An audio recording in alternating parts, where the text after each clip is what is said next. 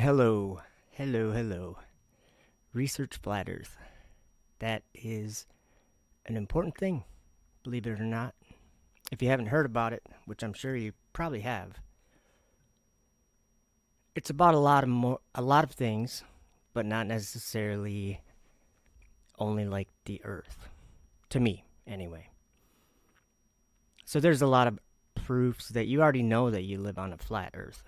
They're simple things, actually, like water, the surface of water. We all know that. It lays flat. There's waves and a lot of silly arguments, but we all know how water reacts. And when it's at rest, like early morning at a lake where it's cold and there's nothing moving. So there's another proof. The earth isn't rotating. It's not moving at all. The sky is moving. If I was a teacher in a school and I made a test for students, or put yourself in my shoes if you were doing the same thing. Many of you might be teachers at, say, elementary schools. If you teach your students something that opposes what they see in reality, it's going to confuse them. So if you're making a test for children in your class, and you were to ask them to answer honestly, and you were to ask them, do you ever observe anything beneath your feet, the ground that you live on, the earth we call it? Have you ever observed anything in your whole life that made you think we must be moving or rotating? And if you were to put onto the test, what do you see rotating in reality, the earth or the sky? Well, you know what they're going to answer if they answer honestly, right? Let me see. I'll try to remind you. I should have been ready for this. Sorry. There's a good indication that the sky is moving when we look at the sky. That's evidence right there of the sky moving. Now, a lot of you want to say, oh, but let's talk about relativity, because, everything's relative to its own reference frame, or whatever they'll tell you, or what's ever going through your mind. But they have to ignore that the sky's turning. If they want to talk about relativity, they also have to ignore the place that they live. All the time they say, well, from the earth, yeah, that's how it works. From the earth, it appears that the stars are turning in a circle. Yeah.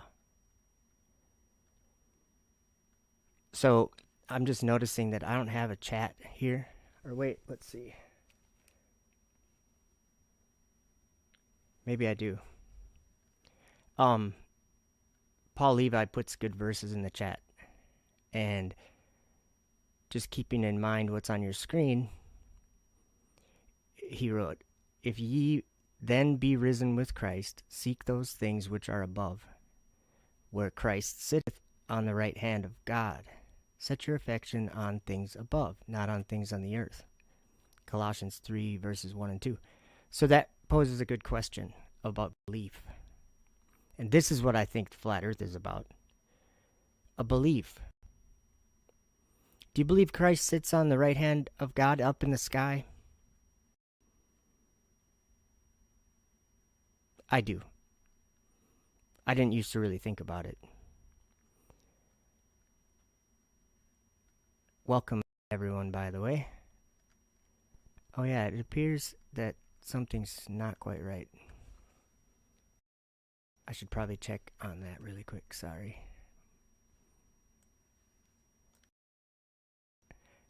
Let's see.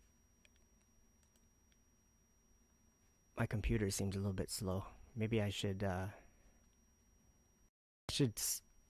take this off the screen. Yeah, something's up with my computer here. Wow. Okay, there we go. I didn't think that it would be like that. So I actually have some videos that I'm going to be playing too. Quite a few of them. So it could be a little bit of a long stream. But does the Earth rotate, or is it just an idea? YouTube's telling me that I have buffering. Can you guys put in the chat if you guys can hear me okay, or if this is like not working well? Sorry, this happens sometimes. And I'm really thinking that I don't have the chat, because there's a few comments in there. But then, no, I think I do have the chat, if everything's working. Okay, so I think I just saw a new comment. Thank you, Paul. That helps. YouTube's still telling me that there's an error, but thank you, Paul. 5x5, he says. Which I still don't know what that means. I know what it means in the live streaming chat world, but I don't know why people say that. Maybe I'm just naive. So the whole thing about Earth rotating, that's one of my biggest convictions, or whatever you want to call it, proofs, evidences. Because we don't actually observe that. We observe anytime that someone's talking about this debate, it seems like they want to talk about it from any other point of existence than the Earth. They don't want to talk about it from the Earth. And I think that's where the deception comes in. I think a lot of people are deceived by getting too complicated in their thinking and trying to think of that they live somewhere else, or the point of view of living somewhere else. And the whole idea of going to space, which I've learned is not just a universe. That's just a belief. And it really... First, let's talk about the Earth rotating. I have a video here, and you'll see what I mean. Whoops, hold on. I screwed that all up. I have my speakers in the room on. Sorry. I'm going to start this over. Okay, here we go. All throughout recorded time, the billions of people who have lived full lives and passed on, and all the people alive today have something in common. All of us have lived our lives on ground that appears in every way to be completely stationary. This is a fact. Nobody has ever observed the Earth rotating beneath their feet. It always appears to be completely still unless there's an earthquake or landslide or something like that. The world we live on appears to be stationary, and everyone who has ever been alive is witness to this simple observation. Often when debating the subject of Earth's rotation, people bring up a moving bullet train or a merry-go-round and try to explain that something moving at a constant velocity will feel stationary unless there is acceleration. This is an example of an observation that is only confusing people into assuming there's already motion happening, and we just can't tell. I will point out that Earth is not a bullet train or a merry-go-round. Earth is stationary, not moving ground that the bullet train and merry-go-round move over. To make a measuring device or apparatus to detect movement or rotation of the Earth is being opposed by the entire human race's observation. Are we measuring what we think we are measuring if it goes against the observations we make? This is where we need to question whether we are measuring something in reality, or if we are assuming that we are measuring something in reality and attributing it to something we don't observe at all, and calling that an observation, even one that trumps our actual observations in reality. But I encourage everyone who sees this to realize that this subject is not being debated because people are dumb or smart. It is happening because we were born into a time when the world has become confused about the order of the stars and the nature of the earth, and have forgotten God and considered the heavens to be our domain. I can give my testimony about being shown some of these things and told to go out and talk about them. You might find that strange, but there's a place called heaven, and God is revealing new things to many people, and they are true and are quite simple to observe in the real world that He made for us. As I have mentioned before, this current debate was known about and written about by many prophets of God, and they wrote of a time when God would transform the earth and make it a blessing and cause His elect to dwell there, but those who chose to believe a lie would not set foot there. The truth is important, so be honest with yourself when considering these things.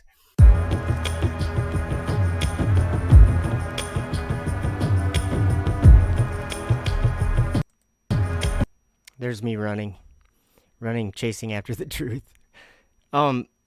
So that was a video that I made before a debate that I had recently, about Earth rotating or not. And I can give you an example of what happens when, let's see if I have it here.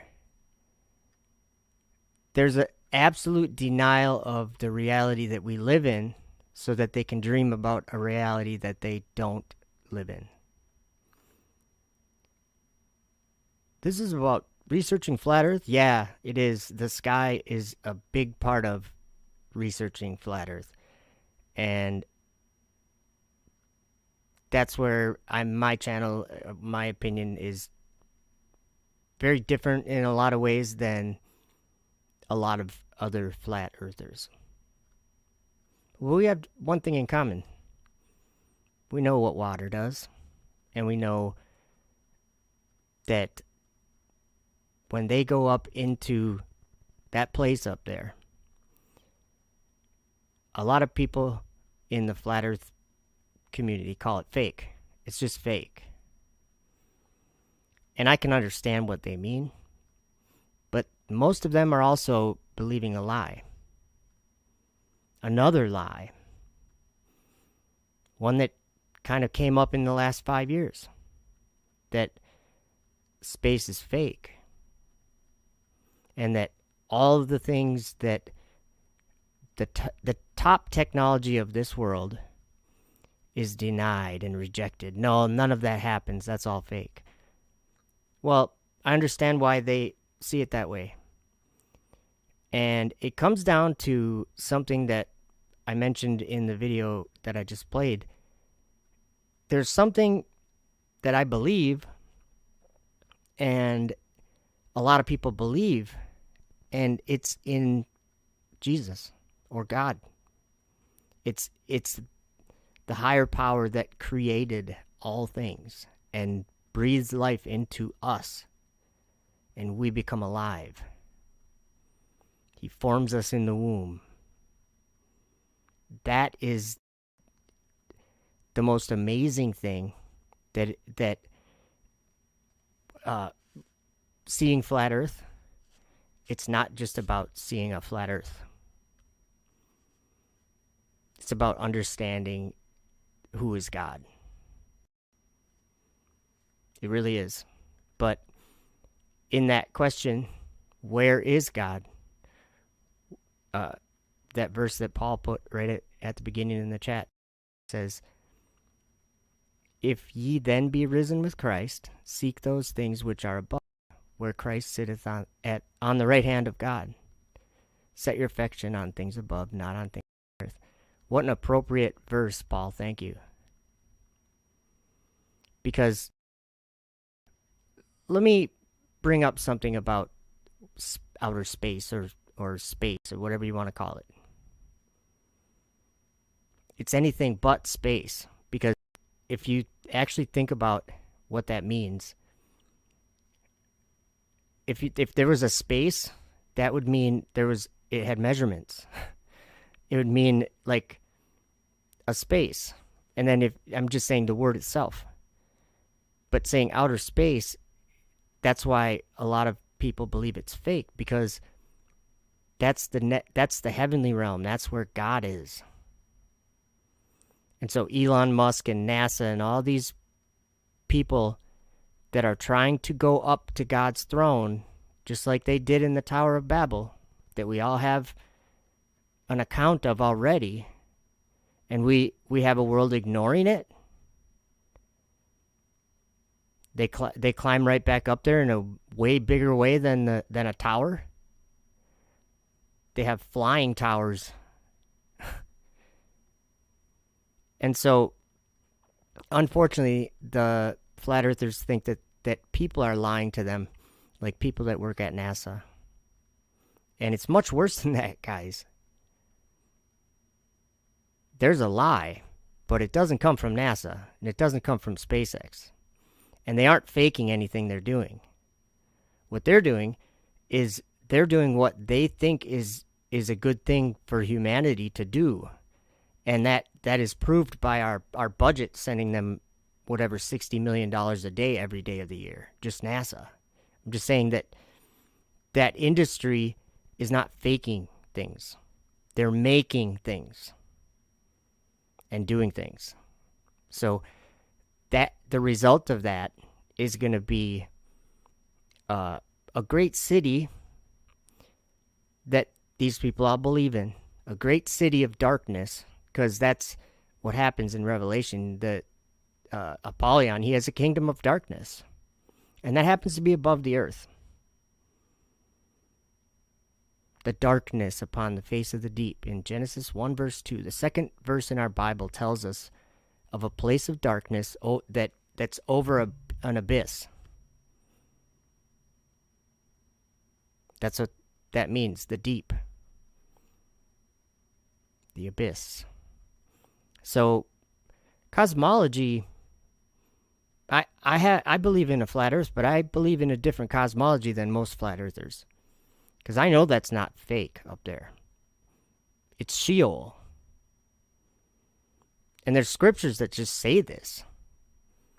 I mean, if you look at Jude verse 13, that says that the planets, or the 7 wandering stars that we have in our sky, that they're bound in the blackness of darkness forever. They're imprisoned there. And Enoch really goes into great detail about those 7 stars. Uriel told Enoch that that place had become a prison for the stars and the host of heaven. Fallen angels are there. And they're fooling NASA and SpaceX. So rockets aren't helium balloons.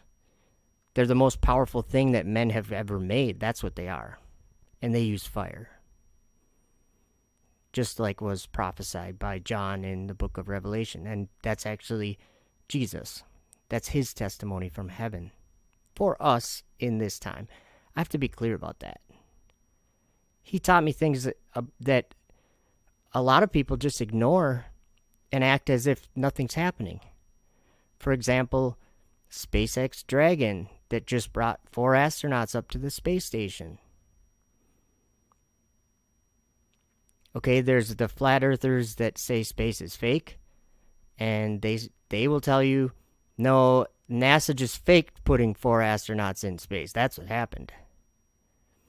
But if they actually wanted to know what the truth was, they would actually look up at the sky and would probably try to film it or try to look through a telescope or something and see what's happening. But they don't know that it passes over their house all the time.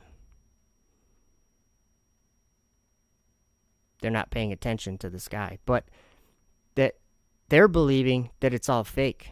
So there's a dragon that just flew up into the sky with 4 astronauts in it.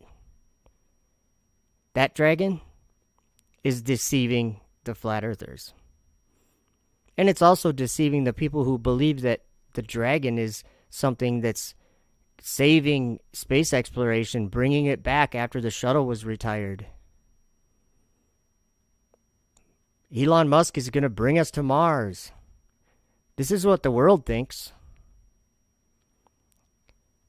The last debate I was just in, let me see if I can, well, I'll upload it.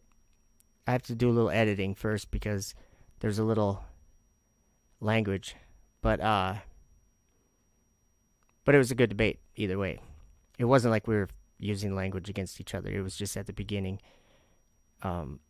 Craig from Fight the Flat Earth, his intro had a little swearing in it, whatever, but I just don't really want to put that on my channel. But at the same time, I have a video I'm playing tonight where I bleeped out I don't know how many swear words, like a lot, in a different debate that Nathan Thompson was in, which I'll play tonight. But it's important to understand that the earth is flat, and technology can show you that easily. So it is something that you can observe if you actually look. And you'll realize that a curved earth is not a possibility. It's not possible to have a mountain of water between California and Hawaii that's 400 miles or however many miles high. That's just impossible. And it doesn't happen because we fly planes from LA to Hawaii and they just fly in a straight line. And of course, they'll want to inject, or some of you possibly want to inject right now, but the plane is always going to feel level because it's flying, and you're going to talk about gravity and all these things, these ideas that men have made. What did God say? What did that verse in Colossians say? It said Jesus is on the right hand of the Father in heaven, up in the sky. That's where it is. That's where everything, that's where New Jerusalem is. So in the scriptures, like in Revelation and in Daniel, when it talks about the sanctuary being trodden underfoot, or in Revelation it says that the holy city will be trodden underfoot. Do you guys realize what that means? Where's New Jerusalem? I'm pretty sure Jesus has prepared a place.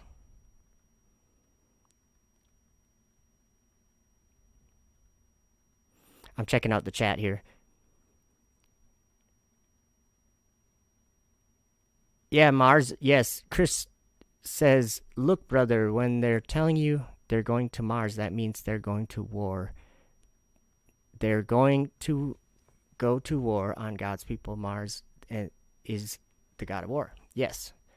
But their dream in their hearts, Chris, that's a desire that they believe in, okay?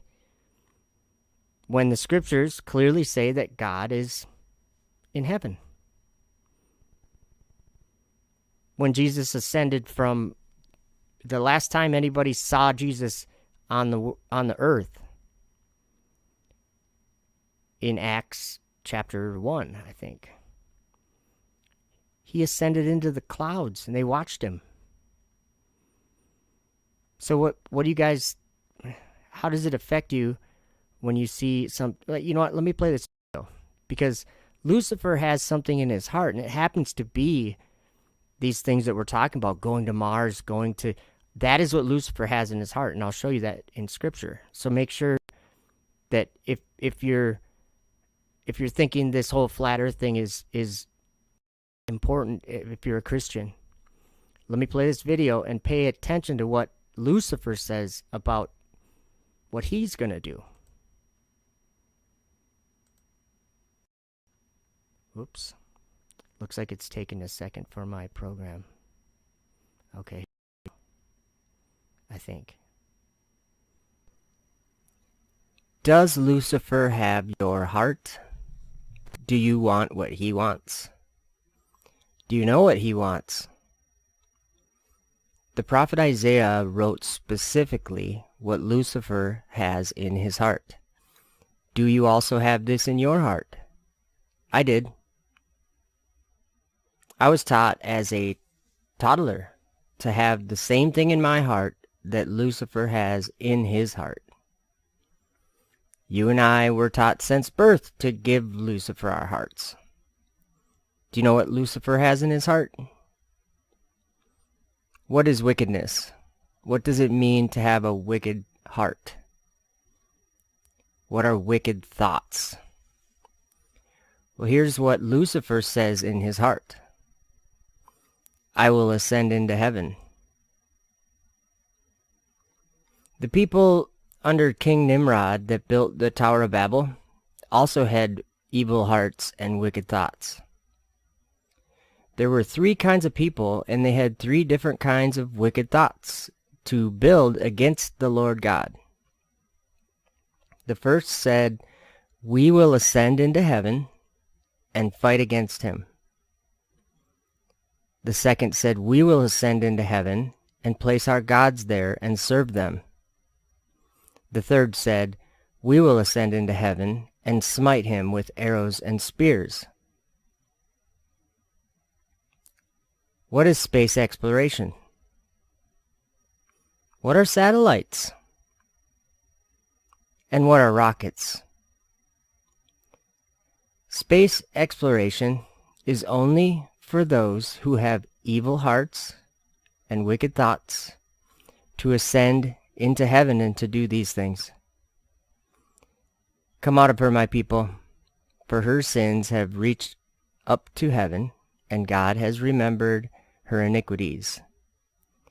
Lucifer says in his heart, I will ascend into heaven. That's what NASA says. We will ascend into heaven. That's what SpaceX says. We will ascend into heaven and place satellites there.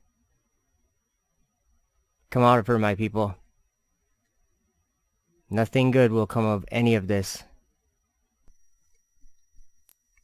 The fool hath said in his heart, there is no God. Corrupt are they, and have done abominable iniquity. There is none that doeth good. God looked down from heaven upon the children of men to see if there were any that did understand, that did seek God. Every one of them is gone back, they are altogether become filthy. There is none that doeth good, no, not one.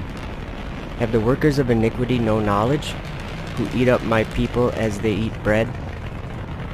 They have not called upon God. There were they in great fear, where no fear was.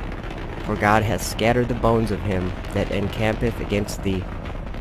Thou hast put them to shame, because God hath despised them.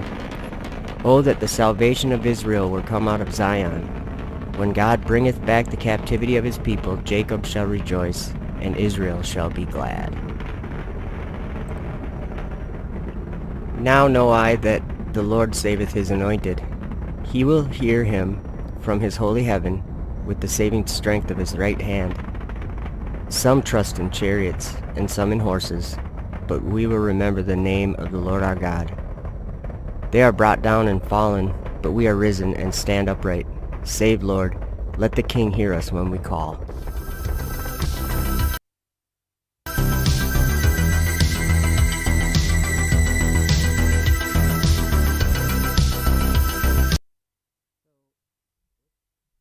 Had my mic off. So I hope you understand that in this world, there's really 2 ways to go. One, you can be deceived by Lucifer into believing exactly what I've been talking about, that God's not in heaven. There's a bunch of planets there, and there's a whole space that it's a never-ending, bottomless place for us to explore. That's called hell, guys. That's what Lucifer wants to do. He doesn't want you to know that God's feet are above that darkness. And that darkness is God's secret place. And I think I know why he's called it a secret place.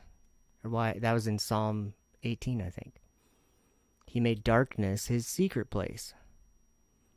His pavilion round about him were dark waters and thick clouds of the skies. That's where God lives. All of that place. Above it, there's nothing but light. So Rachel Everson says, I'm curious about the war in heaven. Anyone, any thoughts on this? You know I've got thoughts on it. Let's go over to Google just for a second and just search for something. Let's search for, you can see what I search for. SpaceX, or no, what? Let's just do Crew 1, or Crew 2. Crew True, that's a tongue twister. Crew 2, launch or docking time or astronauts. Let's just go to launch and see. Oh, what's this on the screen here? Oh, it's like a red dragon. Weird. Let's just see what this says here. April 22nd, 2021. That would have been 3 days ago. SpaceX Crew 2 is the second crewed operational flight of a what? Crew Dragon spacecraft.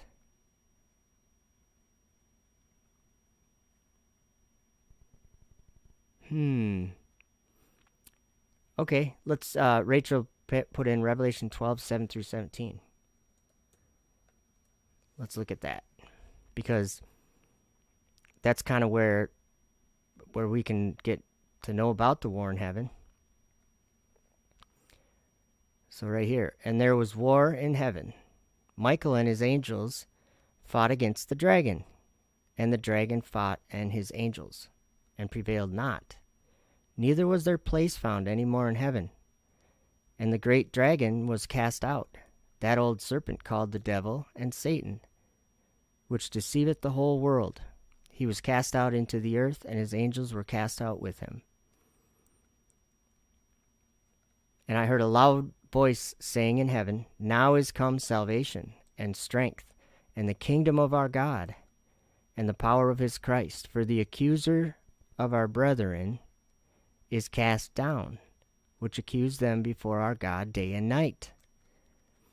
And they overcame him by the blood of the Lamb, and by the word of their testimony, and they loved not their lives unto the death. Therefore rejoice, ye heavens, and ye that dwell in them. Woe to the inhabitants of the earth and of the sea, for the devil is come down unto you, having great wrath, because he knoweth that he hath but a short time. That's a real thing that John saw in his vision, guys. John wrote this stuff down because he bared record, it says he bore record of the word of God and the testimony of Jesus Christ. So that's what this book is. So Jesus is telling us, showing John what John wrote here. He wrote all this stuff because Jesus showed it to him. So if we look in the world today, our little, look at SpaceX Crew 1 and 2 that we're looking at here, and then 3 will be on October 23rd, 2021. Well, I'm going to grab one video to play because I didn't plan on this, but this is a video that I just want to play because it says that the dragon was cast out into the earth, right? I'll read that part in a second once I grab this video. Because all these things that John wrote that he saw, I'm trying to point them out to you in a very simple way that we see them too. All these things. If we don't change the words in the book, we see these things. So, why would I say red dragon? Because that's just SpaceX dragon. It's white. Well, that's what was in my search, or one of my searches.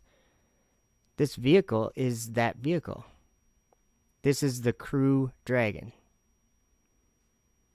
And it was designed for Red Dragon, which was a program to go to Mars or whatever. So this vehicle is the Crew Dragon that we're talking about right now. And it was created, when it came, the idea of it came, it was called Red Dragon. So that's why I say that. But let's go back to this verse really quick, and we'll read it before I play the video, I guess. So it says, "And the great dragon was cast out," in verse 9. "And the great dragon was cast out, that old serpent called the devil and Satan, which deceiveth the whole world. He was cast out into the earth, and his angels were cast out with him." So I'm going to play something and ask this question. Are you deceived right now without knowing it, obviously? Are you deceived by this dragon? In case if you're just joining us, you can see on your screen there, Dragon has just re-entered the Earth's atmosphere after departing from the International Space Station. We have a gorgeous shot of 4 healthy parachutes deployed and slowing the vehicle down as it is approaching the surface of the Atlantic Ocean off the coast of Florida. So, do you believe what's going on here? Because that dragon being cast out, which the announcer or whatever there, she just told you that was dragon coming from outside of the earth into the earth. And he came from heaven.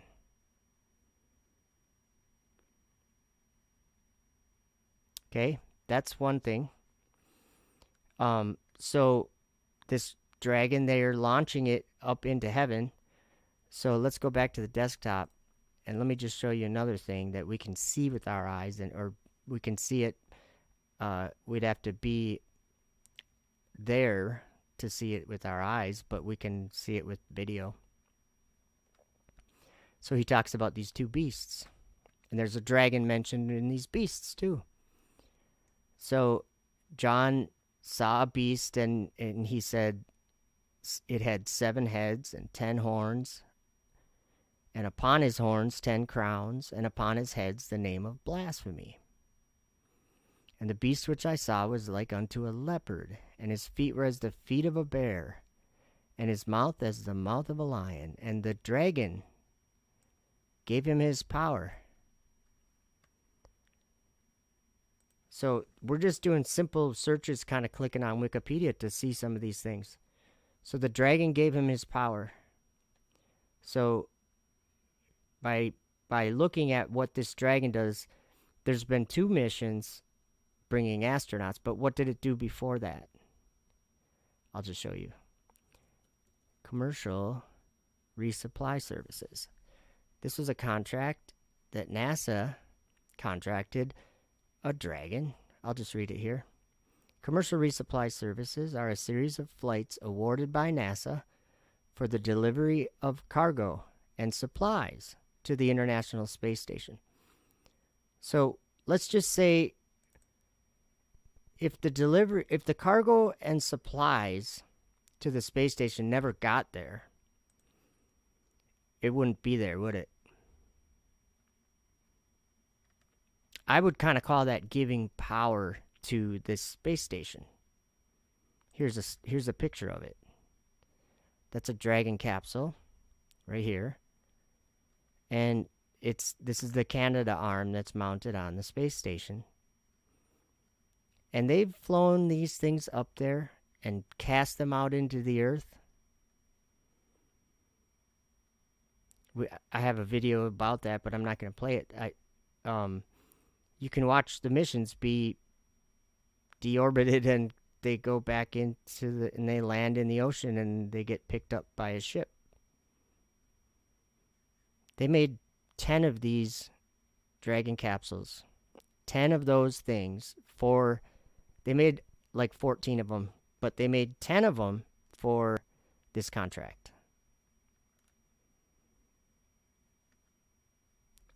And whoops, I guess I went back to that page.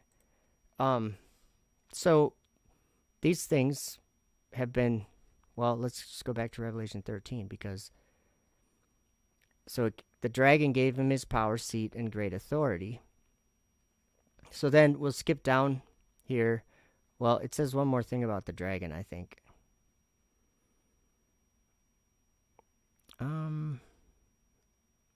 It says, and they worshiped the dragon, which gave power unto the beast, and they worshiped the beast, saying, who is like unto the beast? Remember what I'm kind of leading you guys to think about? Is this that beast? Who's like the beast? Do people use it? Do people believe in this and it helps them to believe in this curvy shape right here? I think so. Lots of people, if I say the earth's flat, at least a few times out of 10, one of the very first things that people say is, what about pictures from space? Isn't that what they say? That's almost every time. And then they want to talk about how much they know about space. But let me change it, okay? Down here on the bottom half of the picture, we have the Earth, right? What do we have up here? You call it space? I don't call it space. I call it darkness. So then, back to the scripture.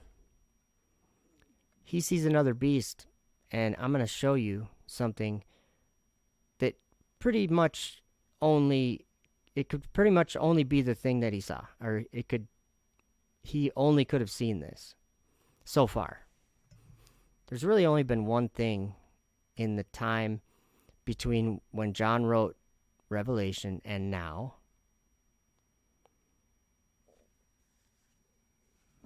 Oh, I got Bill Wheel. I'm gonna comment on your comment. But let me finish here because we're gonna read about the dragon a little bit more. So let me just show you. Let me get a video here, and because I want to show you this with the way I see it. I want you to see with your eyes what I'm seeing with my eyes, because we both live in the same world and we both can see the same things that are part of the reality we live in. So the video, I'm not sure where it is. Actually, I am sure where it is, but it'll take me a second to grab it.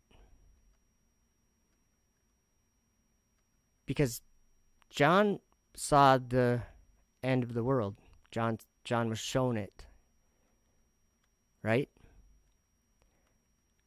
So sorry, I'm not very good at talking and finding at the same time. I can't remember what I named it. Or if I'm in the wrong folder. I'm horrible. Sorry, guys. John saw the end of the world. And John was just telling us how it was going to go. So if we take his words, and Bill Wheel left a comment that said, Joe, I see it as man honoring their God by naming a machine after him. The dragon of Revelation is a literal dragon, reptile, angel. So I think you're adding the reptile part. I think the angel part, yes, you're right. And literal dragon, yes, you're right. And the point I'm making, Bill, isn't that it couldn't be something else. It's that it already is this. There is a literal dragon. We just Googled it. They just launched 4 astronauts in it. That's a literal dragon. And John didn't say it was going to be a reptile. He said it was the serpent, Satan, a fallen angel, or whatever you want to call Satan. But John John wrote about seeing in this Revelation 13. I can't find the video. I'm crazy. Sorry, guys. You know who's better at explaining this than me? Dr. Gene Kim. His channel is, I think it's Real Bible Believers. And he has a church in San Jose that I like to listen to his sermons because he's preaching straight out of the Word of God. You know, in Revelation 1, it says, "Blessed is he that reads." I can't remember exactly what it says. Let's look at it.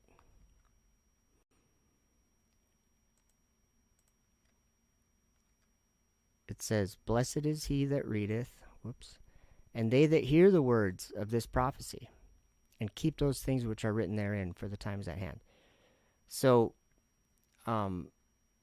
Gene Kim, I'm going to play a video about this war in heaven. It's about a 9-minute video or something.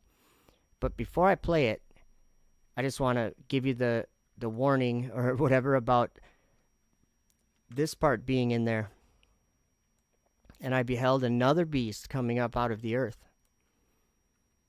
So just think of, if it's coming up out of the earth, that could mean a couple different things, but we've been talking about rockets and ascending into heaven like Lucifer wants to do, and like the people at Tower of Babel want to do. So when John says he beheld another beast coming up out of the earth, that could be important. "And he had 2 horns like a lamb, and he spake as a dragon." He spake as a dragon. Okay, then look what it says 2 verses later. You know, the great signs and wonders and the wonders in heaven and things that Jesus talked about and that in Revelation here John writes about. "And he doeth great wonders, so that he maketh fire come down from heaven on the earth in the sight of men." That's going to be in this video. So a lot of times people have the idea that space is fake and that nobody does anything there. But I take a different stance on that. It's darkness, and a lot of things happen there. Now, who's the one that inhabits the stars and up there in the universe, that space? It's the devil.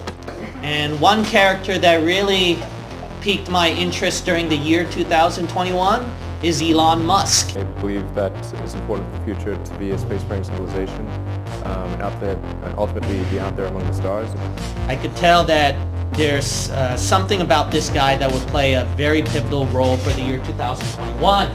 All right, why would he be an interesting character to pay attention to, Pastor? Because he can change our world. He can literally change our world. Life can become multi-planetary. This is the goal we should strive for. Where technology and civilization will not be the same. And 2021 could be the year where it's starting, the whole change of our civilization. Instead of the internet going through landlines, electricity, or on the earth, Elon Musk already had like tons of satellites up in the air already. For some of you who didn't know. He already got the permission from the government, and lots of them already up in the air. And if all of them are up in the air around the world, if you hook up your internet to that, then guess what? It'll be much, much more fast. Satellites. Now, who's the one that inhabits the stars and up there in the universe, that space? It's the devil. It's Satan. And he will have a play during the timeline of the tribulation. He's going to have war. There's going to be Star Wars up there. Revelation chapter 12. We're going to see verse 7. "And there was war in heaven. Michael and his angels fought against the dragon. And the dragon fought and his angels.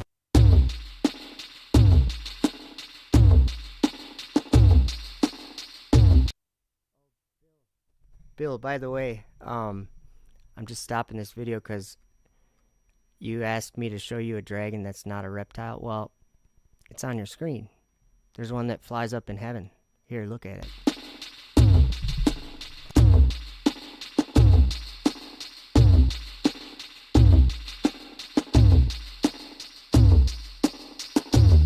and prevailed not.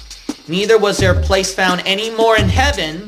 And the great dragon was cast out, that old serpent called the devil, and Satan, which deceiveth the whole world. He was cast out into the earth.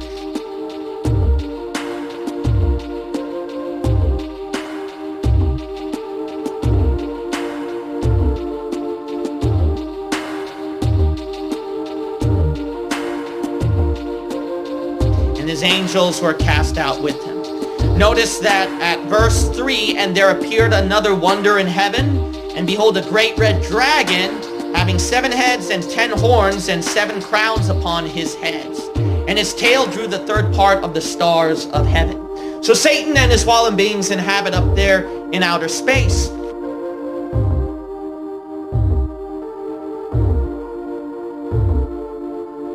But remember, the Bible says he's the prince of the power of the air.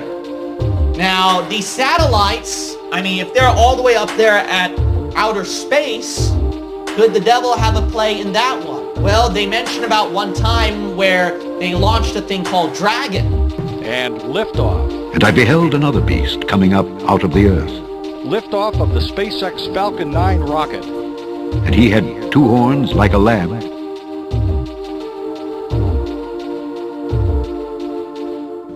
And he spake as a dragon.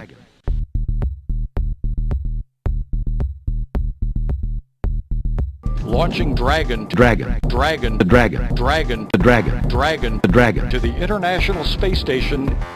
And the dragon gave him his power and his seat and great authority. Dragon blasted to space. The dragon. Dragon is expected to stay attached to the space station until October 28th.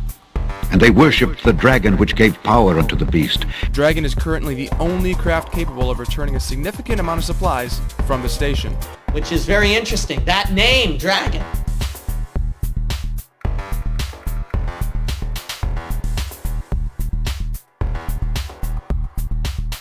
And Satan is right up there at the stars, and then now people are launching a thing called Dragon, and Elon Musk is launching all these satellites up there.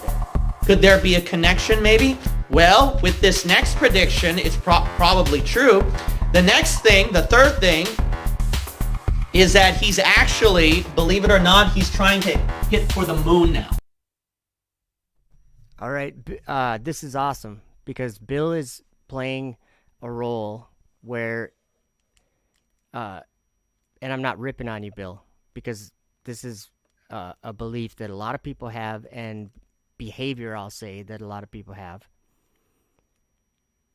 Bill thinks that satellites aren't in space. They're in the air on balloons.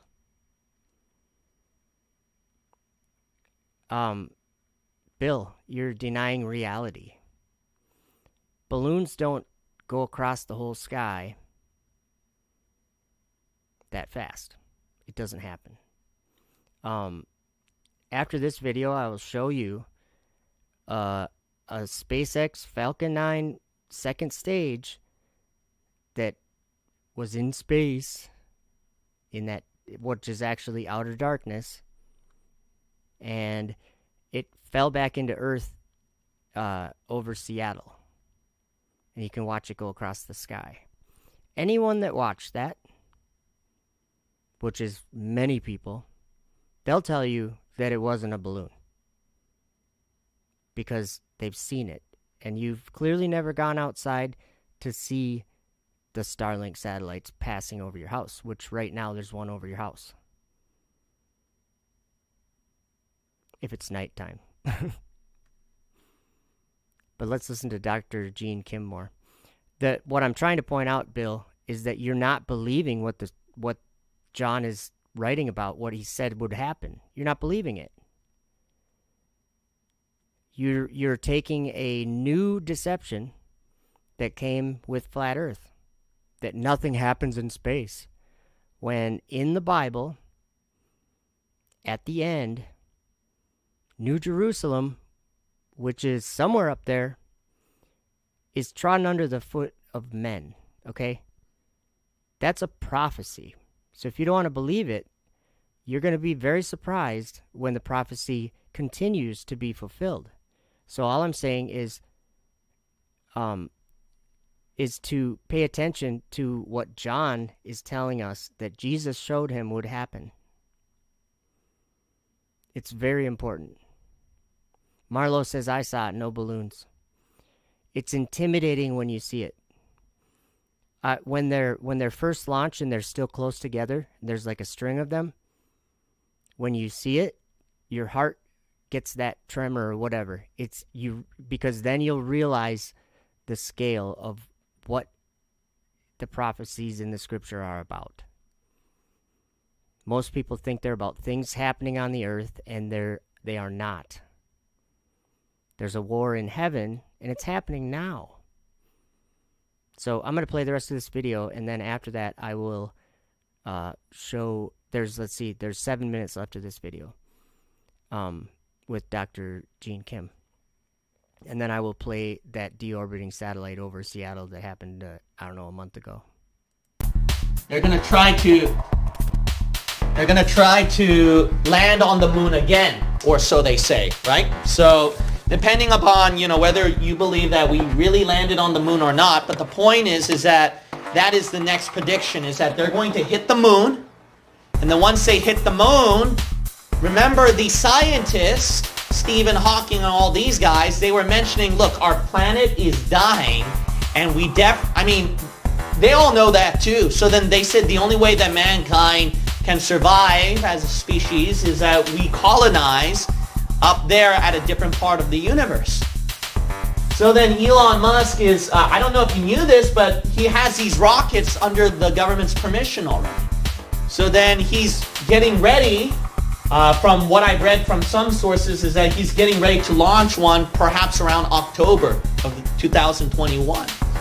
So then they're going to try to reach to the moon, and once they do that, then he can have his dream and vision fulfilled. Thou exalt thyself as the eagle, and though thou set thy nest among the stars, thence will I bring thee down, saith the Lord. Be out there among the stars. Among the stars, Be out there among the stars. and though thou set thy nest among the stars. This is hopefully the first step on a journey towards a civilization on Mars, life becoming multiplanetary, based on the moon and expanding beyond Earth. And Among the stars, be out there among the stars. Life becoming multiplanetary. Musk is a very visionary man.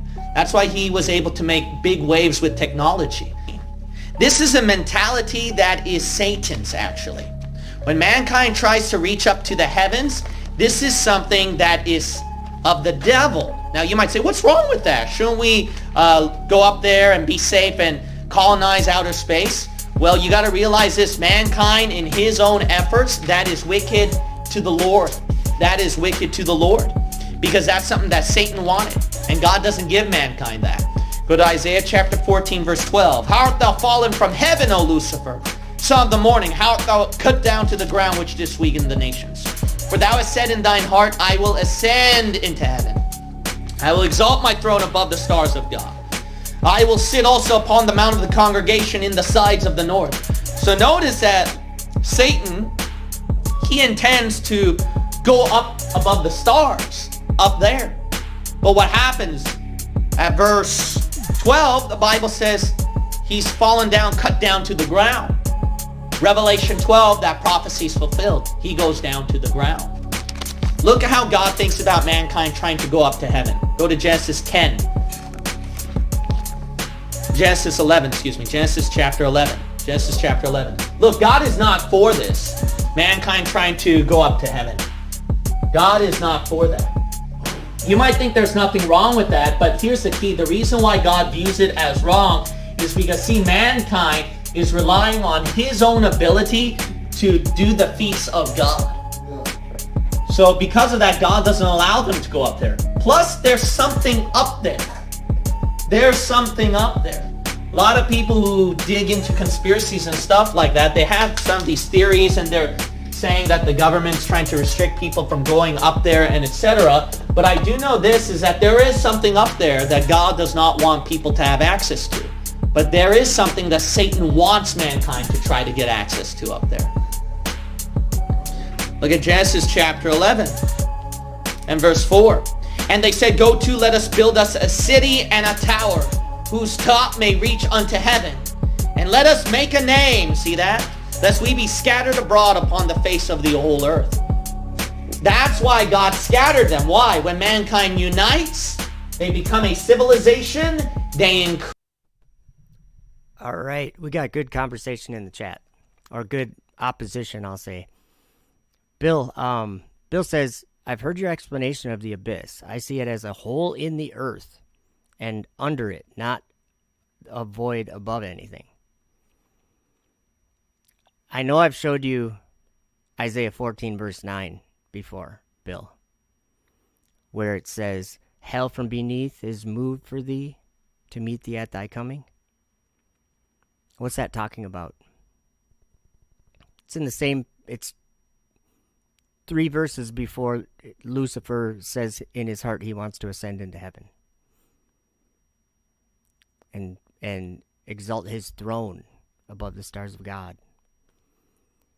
So I'm going to read Bill's comment also. How's Yahweh going to roll up outer space like a veil? That's not in your Bible. In Revelation, there is the sky rolls up like a scroll and the stars follow the earth. That's in a lot of books. But Yahweh doesn't do it. It's fulfilling his will to do it. But in Revelation, it's the kings of the earth, which are not men. Just because they're the kings of the earth. If they were men, John would have said they looked like men. John said they looked like horns. So we have to be careful if we're going to say things like Yahweh rolling up the sky like a veil. That's not how it happens. In Revelation 7, there's 4 angels holding back the 4 winds from hurting the earth. And I happen to think that dragon in the sky is fighting against those angels holding those 4 winds. What about that part, at thy coming? That's why he's coming.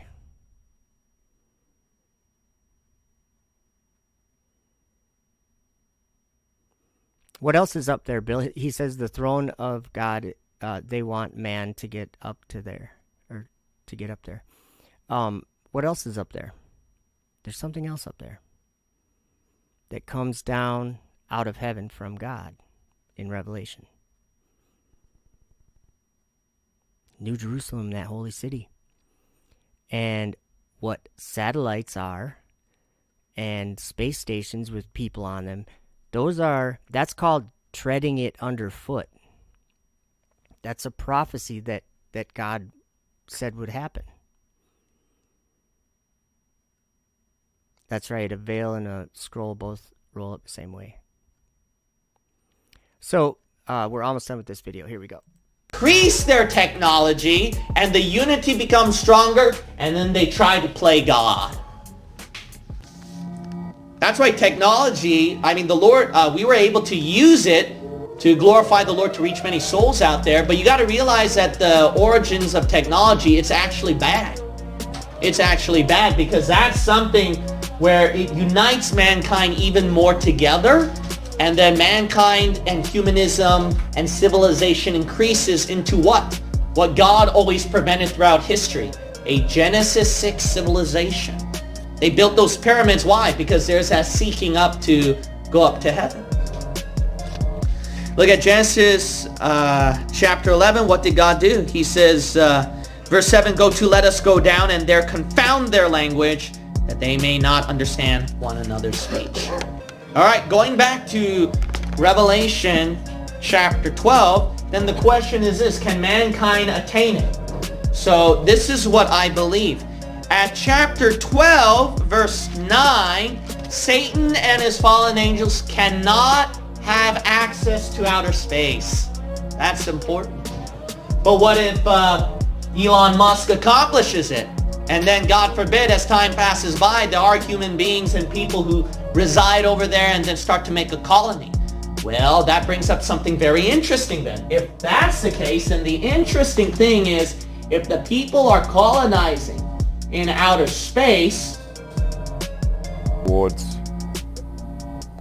a civilization on on Mars, life becoming multiplanetary, based on the moon and expanding beyond Earth and among the stars, out there among the stars. Life becoming multiplanetary. And remember, during Revelation chapter 12, tribulation is already underway, right? Tribulation is already underway. So you got some time where people are residing there. Tribulation's already underway. And not only that, Satan and his fallen angels are residing in space that time. Then Genesis 6 could be much faster than you think. They could be what? Mingling with the seed of man up in space. And then they can have their warfare against what? Michael and his archangels. We've built a civilization. We built power. Now let's try to fight God up in heaven. But then what does God do? He casts them down. So Elon Musk's dream with all of his billions comes to nothing. To nothing. To nothing. To nothing. So, Bill makes a good point. He says, I don't see Yahweh destroying any space agencies, but he sure took care of the tower. Well, that's why we're here. That's why we're understanding this now. That's why these things are being revealed from heaven, because the truth has been hidden. And space agencies are doing exactly what, well, let me go to Jeremiah chapter 51. It's basically, if we don't listen to what the Bible says, I think that we're going to be misled. We're going to be deceived. I'm going there before I bring you over to my desktop. Okay. Jeremiah 51. Remember that Revelation 18 verse 2 that says that Babylon... Oh, Bill, you're spreading false things in the chat. Sorry, we'll come to Jeremiah 51 in a second. You're listening to Rob Skiba, who is incorrect because he forgets to keep reading in Enoch chapter 10. And I've tried to talk to him and Adam and a bunch of people. They just missed the whole part where it says that they'll be confined in the abyss forever. When you're saying some think that 200 that were locked up were released around the start of the 1900s. Let's just debunk that whole idea again. I started typing debunk. Whoops, I can't type. Enoch 10. See, verse 12 is commonly read, but nobody reads 13. I don't know why.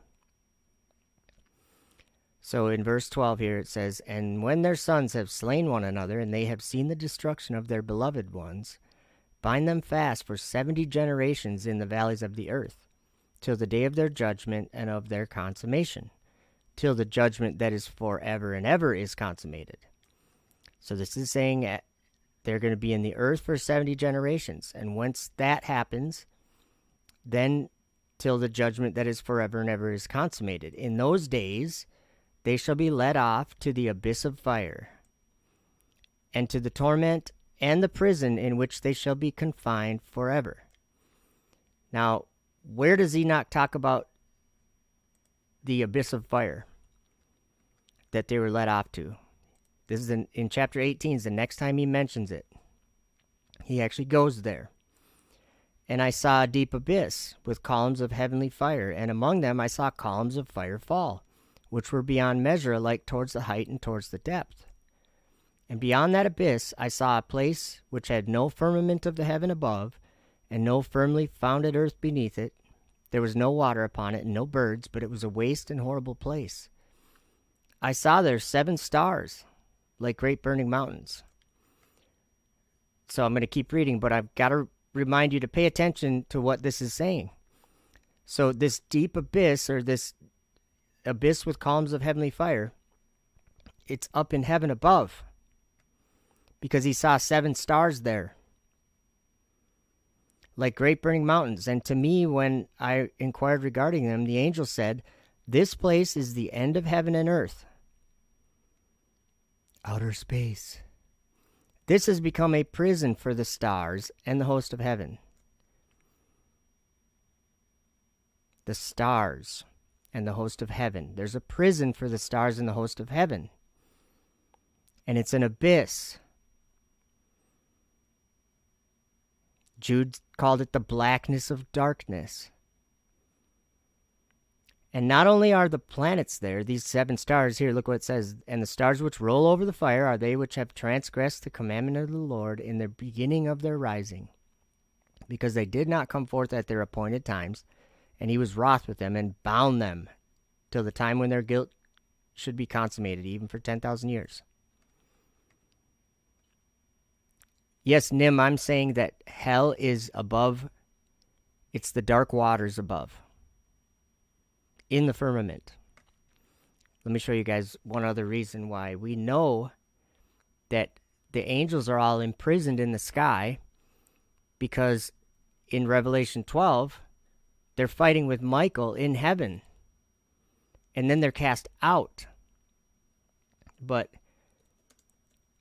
the ascension of Isaiah, I'm just going to show you a couple cool verses in here.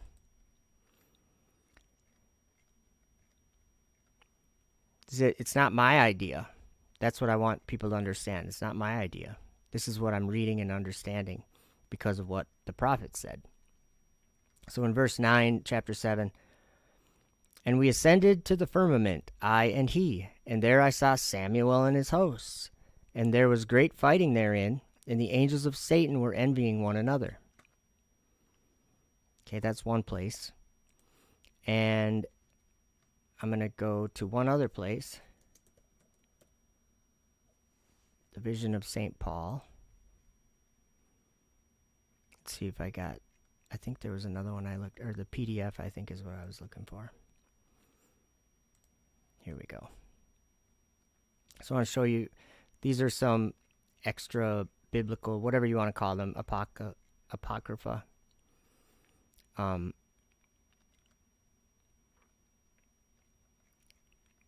I can't remember which. I think it's somewhere here. Let's see.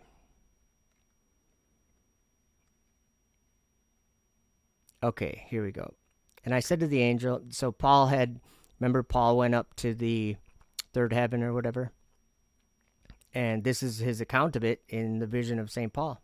He tells about the whole thing. So an angel came and took him up to heaven. And I said to the angel, I wish to see the souls of the just and of the sinners going out of the world. And the angel answered and said unto me, look down upon the earth. And I looked down from heaven upon the earth and saw the whole world. And it was nothing in my sight, and I saw the sons of men as though they were not, and a wanting. And I wondered and said to the angel, is this the greatness of men? And the angel answered and said unto me, it is. And these are they who do evil from morning till evening. And I looked and saw a great cloud of fire spread over the whole earth. And I said to the angel, why is this, my Lord? And he said to me, this is injustice stirred up by the princes of sinners. So then I'm going to keep reading. I indeed, when I had heard this, sighed and wept, and said to the angel, I wish to see the souls of the just and of the sinners, to see what manner they go out of the body. And the angel answered and said unto me, look again upon the earth. And I looked and saw all the world, and men were as naught and a wanting. Okay, this isn't the part I'm looking for. We'll find it here. He looks down upon the earth one other time. Maybe it's this right here. Okay, yeah. Let's see. I think it's this. Let me make sure. Okay. And he saith unto me, look again down on the earth, and watch the souls of an impious man going out of the body, which vex the Lord day and night, saying, I know nothing else in this world. I eat and drink and enjoy what is in the world. For who is there who has descended into hell, and ascending has declared to us that there is judgment there? And again I looked carefully, and saw all the scorn of the sinner, and all that he did. Oh, this isn't even the right time. Hold on. It's got to be up earlier. Because he's told to look down on heaven a lot, or look down from the firmament onto the earth, and he says a lot of things, and he saw evil there. He saw evil and all these evil spirits there. Like in the, well, we'll find it. Oh, wait, I can do searches. Hold on, I'll find it quicker this way. Can I do that? I guess I can't do that on a PDF.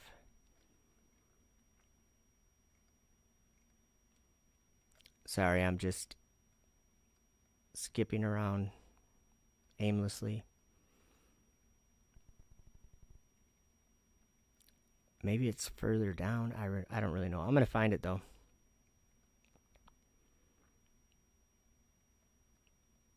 It might have been after what we read.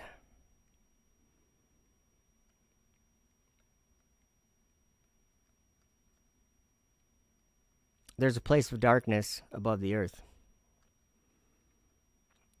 Okay, maybe it's right here.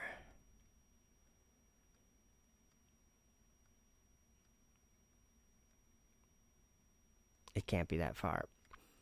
It's just hard to search on this because it's one page at a time. If I have like a... Let me try something. We'll try a different... Whoops. We'll try this one. Okay, this I'll be able to find it better here.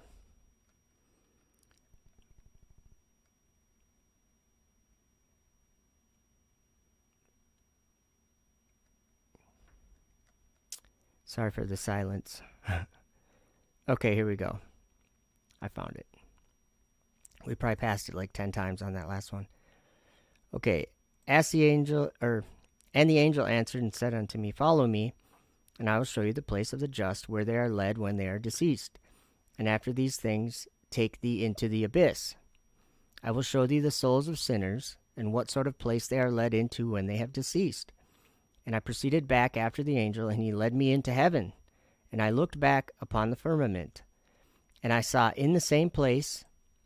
Whoops, I always do that. And I saw in the same place power, and there was there oblivion, which deceives and draws down to itself the hearts of men, and the spirit of detraction, and the spirit of fornication, and the spirit of madness, and the spirit of insolence. And there were there the princes of vices. These I saw under the firmament of heaven. And again I looked back, and I saw angels without mercy, having no pity, whose countenance was full of madness. Okay, in the Apocalypse of Abraham, it talks about ceaseless soaring in the air of the underworld. So whether it's right below the firmament or whatever it is, we know the stars are in the firmament. So this place is probably right under the firmament, because like what Isaiah said here, we ascended to the firmament, I and he, and there I saw Samuel and his hosts, and there was great fighting therein, and the angels of Satan were envying one another. Then I think in chapter 10 it talks about ascending or descending into Sheol or something. Here we go. Verse 8. Go forth and descend through all the heavens, and thou wilt descend to the firmament, and that world, to the angel in Sheol thou wilt descend, but to Haguel thou wilt not go. Basically, there's a place in the heavenly realm which is above the earth. The heavenly realm is not beneath the earth. I mean, I suppose it could be, because the waters are below and above. But I think that Sheol is not in the earth. Our bodies go into the earth like 6 feet deep, right? When we die. Sorry, I have candy in my mouth if you can hear me chewing it.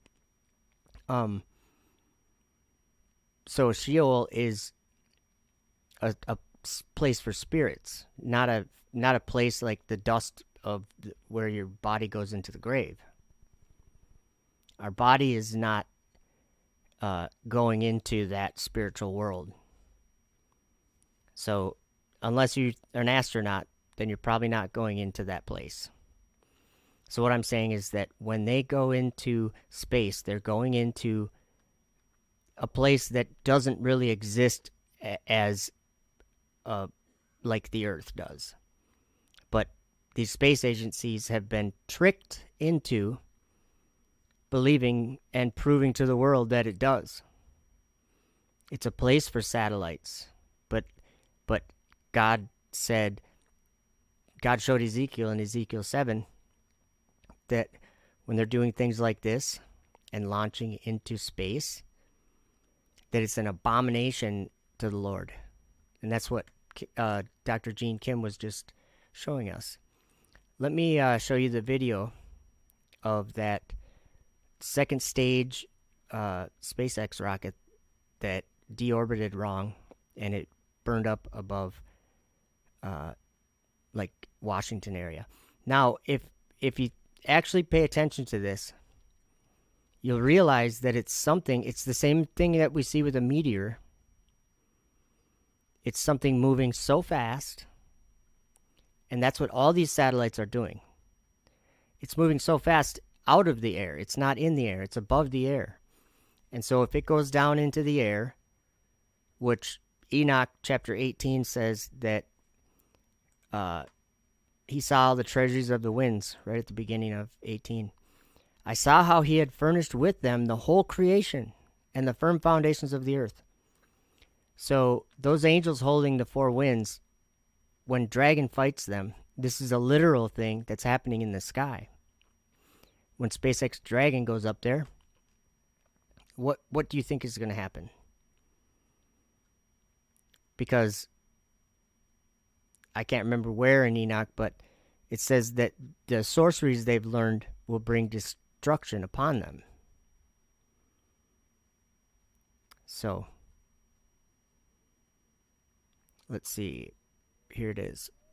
I'm going to turn the sound off because it's just some music. But, so you can see how that thing is moving across the sky. I know it's not. It's just home video from the ground that people took.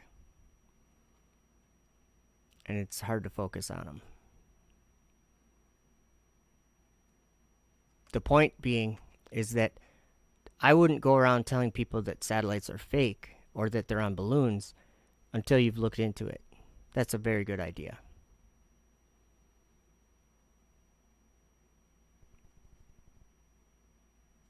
I'm just checking out the chat here.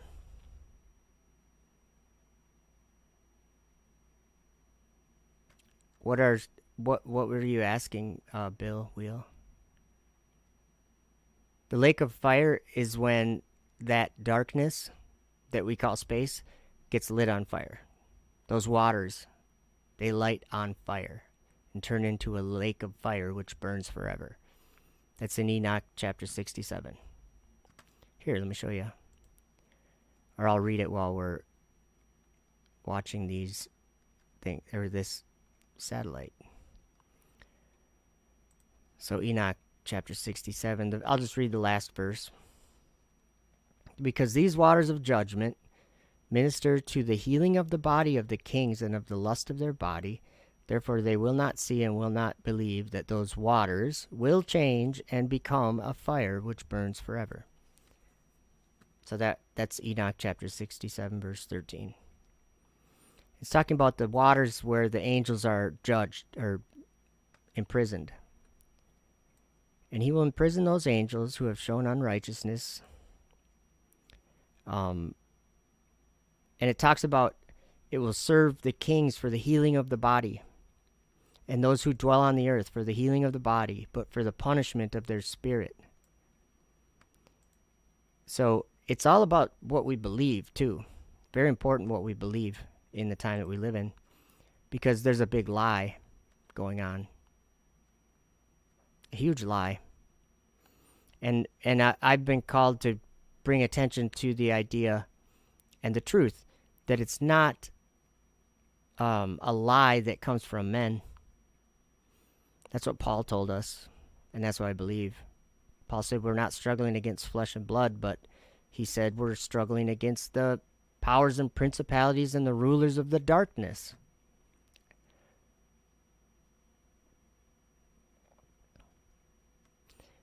Bill says, yes, we see lights moving across the sky. What size are satellites and how high?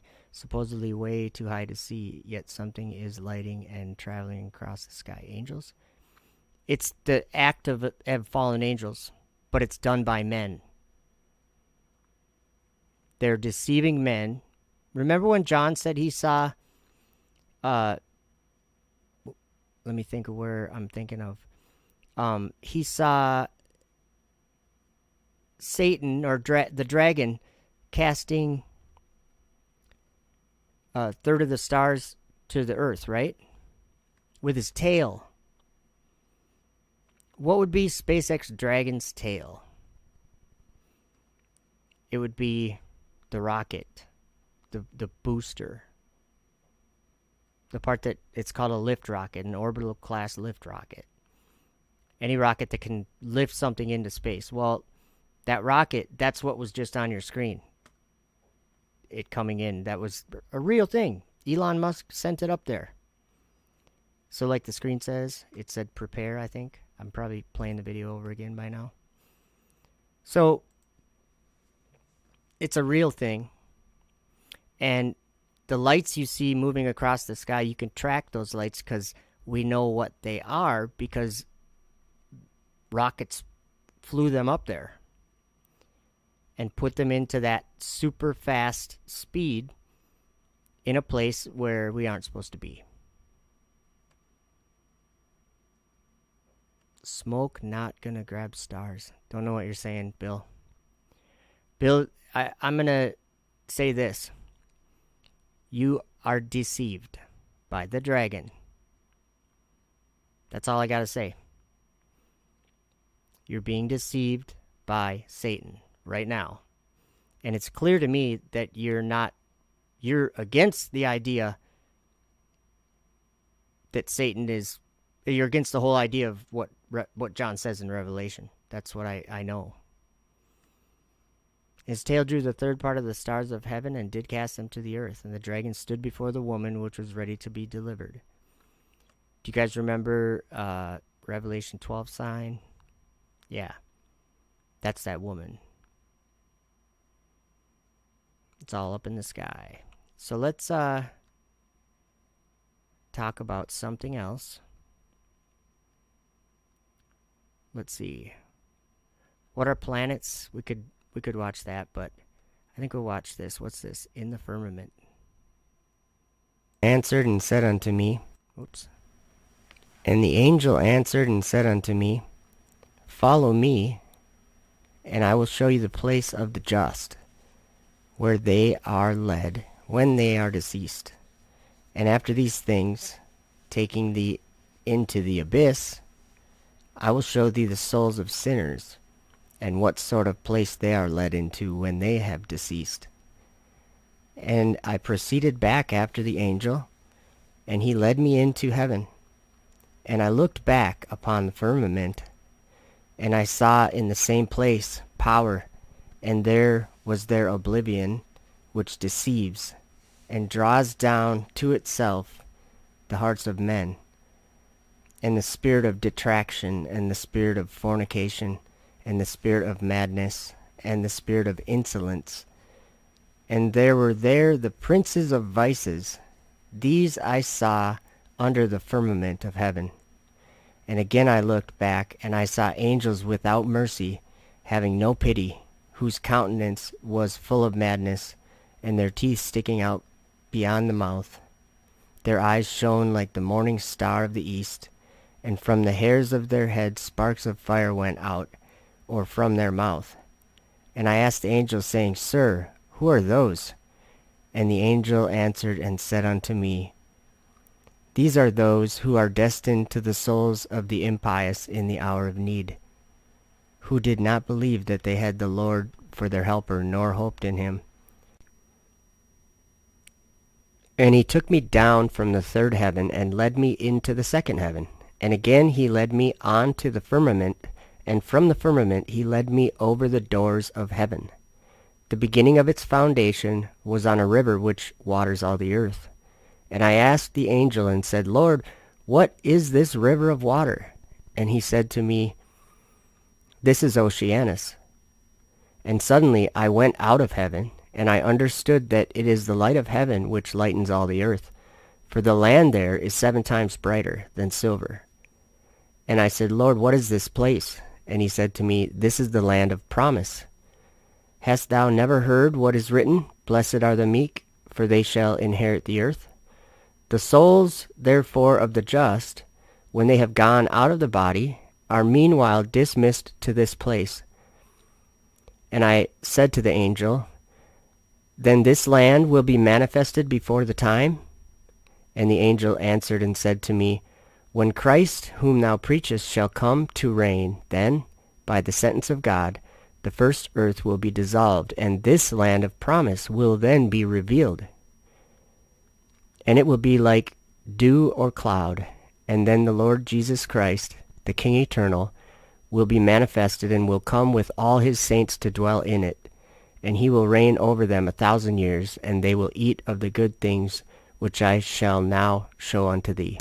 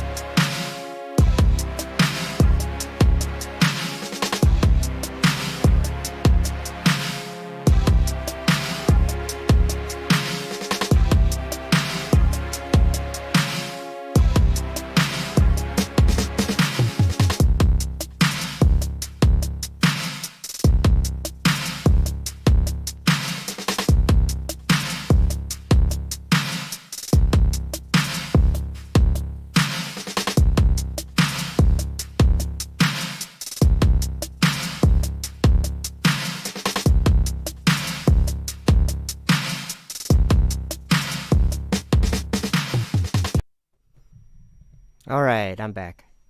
Do you guys understand what that's saying? And Bill, sorry about the wrench thing. It's too much opposition coming from you, and I'm showing you scriptures. There's one thing Michael J. Spencer agreed with you on. I'm against it because I don't believe anything physical can get past the firmament and enter into the second heaven. God showed Ezekiel men doing that and told, I'll read it. We'll go look at it together. The reason why I say something is only, whoops, I'm not even typing. The only reason why I say anything is because it's written down by prophets. Otherwise, why would I say it? I'm not going to be able to add anything to the scripture. Like I'm saying, I'm not able to give any good information that comes from me because it's not worth listening to. But when God shows Ezekiel things, that's certainly worth listening to. Oops, I'm trying to just get the chapter, I guess KJV. Don't listen to me. That's the whole point here. When I show you a scripture like, when God shows Ezekiel this and he says, And I will give it into the hands of the strangers for a prey, and to the wicked of the earth for a spoil, and they shall pollute it. My face will I turn also from them, and they shall pollute my secret place, for the robbers shall enter into it and defile it. Okay, that's telling us God's telling us that he's going to turn his face from them and they're going to pollute his secret place. Where's God's secret place? In Psalm 18, it tells us that darkness is his secret place, that he made darkness his secret place. Look at, he bowed the heavens also and came down, and darkness was under his feet.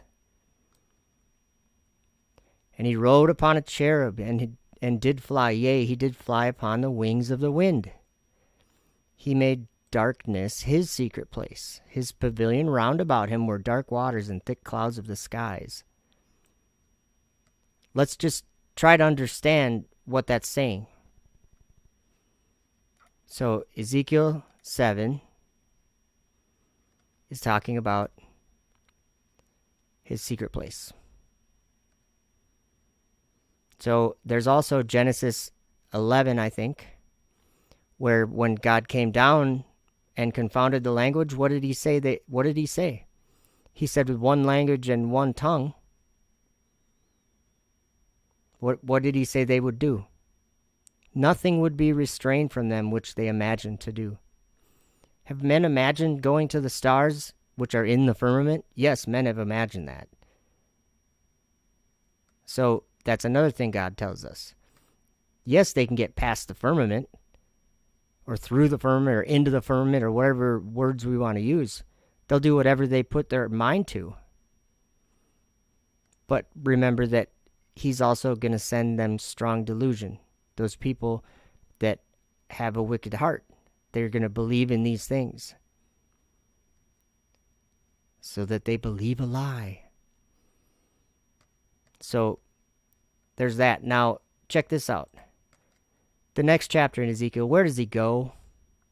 He goes to New Jerusalem, which is in the sky, and it couldn't be any clearer than this. I'll just start in verse 3.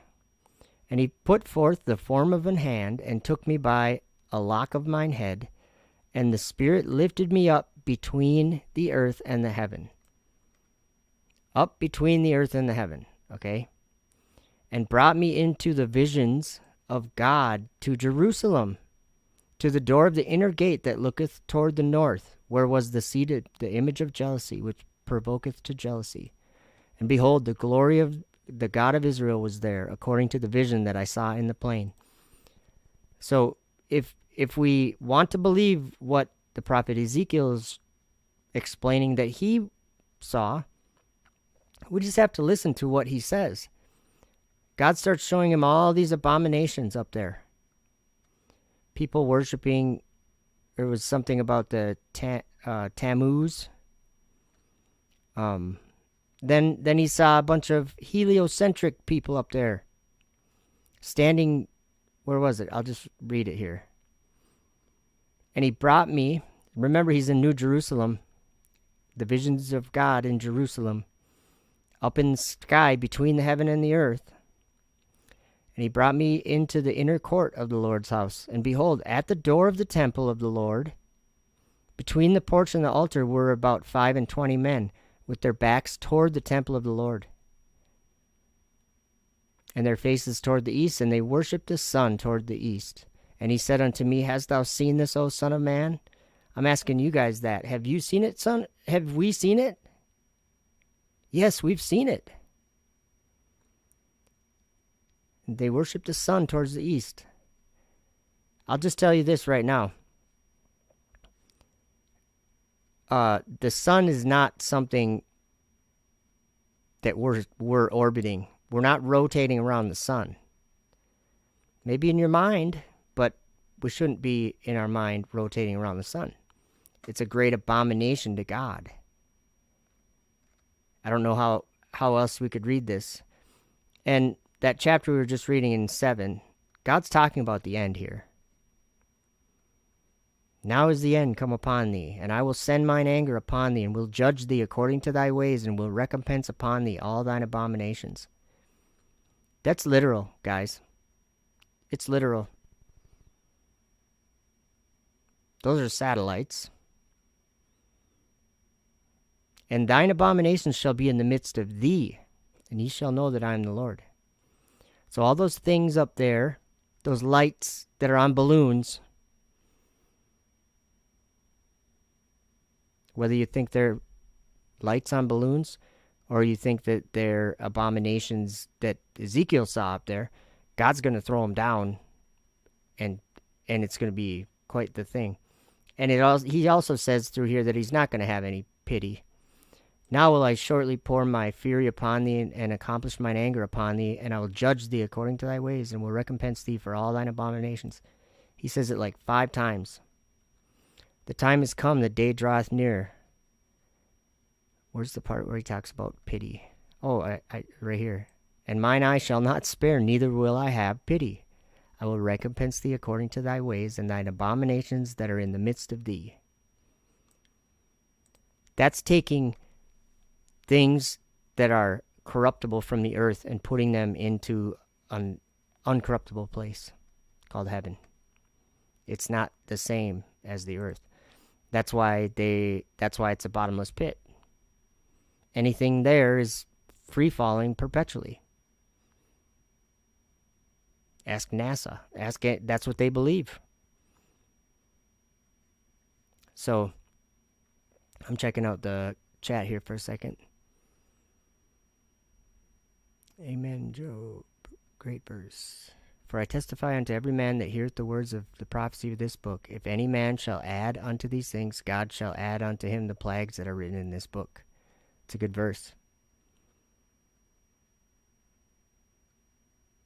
They imagined they could kill Yahweh. You saying that's possible? I don't think that anybody imagines that. I don't think the world imagines that. They just don't believe in him. They believe in those planets. They think that that's the universe when that's literally the very bottom of heaven. It's the darkness. It's a prison for evil spirits. It's a prison for the stars and the host of heaven. That's exactly what Enoch said. That's exactly what... Let's go to Enoch chapter 21, where he repeats himself just so people like Bill Wheel could understand that Enoch saw these things. And I proceeded where things were chaotic, and I saw there something horrible. I saw neither a heaven above nor a firmly founded earth. Why would he say firmly founded earth, as if it was moving? But a place chaotic and horrible. And there I saw 7 stars of the heaven bound together in it, like great mountains and burning with fire. And look what Uriel says at the end. And he said unto me, this place is the prison of the angels, and here they will be imprisoned forever. They're up in the sky. That's it. And to think that they're not, that's fine. But you'll be very surprised when you see physical things happening that you don't think are possible. Like a great plague of hail. It's going to be something real. Very real. Not fake. Not helium balloons. Not balloons with satellites on them. Hey, that's a good point. Naomi says, darkness smells of brimstone according to NASA. I have a video I'm going to play about that. I think I called it...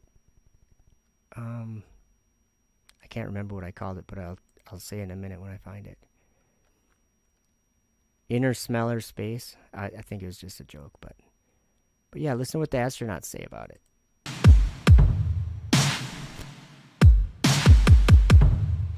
And then as soon as they wanted to open the hatch, the cosmonaut and astronaut who were with me told me, are you ready for the smell of space? Because it's a very unique smell, and this is the only time you can smell it. So I was ready there, and they opened the hatch, and I took a good whiff, and it smelled something like a burnt cookie.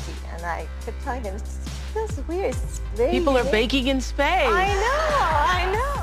When they opened the hatch, did Dragon have that new car smell? It absolutely did. In fact, there was a little bit of space smell in the vestibule, and then when we got that hatch open, you could tell it was a brand new vehicle. Space smell. Things don't smell the same. Their burnt steak and gunpowder smell that many astronauts report in the airlock. That's one of the few smells you can smell strongly. You're inside the spaceship most of the time. The only time you could smell space is when you come back in from a spacewalk. And as you repressurize the airlock and open the hatch, there's a distinctive smell to it. And it smells a little bit like being on a shooting range, like that sort of lingering gunpowder cordite smell. So maybe a little bit like brimstone. A little bit like brimstone. That's what it smells like. Owen from San Francisco says, they say that the sense of smell creates the strongest memories for a person. What does the ISS smell like, and what scent do you miss on Earth? The ISS, we've got a really good filtering system. There's air flowing. In fact, everything you hear when you're up here is fans going and air circulating. So we're constantly getting a fresh supply of oxygen. We're constantly getting the carbon dioxide scrubbed and all the other things filtered out. So it really doesn't smell, although when we first docked with the shuttle, there was a noticeable smell, but you get accustomed to it very quickly, so I can't tell anything anymore. There's one smell up here that's really unique, though, and that is the smell. We just call it the smell of space, but we experience it when I haven't had a chance to do a spacewalk yet. I'm still waiting and hoping for that. But when other guys did, and they came back in, after we repressurized and opened up the volume for them to come back into the station, there's this really, really strong metallic smell. And I don't know exactly what it is. Something to do with maybe atomic oxygen interacting with the suit materials, or we're not exactly sure what it is. It's a very distinct smell, and it's the smell of space. It's really cool. When you come in from a spacewalk, you're surrounded by the emptiness of space. It's sort of like the opposite of air. There's nothing there at all. When you quickly repressurize the hatch and you open up the hatch and you smell, what is that lingering smell from a place that used to be exposed to space? The smell in there is a little bit like that trace of a smell of gunpowder or burnt steak, or sort of like brimstone, like a witch has just been there. It's a cool, lingering trace of a smell. I think what it really is, brimstone, like sort of that metallic gunpowder fired smell, that a witch has just been there.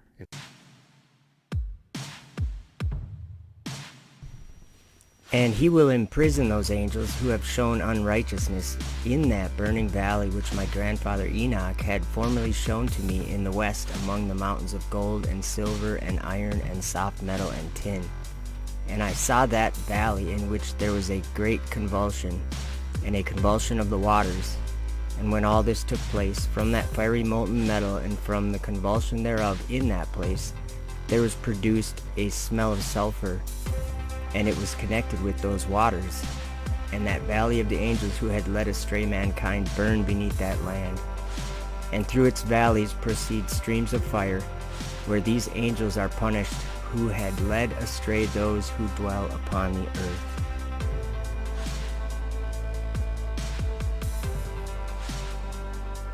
And God said, "Let there be a firmament in the midst of the waters, and let it divide the waters from the waters."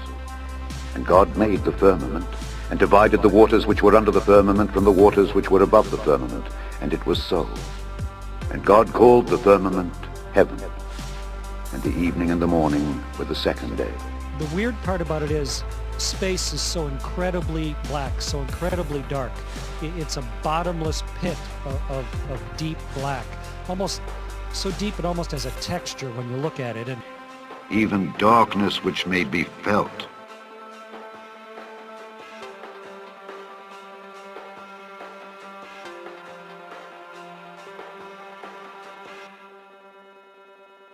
So how does it feel to ride in a dragon on top of the beast named Falcon 9? Yeah, wow. I tell you, I don't know if there's words really to properly describe what that felt like. You talk about sitting on a dragon on top of the beast, and it definitely was. You knew you were going somewhere. And this one was a little bit longer, so we actually had to live in dragon for quite a while. Ride in a dragon on top of the beast named Falcon 9. And I beheld another beast coming up out of the earth. And he had 2 horns like a lamb, and he spake as a dragon. Sitting on a dragon on top of the beast. Yeah, wow.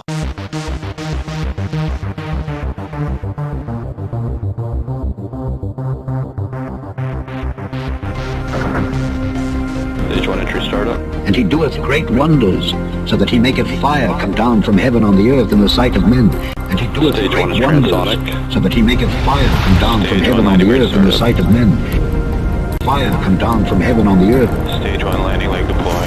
Fire come down from heaven on the earth.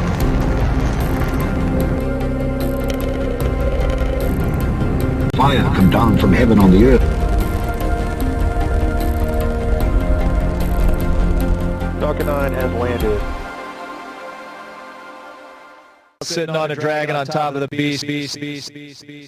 It's a bottomless pit. In this abyss of darkness. I really believe in the space frontier of the abyss, so to speak. A good abyss. A good abyss.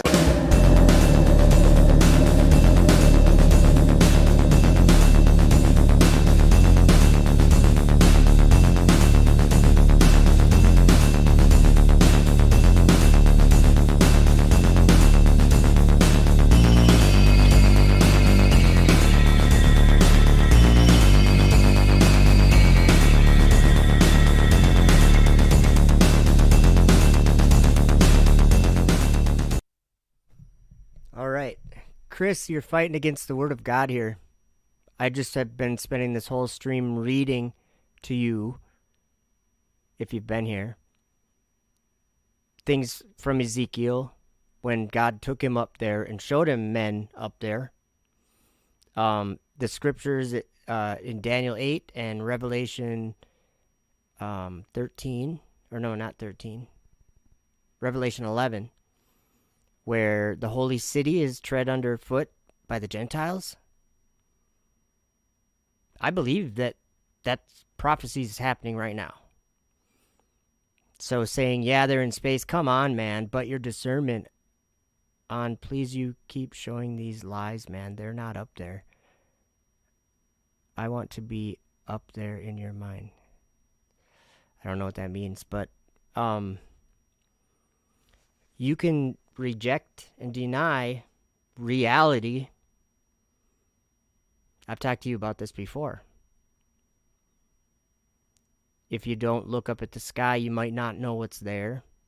And if you do, you might realize that things, ever since, especially since May of 2019, the sky is not the same. Because there's, 1,300 Starlink satellites up there. But you don't have to pay attention to that. You can rely on the discernment of men that think that space is all fake. That's the whole point, is that space is not fake. Sean Hawkins is in the chat. He says, period. Sean knows that space isn't fake. And I hope that channels like mine can make people realize that there's a lie happening, but it's not being told by men. It's not being told by NASA. Of course it's being told by NASA, but it doesn't come from NASA. It comes from outer darkness, a place filled with evil spirits and fallen angels. That's where it comes from. But it's going to be hard to believe what the scriptures say if you don't believe what the scriptures say. If you can believe half of it, you can say, oh, space is fake, that God lives there. That's great. I think that's a good belief to have, that God lives there. Because he does live there.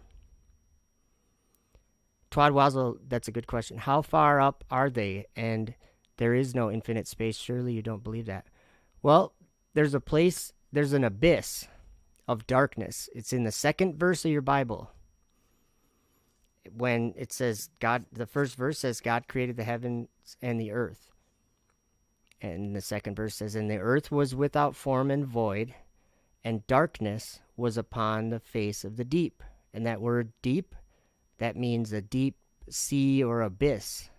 It's the same word, abyss. So darkness was on the face of the abyss, and the Spirit of God moved upon the face of the waters.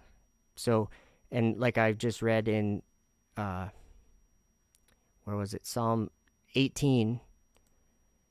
Oh, we didn't even get to Jeremiah 51. Psalm 18, it says, that he bowed the heavens and came down, and darkness was under his feet. So that big universe of darkness, that's under God's feet. There's heaven above that.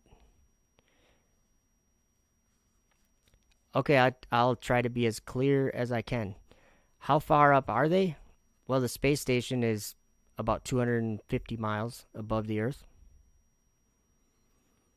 And we can see it. We can triangulate it. I don't know why anybody would say that it's not there. They might say, oh, that's a fallen angel. Like it's not a space station. NASA's lying to the world. Well, that's not what the Bible would say. That's what Paul said, that we're not struggling against flesh and blood.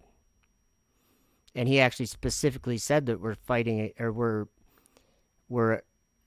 against the rulers of the darkness of this world. That's not NASA. Evil, it says cosmic powers of evil in the heavenly realm. That's in the sky. That's in the heavens. So in the firmament or whatever. Stars are in the firmament, okay? So that place of darkness that people believe is a solar system is not a solar system. It's the place of darkness that became a prison for the stars and the host of heaven, like we were just reading in Enoch 18 and 21. And we were reading about the evil that Paul saw when he looked back on the firmament. He saw, and the ascension of Isaiah, where he saw Satan and his angels fighting there. So, Tactical Blade, happy Sunday, y'all. Room raid. Room raid. I don't know what that means, but hey, thanks for raiding the room. That's fun. Montegraph room raid. Oh, Montegraph. I used to be subscribed to him, or to one of his old channels. I should look him up, huh? Oklahoma in the house. Wow, this is a real room raid. Hello, everybody. It says 98 watching now, so that's way more than usual. So, room raid. Well, I got a debate for you guys to watch. You'll love it. It's bleeped out. The swears are bleeped out. So, I was planning on playing this. It's fun. Ballistic right there. Nathan wants to know what the trigonomic answer to a question is that he just throws out and goes, oh, you can't answer that. Yeah, I don't have a trigonometry calculator on me to do all the trigonomic functions that I can't do in my head. That's how aerodynamics works, because you want to use a basic simplified equation of 8 inches per mile squared, and I'm still at this point asking you, do you even know what the shape is of the graph of that equation? Do you? Yes or no? So you're asking? Yeah, I'm asking, do you know this? Yeah, it's a parabola. Then why the are you using it? Because it's That's accurate. Stupid. Because it's... Again. Because it's... Trying to use an equation that's none... Okay, I'm sorry. Yes, go ahead. Because it's accurate up to 1,000 miles. How would you even know? Well, because I've got the AutoCAD, the Pythagorean theorem, and the Sagitta right here. You're telling me you don't know how to do the equations yourself? No, I do. You don't know. Because I asked you how much curve we should see at 10 miles, and you didn't know. How much should we see? How much should we do that? No, don't look there. Tell me how much we should. No, it's easy. 666. Oh, 666. And how did you come up with that, Nathan? How did you come up with that number? How did you come up with that number? What equation did you use? No, what equation did you use? You gave the Admit the equation right now. Don't avoid my question. Don't look for the answer. Give me the equation. Do the math for me right now. According to Pythagorean theorem. And that's you accurate are up so dumb. And that's accurate up to 1,000 feet. That's just an ad hominem. I don't care if it breaks. Guess what? Around, though, right? I don't think it's a parabola. So stop using these parabolic equations and saying, this is what I believe, because guess what? Wrong. AutoCAD's not a parabolic equation. AutoCAD's a program they use to make engineering parts. Okay, so you don't know what you're talking about. You're just reading numbers from somebody else and believing them, yes? Yeah, but the AutoCAD... Yes or no? Are you doing that, yes or no? Matches Are you doing that, yes or no? No, you're not. Oh, you did this yourself? Yeah, you can went do out this and math measured it yourself? Oh, yeah, I believe that. Where's your You can do spherical trigonometry on a paper. You don't have to go Then why the think that the sun is where it is in the sky? If you can do all this trigonomic equations, how can you look up in the sky and say, oh, it's flat? Because guess what? The position of the sun in the sky, with all this trigonometry thing that you're actually saying that you know how to do to prove the shape of the earth and how much curvature and drop it is, those same functions tell you that where the position of the sun is in the sky makes your position absolutely false. And there's no way to say, oh yeah, The position of the sun in the sky absolutely proves that the earth is flat. Oh yeah, really? We've done the test. I just got to break in that this is great. Montegraph. I went and found his channel. I put a link in there. I used to watch Montegraph years ago, and then I actually, I'm sure his channel got deleted or something at some point. But that's really cool. You guys make sure to subscribe to my channel here. You might enjoy it. And thank you, Montegraph, for sending people over for the room raid. That's awesome. So yeah, stick around if you want. Check out my videos. And this is Nathan Thompson debating with Team Skeptic.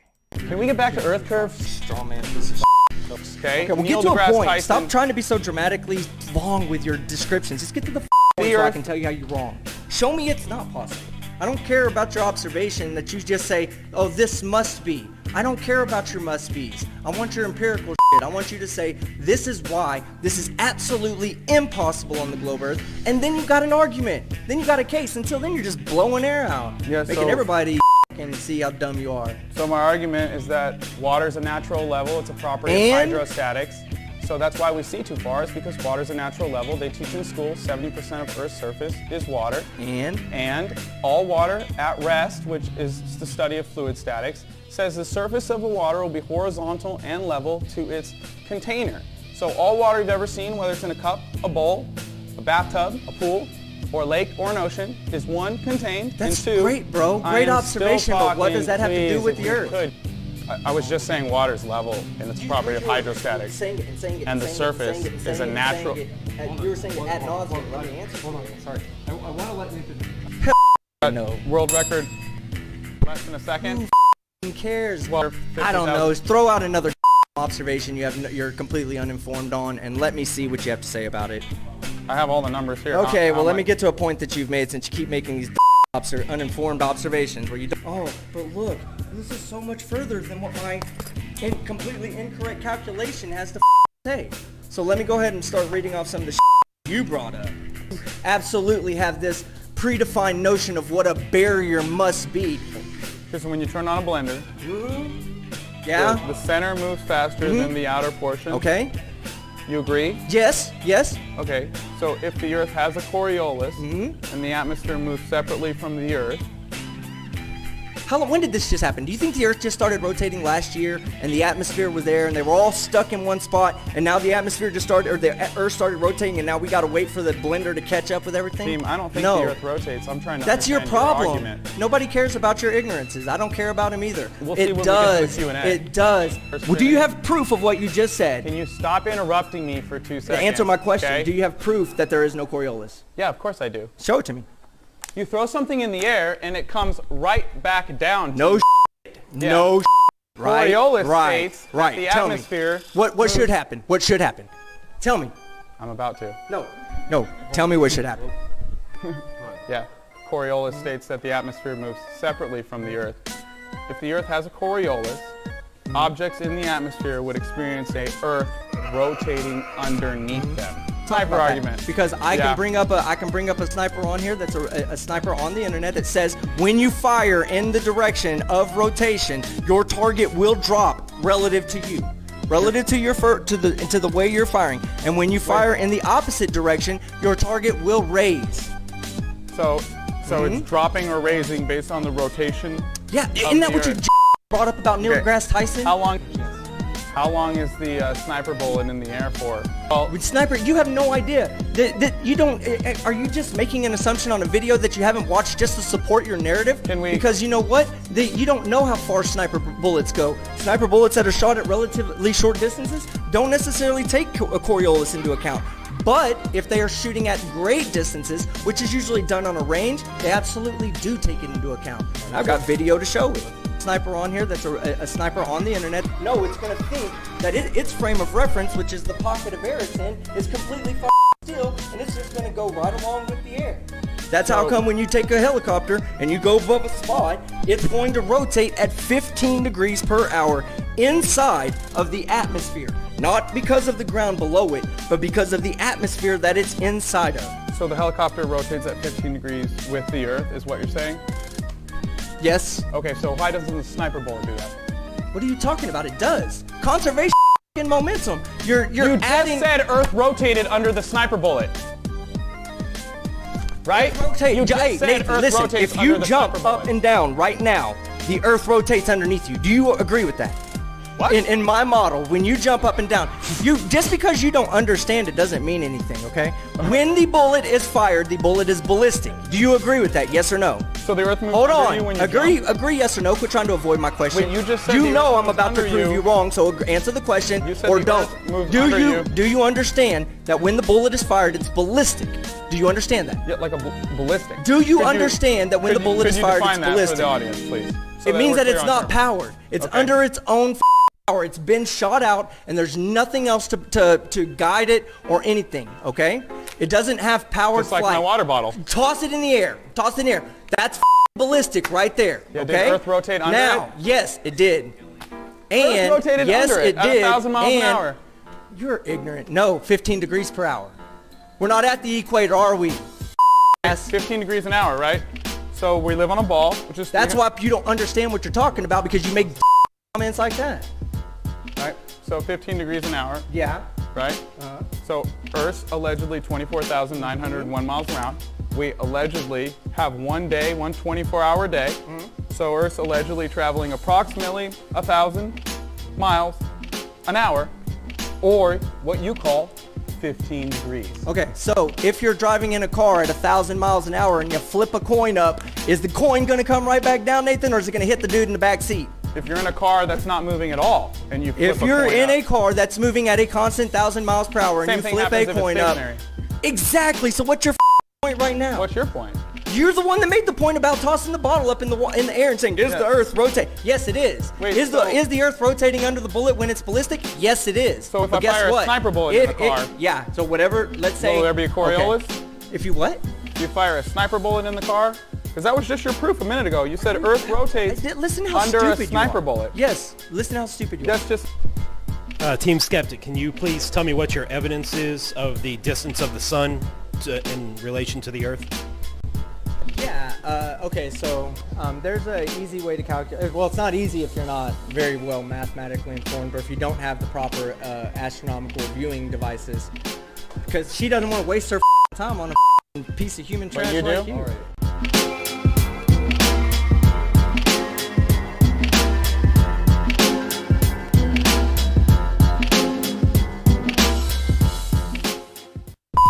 Yeah, okay, so...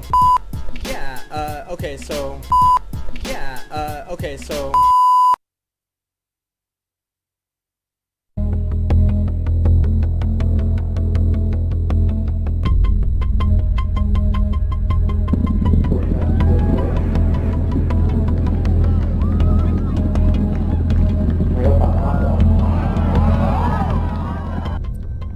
So that was awesome with all the Montagraphs people coming in here.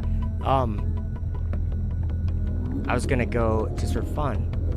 Remember, there's waters above, guys. There's a firmament above. Do you guys want to... Let's check out this video about the firmament.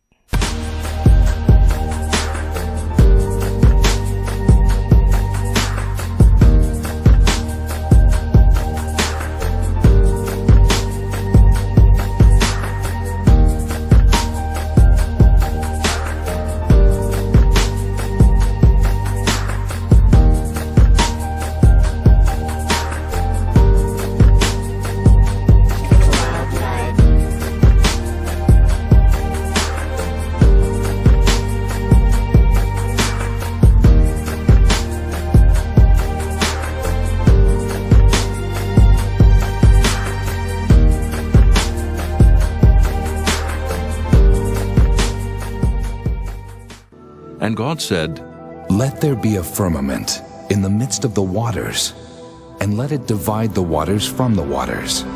And God made the firmament, and divided the waters which were under the firmament from the waters which were above the firmament. And it was so. And God called the firmament heaven, and the evening and the morning were the second day.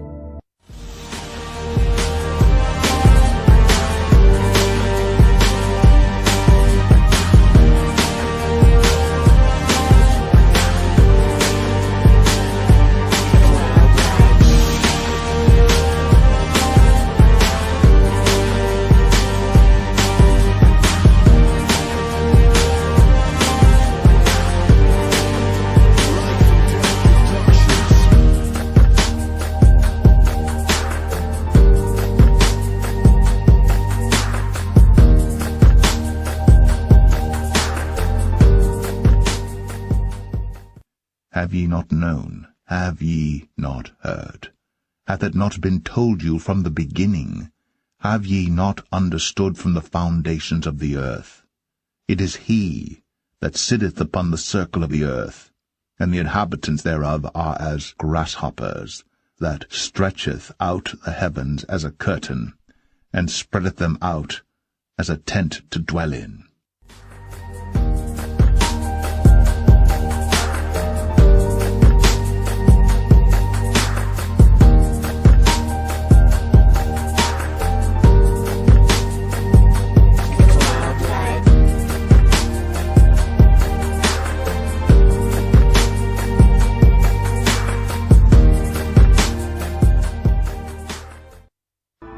And God said, Let there be lights in the firmament of the heaven to divide the day from the night.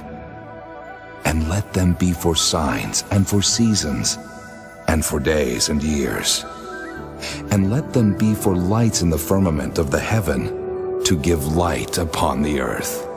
And it was so.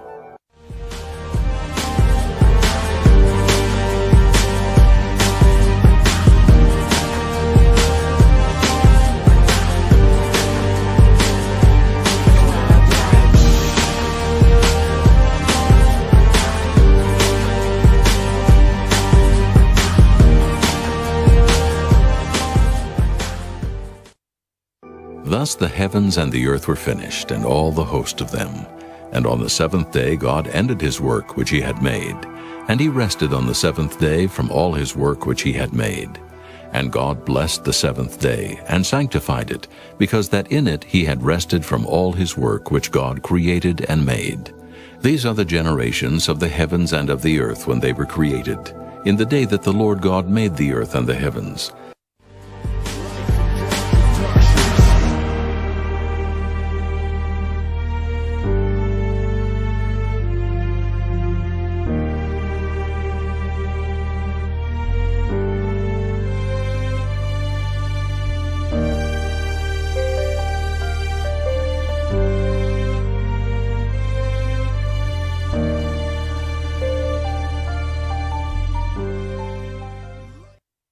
Why do the heathen rage, and the people imagine a vain thing?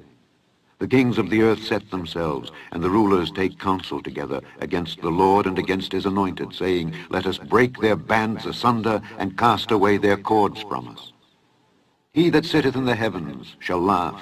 The Lord shall have them in derision.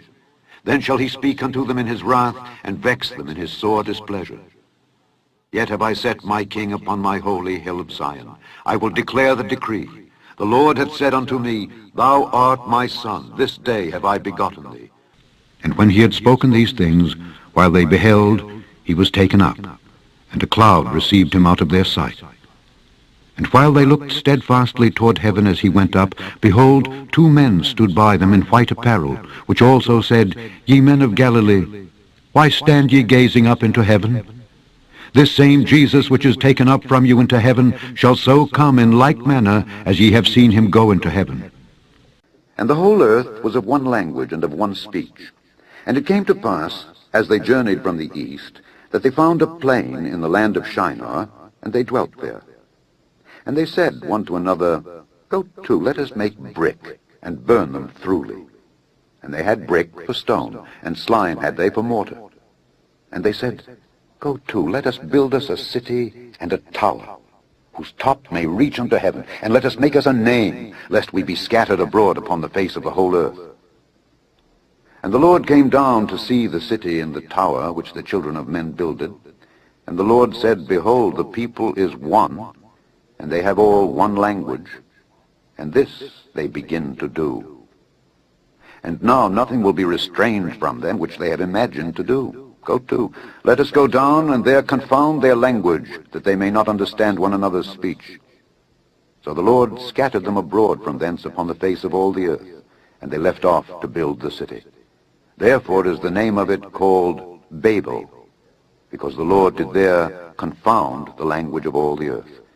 And from thence did the Lord scatter them abroad upon the face of all the earth. And with all deceivableness of unrighteousness in them that perish, because they received not the love of the truth, that they might be saved. And for this cause God shall send them strong delusion, that they should believe a lie, that they all might be damned who believed not the truth, but had pleasure in unrighteousness. Hell from beneath is moved for thee to meet thee at thy coming. It stirreth up the dead for thee, even all the chief ones of the earth. It hath raised up from their thrones all the kings of the nations. All they shall speak and say unto thee, Art thou also become weak as we? Art thou become like unto us? Thy pomp is brought down to the grave, and the noise of thy vials. The worm is spread under thee, and the worms cover thee. How art thou fallen from heaven, O Lucifer, son of the morning? How art thou cut down to the ground, which didst weaken the nations? For thou hast said in thine heart, I will ascend into heaven, I will exalt my throne above the stars of God. I will sit also upon the mount of the congregation in the sides of the north. I will ascend above the heights of the clouds. I will be like the Most High. Yet thou shalt be brought down to hell, to the sides of the pit. And they had a king over them, which is the angel of the bottomless pit, whose name in the Hebrew tongue is Abaddon, but in the Greek tongue hath his name Apollyon. We could resume the dream of Apollo. The goal of SpaceX really was to make as much progress as possible to advance rocket technology to the point where hopefully we can establish a colony on Mars. Dream of Apollo. And they had a king over them, which is the angel of the bottomless pit, whose name in the Hebrew tongue is Abaddon, but in the Greek tongue hath his name Apollyon. Apollo. Apollyon. Apollo. Apollyon. And we could resume the dream of Apollo. The angel of the bottomless pit. Apollo.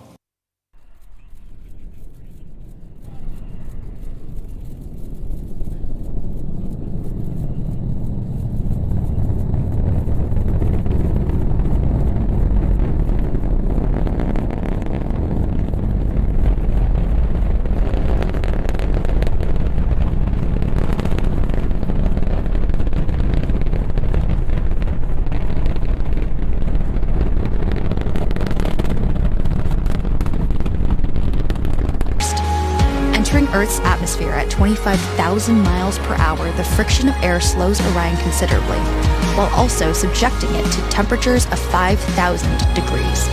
With the Orion now at just 300 miles per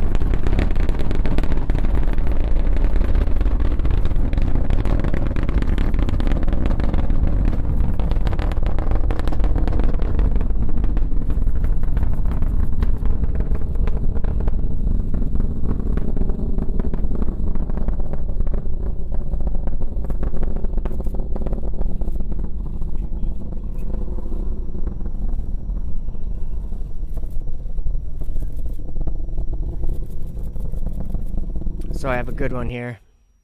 This one's more kind of a funny one. It's kind of a bunch of clips together, and I think you'll enjoy it. It's kind of fun. Earth is a giant ball of lava with a thin crust on the top. Thin crust. And it's mostly just a big ball of lava. That's Earth. Giant ball of lava. Giant ball of lava. Giant ball of lava. Giant ball of lava. With a thin crust. That's Earth.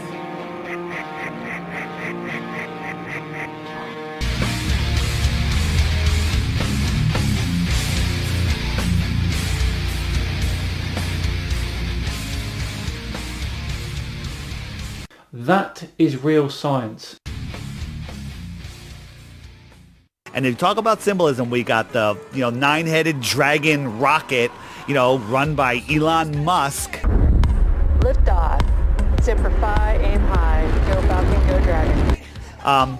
That's where you have to go to Effed Up World and watch his videos about all the symbolism. If you look at these flat Earth videos, they have hundreds of thousands of views, and just the thumbs up are just thousands and thousands of thumbs up. Look, I put up a video preaching against flat Earth where I just mentioned it a few minutes in a sermon.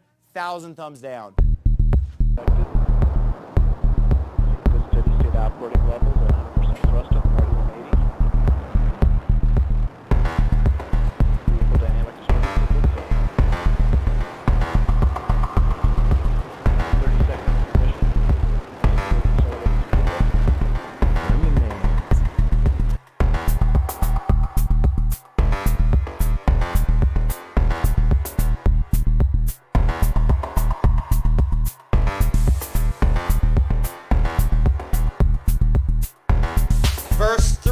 there appeared another wonder in heaven, and behold, a great red dragon, having 7 heads and 10 horns and 7 crowns upon his heads. And his tail drew the third part of the stars of heaven. So Satan and his fallen beings inhabit up there in outer space. But remember, the Bible says he's the prince of the power of the air. Now, these satellites, I mean, if they're all the way up there at outer space, could the devil have a play in that one? Well, they mention about one time where they launched a thing called Dragon, which is very interesting. That name, Dragon. And Satan is right up there at the stars, and then now people are launching a thing called Dragon, and Elon Musk is launching all these satellites up there. Splashdown in the Pacific Ocean. Welcome to Space to Ground. I'm Isidro Reyna. SpaceX's Dragon splashed down on March 19th, marking the end to its 10th resupply mission. More than 5,400 pounds of cargo, science, and technology demonstration samples made it back to Earth on Dragon, with the majority bound for laboratories around the globe for analysis. I mean, it's a beast. So how does it feel to ride in a Dragon on top of the beast named Falcon 9? Yeah, wow. I tell you, I don't know if there's words really to properly describe what that felt like. You talked about sitting on a dragon on top of the beast, and it definitely was. You knew you were going somewhere, and this one was a little bit longer, so we actually had to live in Dragon for quite a while. Ride in a Dragon on top of the beast named Falcon 9. And I beheld another beast coming up out of the earth. And he had 2 horns like a lamb, and he spake as a dragon. Sitting on a dragon on top of the beast. Yeah, wow.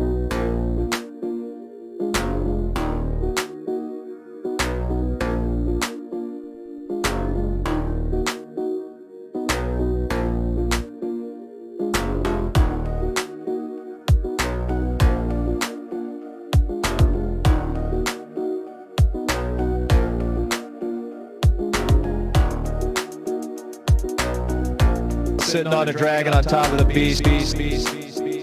It's a bottomless pit in this abyss of darkness. I really believe in the space frontier of the abyss, so to speak. A good abyss. A good abyss. Or was it some technology like a Vimana or something, where they're trying to break through the dome? There's a YouTube channel called Effed Up World, which I'm kind of getting into. Guy's very religious, and he talks about the Bible where they talk about, wars in the stars and battles in the sky. And if you really look at a couple of those angles, it sure looks like there's some sort of battle going on. The symbolism with the SpaceX and NASA and the ISS, they're doing rituals up there, that match all this prophecy. I don't know what it is. I'm not saying any of that's real. I just find it fascinating. What are some of the easiest ways that you can prove that the Earth is flat? There are so many proofs that the Earth is flat. It's difficult to know where to start. And it's not okay to think that the Earth is a sphere. This is not a viable argument. There are proofs all around you. It is not difficult to know that the Earth is flat. In fact, people have known this for way more than 2,000 years. Go out to a lake, flat, and you could make all kinds of measurements. Then there are some other proofs that are a little more obscure, but they're actually really lovely. So people have known that the Earth is flat for thousands of years. It's not okay to say that the Earth curved. It's something where I keep getting this question. We really need to put this question to bed because we've known the Earth is flat. Flat.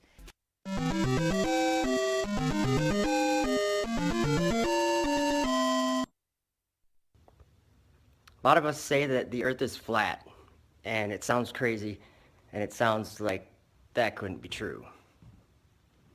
Because we live on a globe. But let me try to explain a little bit from my point of view why I would say that the Earth is flat. Why would someone at age, 5 years ago I was 38. Why did I start saying, hey, I think the Earth is flat? And why did I buy some nice optics and telescopes and start researching and studying the sky and studying how far we can see on the surface of this earth. Why would I do that? A lot of people would say, Joe says the earth is flat because he wants to be special. He has a need to be different, or, wants to be looked at differently or something. And I totally get that. But what I would actually say myself is that it's not because I want anything. It's because I was called by Jesus to be a witness of his marvelous light and to give my testimony about what I bear witness to. That's why I say the earth is flat. And there's another reason too. Because of what Paul said in 2 Thessalonians 2, verses 10 through 12. And with all deceivableness of unrighteousness in them that perish, because they received not the love of the truth, that they might be saved. And for this cause God shall send them strong delusion, that they should believe a lie, that they all might be damned who believed not the truth, but had pleasure in unrighteousness. The people who don't receive the love of the truth will be damned. So it has nothing to do with Joe wanting to feel special or any of these other people that are saying these same things. We don't want to feel special. We love you and care about you and have learned supernaturally and seen supernaturally the truth in this world. And this world is full of lies. And the lies don't seem like lies because we were all born believing them. Our parents believed them. Their parents believed them. And now people have seen the truth. And it surrounds you in this world. It surrounds you.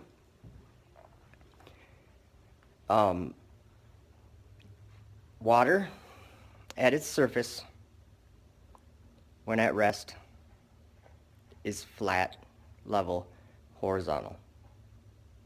It doesn't take a curved shape. That's only in your imagination. I have proved this in reality to myself, and I have my YouTube channel that I share publicly my observations. And maybe you haven't gone out to do these observations and see, to prove to yourself that if we were on a spinning ball, two things. It must curve, which it doesn't, and it's spinning, which it isn't. So we were born believing the opposite of our perceptions and the senses that we have, and we were born believing the opposite. And now it's ridiculed to actually observe the world that we live in and on, and to prove things about it. It's 2020, guys. We have the best equipment. We have the best communications.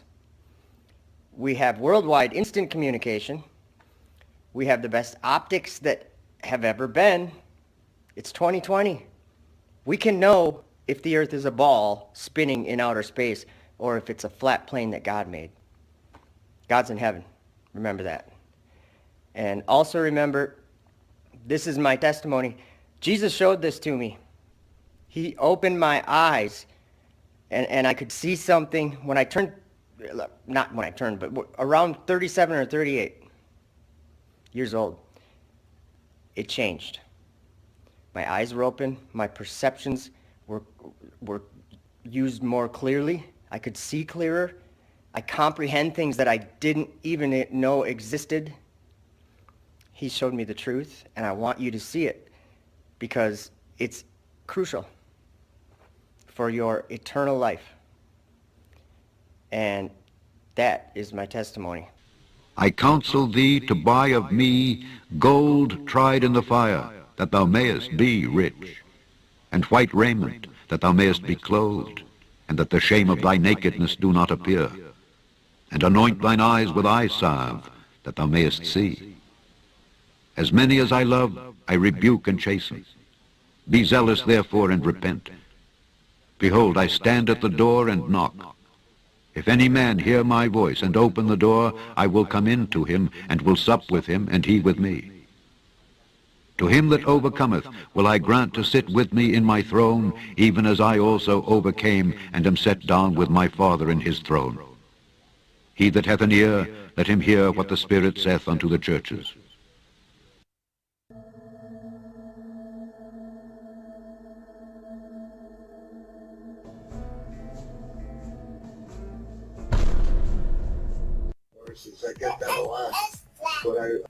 NASA live. We don't live on a spinning ball. Earth is flat. The cause in which they died will continue. Mankind is led into the darkness beyond our world. Mankind is led into the darkness beyond our world by the inspiration of discovery and the longing to understand. Our journey into space will go on. In the skies today, we saw destruction and tragedy. Yet farther than we can see, there is comfort and hope. In the words of the prophet Isaiah, lift your eyes and look to the heavens. Who created all these? He who brings out the starry hosts one by one and calls them each by name. Because of his great power and mighty strength, not one of them is missing. The same Creator who names the stars also knows the names of the 7 souls we mourn today.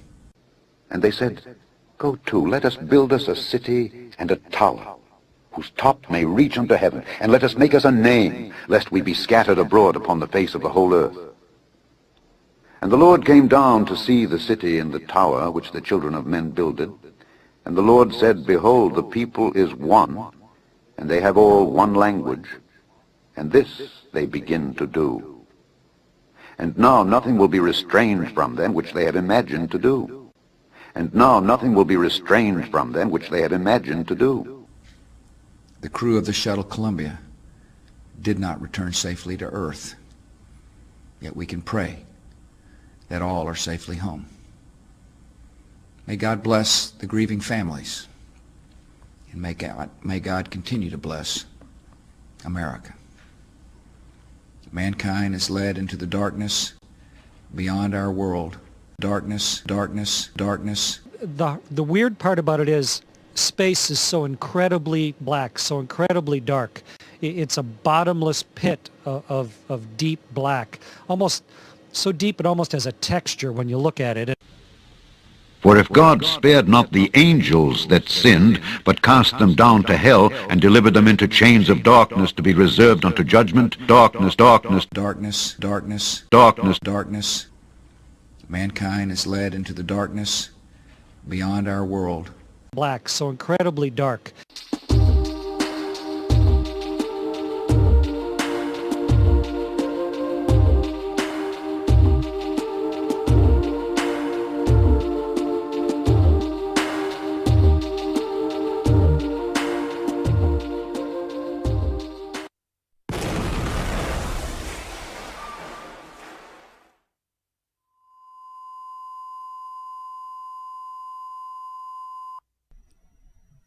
The next question I wanted to ask is, where's hell?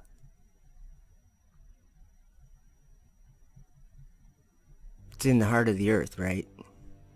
Yeah, that's what I thought too.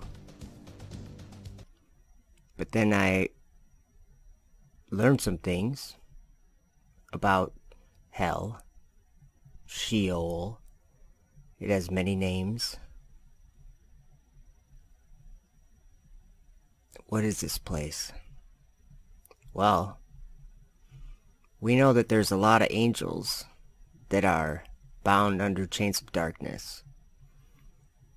And we know that in Jude 1 verse 13, it says, raging waves of the sea, foaming out their own shame, wandering stars, to whom is reserved the blackness of darkness forever.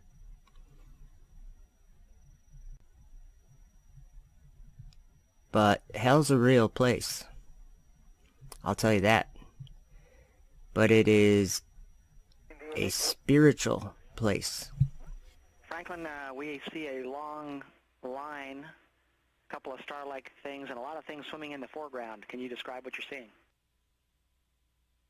Well, the long line is a tether, and there's a little bit of debris that kind of flies with us, and it's illuminated by the sun at such low angle. So there's a lot of stray light, and it's getting washed out quickly, but Claude is trying to do a quick, good job here adjusting the cameras. Copy that. Our bodies stay on the earth, our flesh bodies, when we die. But our spirit goes to a different place.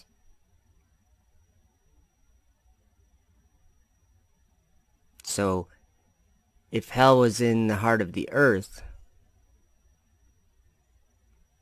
earth is a physical and material place. What is hell? A spiritual place in the earth? As for the beauty of his ornament, he set it in majesty. But they made the images of their abominations. But they made the images of their abominations and of their detestable things therein. Therefore have I set it far from them, and I will give it into the hands of the strangers for a prey, and to the wicked of the earth for a spoil. And they shall pollute it, and they shall pollute it.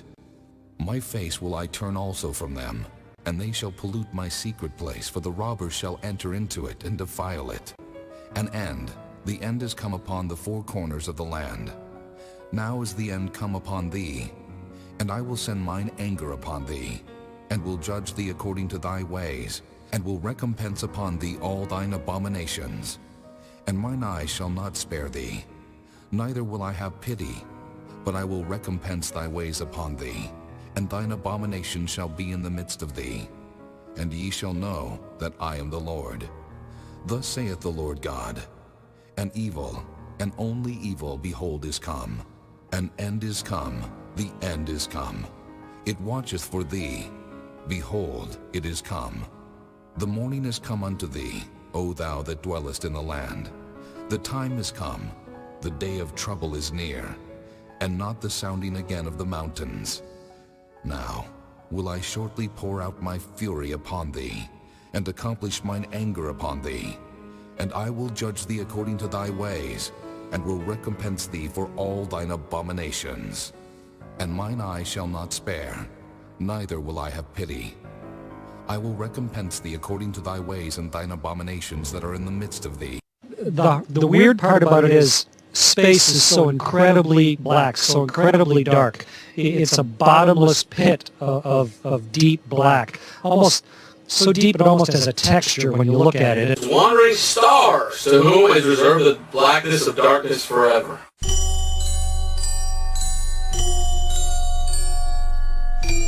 Whom is reserved the blackness of darkness forever.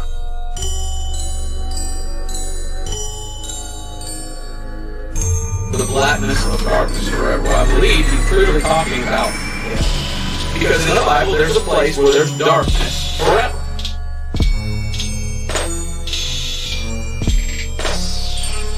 And it's called hell in the lake of fire.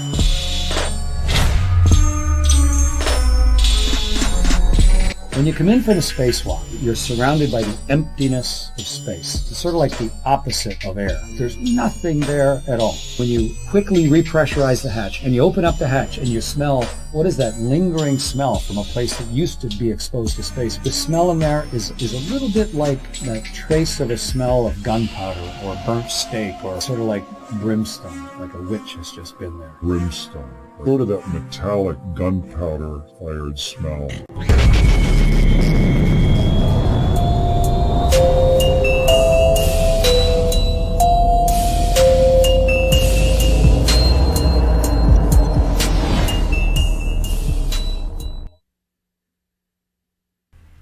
saw a deep abyss with columns of heavenly fire, and among them I saw columns of fire fall, which were beyond measure, alike towards the height and towards the depth. And beyond that abyss I saw a place which had no firmament of the heaven above, and no firmly founded earth beneath it. There was no water upon it, and no birds, but it was a waste and horrible place. I saw there 7 stars, like great burning mountains, and to me, when I inquired regarding them, the angel said, This place is the end of heaven and earth. This has become a prison for the stars and host of heaven. And the stars which roll over the fire are they which have transgressed the commandment of the Lord in the beginning of their rising, because they did not come forth at their appointed times. And he was wroth with them, and bound them till the time when their guilt should be consummated, even for 10,000 years.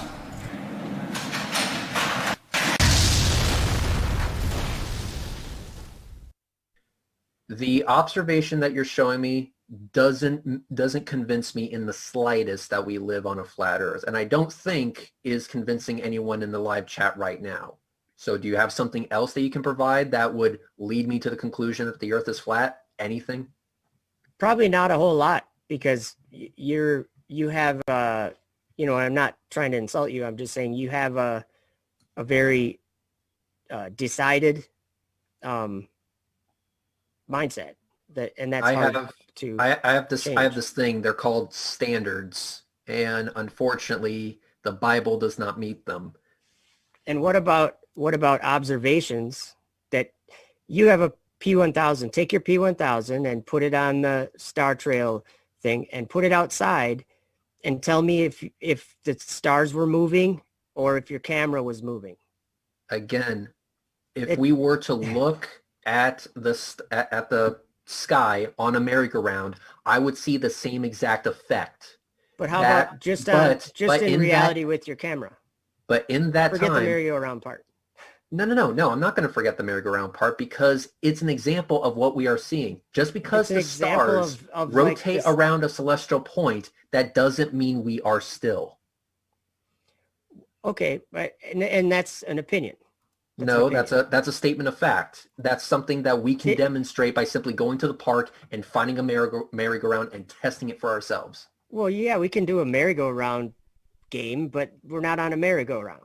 No, you get what I'm saying? We're on the earth, and like a merry-go-round. Every perception that and sense that your body has tells you that it is completely stationary and solid as a rock, like it always has been. And what I'm not trying to argue with your point, because you have your gyroscope and you have the other things that you brought up. That your measurements. Perception isn't perfect. Sensory perception is flawed. You make flawed judgments based on your perception constantly, so it is foolish to rely on them to that degree.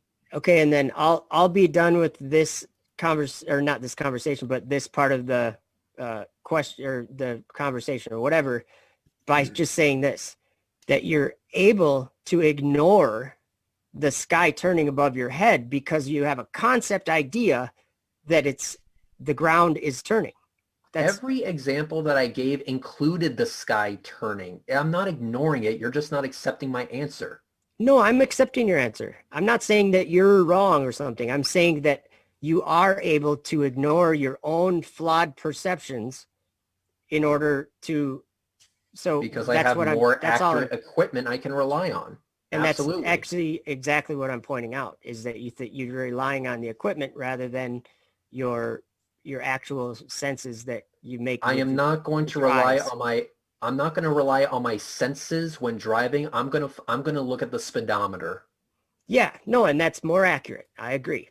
But when we're looking at the reason why I have this image playing behind me is because that's the point I'm making, is that anybody that is trying to say that this is not the stars turning, they're not paying attention to where they live. That's what I'm saying. We live on a place that has a sky above it turning. Everybody does. We all No, live here. that is your assertion, and your assertion is based on a fundamentally flawed concept. The concept is deemed flawed not by me, not by So flawed. not So by Fight the flawed, Flat it's Earth or turning. anybody. It's deemed demonstrably false by the measurements that we have been able to gather. And I just would have to disagree with the measurements. You can disagree with the measurements all you want. The point is that the measurements exist. The measurements exist. And so if you ask any reasonable person, we say, hey, we have a guy who hasn't done any measurements, but trusts his No, own I'm doing a perception, measurement which he right now. agrees is flawed. And we have This this is a other measurement. guy who doesn't go that far, but trusts the tools and equipment that are used in planes and stuff like that. Who are you going Reds. to believe? Reds. This is a measurement or an observation, okay? It's a simple one. The sky's turning above my camera. Simple. It's an observation that doesn't prove your point, though. Well, it says what I'm trying to say about the sky moving and the Earth being stationary. No, it That's falls fine. short of what you want it to. What you want it to prove, and what it's actually showing are two different things. What you're trying In your to say, opinion. no, in actual Yeah. demonstrable reality. What is this? What is this doing in the background? That's the point I'm making. The sky's turning in the image that my camera takes, and I have side reel motors on my telescope because the sky's turning, and my telescope is set on the ground that's not turning. That's the whole point I'm making. The sky could be stationary, and the Earth could be turning with your camera still attached to the Earth, and it would still make that view. But why would you choose that if the reality is that the camera's not moving? Like, I mean, because if the you reality, because in go reality, put we something have in the measurements to backyard show that and the camera if you- is moving. In reality, we have measurements to show that the camera is moving, and I choose not to ignore parts of reality that are inconvenient to the. You're gonna ignore the sky 15 turning degree above crowd your drift. camera, just so that you can say, "Oh, I'm intellectually have better information than that." So, and you're saying not it's a once did I possibility. ignore your image. Well, Not once you're did I- able to say that you don't live on the earth, or what? I don't get it. No, I didn't. I'm not. Now you're just putting words in my mouth. I said your image does not demonstrate what you want it to demonstrate. You're saying if you're saying I'm ignoring your image, then I'm saying you're ignoring the physical measurements that we have done in reality that you yourself occupy that shows that we are the ones actually rotating, not the sky. And I don't think that those are precise ways to measure certain things. You have a better way of doing it? I'm all ears. Sorry, Yeah, I'm sitting in this room right now that's not moving. That's the whole point I'm making. The sky's That's not a turning above measurement. my house right now. That's There's not a stars. measurement. They are moving above my house right now. I'm So sorry, but basically I kind of have your to show what a approach- measurement is, right? Wait. So your approach to the ring laser gyro, the weighted scales, the pendulum is look at this video and take my word for it. Got it. Well, it's not my word for it. It's your No, word. that because it's you're everybody's giving me word. nothing else. No, it's everybody's word for it. Everybody knows that stars move. The constellations move in the night sky. Everybody knows that. Or So it's not the my Earth could word. be It's something rotating. that we observe. Or the Everybody Earth could be observes it. rotating. What's that? Or the Earth could be rotating. No, I agree. It could be. It could be rotating, or it could be the sky rotating. And So the what point I'm making, what are we even talking about here then? the point I'm making is that we live on the Earth, and we've taken in somehow we try to pretend that we're up there looking down on the Earth, and we can see all this solar system and all this stuff when we don't see the planets orbiting the sun. We don't see that. We see the sun going over our heads every day and the moon going over our heads every day, and we see the planets doing retrograde motion up in the sky.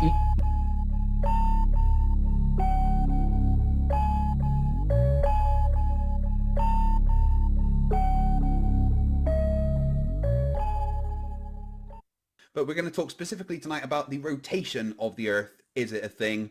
Of course it is. Thanks, Bob. Joining me to have this discussion is Effed Up World. Effed Up World, how are you? Good, Craig. How you doing? Thanks for having me again. No worries. Thank you for coming on. I love the dumpster fire thing behind you there. So when before I joined the Navy and when I joined the Navy, we talked a lot about how to navigate using the stars in case we ever got lost, and to understand where we came from as sailors to where we are. And one of the big observations that you can make when you are using the stars for navigation is that they move in a particular way. They move in a particular way. They move in a particular way. Yes, And you just said it. I agree. yeah. Now, but the thing is, when you look at the way they move, look at the way they move, look at the way they move, they move, they move. That, to me, explains what we are seeing because we are rotating. That gives me the personal observation that we are on something rotating based on the position of things that we are seeing in the sky as we rotate. When you map out the positions and the way that they move through the sky, it only makes sense when you're on a globe. It was very obvious that the Earth was the thing that was rotating based purely on the movements of the things from the sky. I acknowledge what you're saying fully. I mean, if we were to look up at the stars and they appear to be moving, like you said. Look at the way they move. They move in a particular way. And the constellations move throughout the year and each night. But we could also look at that and say, well, maybe that's the Earth spinning. And so if the Earth is spinning, then the sky would appear to be that way if we were on the Earth that was spinning. I understand that. And I don't deny that, and I do acknowledge that that's a possibility, because like you say, it does make sense. But there is a basic observation that we all make our whole lives living on the Earth. We all live here. So if, I guess I don't know what the right words are, but by definition, if we look up at the sky and we see the sky moving, then it would appear to me that the sky's moving. We don't sense that the Earth is moving because we're not designed to sense that the Earth is moving. And so two simple things. I observed a still floor in the room, just like the room you're in.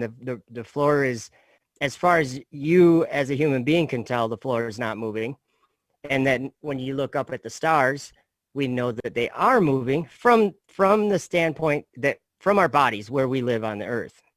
Well, I have a hard time ignoring the observations that everybody has made there for 24 hours a day their entire life.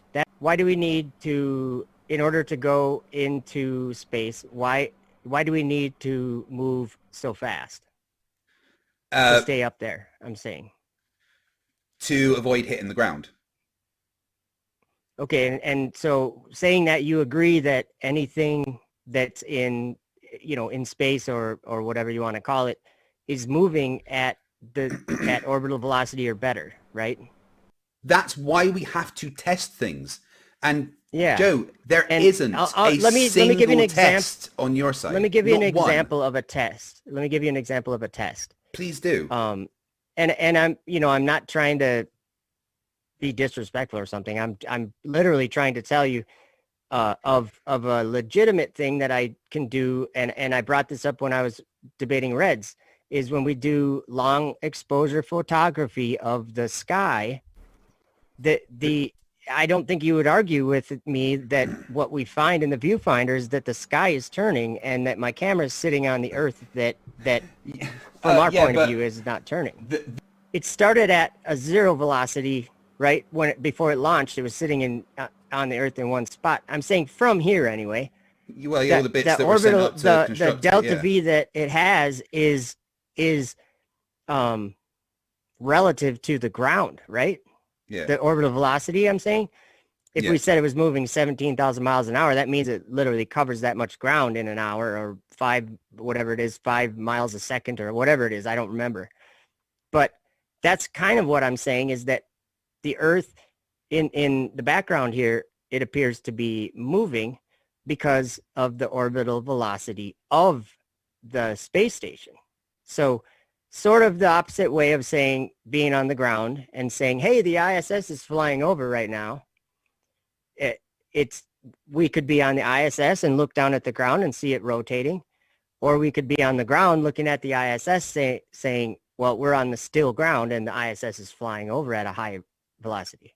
We could talk about physics. There's a different kind of physics up in space, and I know it seems to apply, but physics is the same everywhere in the universe.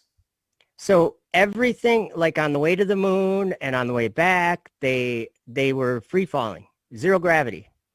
Anything that's ever been in space is in zero gravity. Is that anything like what we have here for physics on the Earth?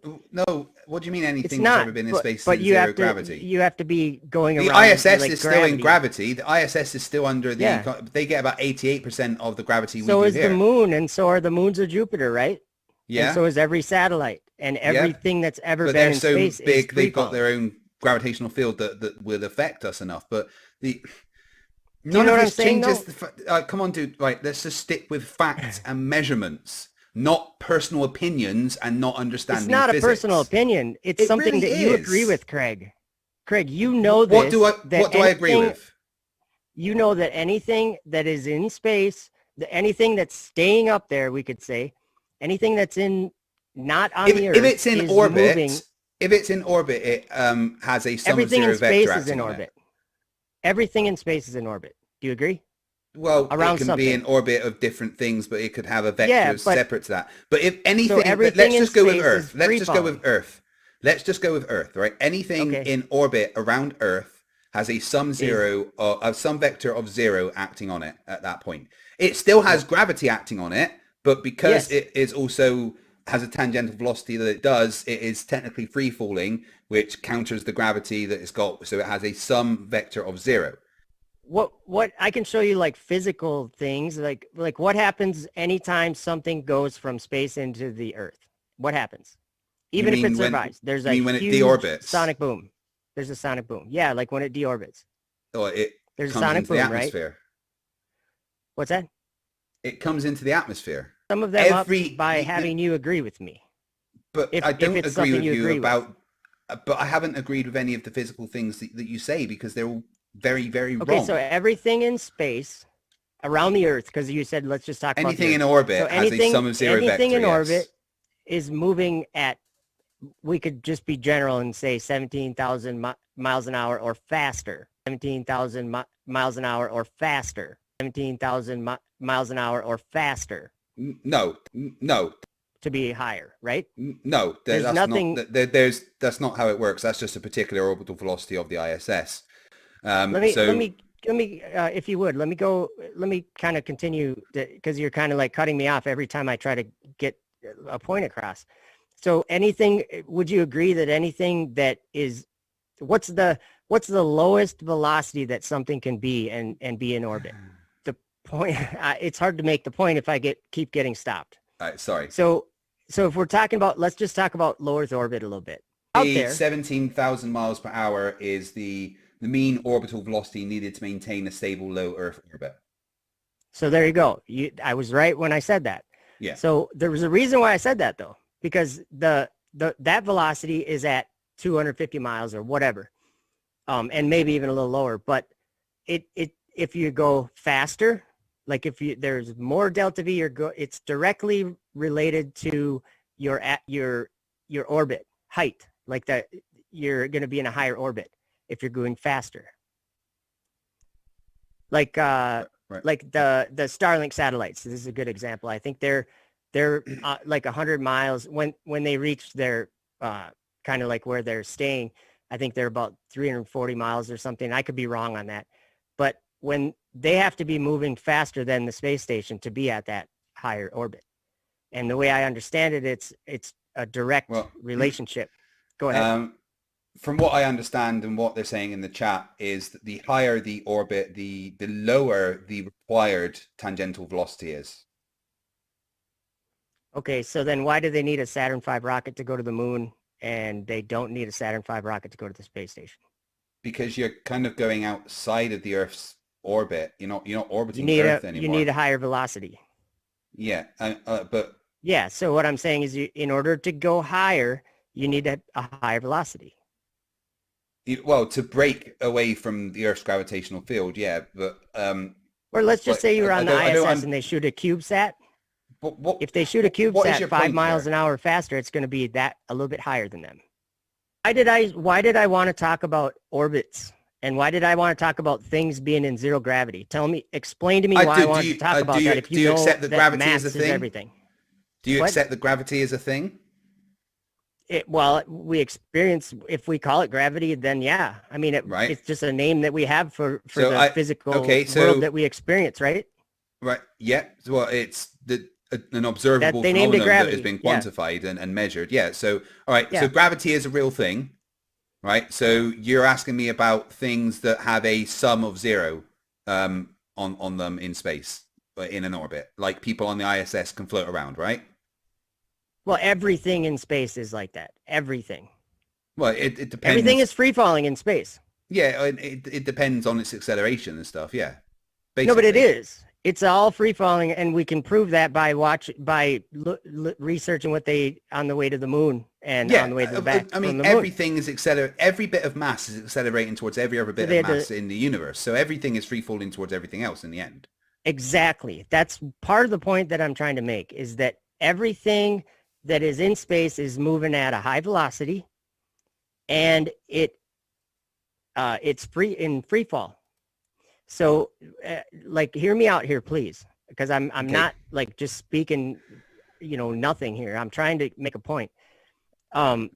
Orbital velocity is a speed that we've found that if we go that fast, basically we can stay up in the air, and as the same amount of gravity or nearly the same amount of gravity pulls us down towards the Earth, we found that we never hit because we're going fast enough to match that outward acceleration around a globe, right?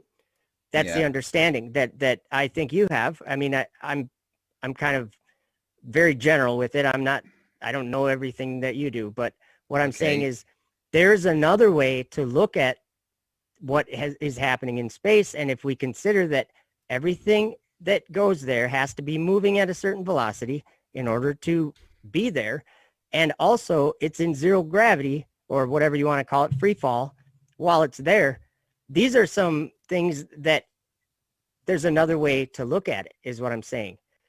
And when I'm standing on the Earth and I look up at the stars and the whole sky is moving, I just think that the whole sky is moving. The side reel motor on my EQ mount is very designed good to work on a evidence. It's very good evidence that the stars are moving. They move in a particular way. No, it's the exact opposite. So why is the motor there then? To track the motion of the stars because the Earth's rotating. You just said it. The motion of the stars. We do not observe that the Earth is stationary. We observe that the Earth everybody is else rotating. but the sailors do. No, they don't. Anybody, everyone in the chat does. Everyone that's ever lived does, Craig. Okay, right, let's ask, right? We've got 650 people watching. Guys in the chat, 1 if you observe a stationary Earth, 2 if you observe a rotating Earth. 1 for a stationary Earth, and an 2 example for a stationary of this Please give an example of no, I just want observing. a 1 or a 2. I just want a 1 or a 2. Okay. If they observe a stationary or if they observe rotation. Oh, I better get in there. No, I'm just kidding. 2. Be honest, guys. So if you think it's 1, say 1. There's a lot of people that obviously think that they are observing a moving or a rotating Earth, right? Yeah. Is that what 2 was?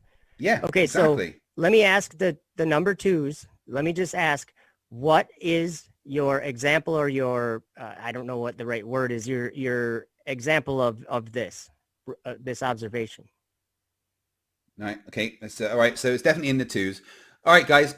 Tell me, like F. World said, what is your explanation for 2? Why do you observe that the Earth is rotating?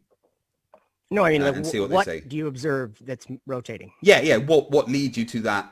If you say, well, I think I'm More observing the direct Earth is than that, rotating. Why are you saying that? I think it's more direct than that, even, Craig. Is an observation, simply put, is something you can make an observation with your eyes. You can make an observation with your ears, with your. If I go outside, I instantly have the observation that the Earth is rotating. And by looking up at the sky is what you're going to say, Yeah. which is, I understand that. Or if I see a horizon or sunset. Okay. These There's are different all way to look at things. that too. No, there's genuinely not. Again, you need to provide the maths for that if you're saying that.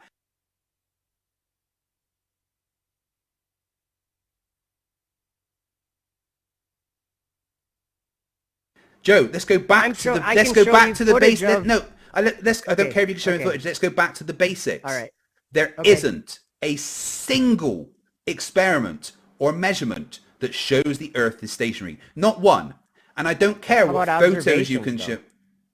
For fuck. Craig, I'm not trying to frustrate you. I'm stop saying the same thing then. Very simple. You keep saying the same thing. You keep saying, but what about hold on, you keep going, but what about observations?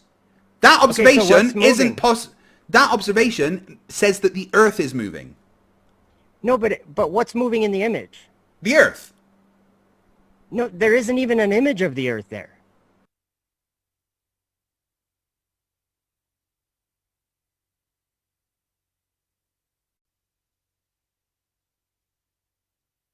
There's only an image of stars. But what's happening is only possible if the Earth is moving. That observation tells me the Earth is moving, not the stars. And that's where we differ, is that my senses and all the perceptions I have tell me that the stars are moving right there. Cool, irrelevant, right? Now look at the southern rotational point. We're just going to see it. It's like looking, it's like turning around and you're going to see the same thing. And they're going in the opposite. If you're at the equator. Hold on, they're going the opposite direction. The rotation. You just turned around. You turned around look from north to south. Of course, they're going to be going the opposite direction. They're still moving the same direction. No, they're not. You look at the equator and they're going literally counter to each other.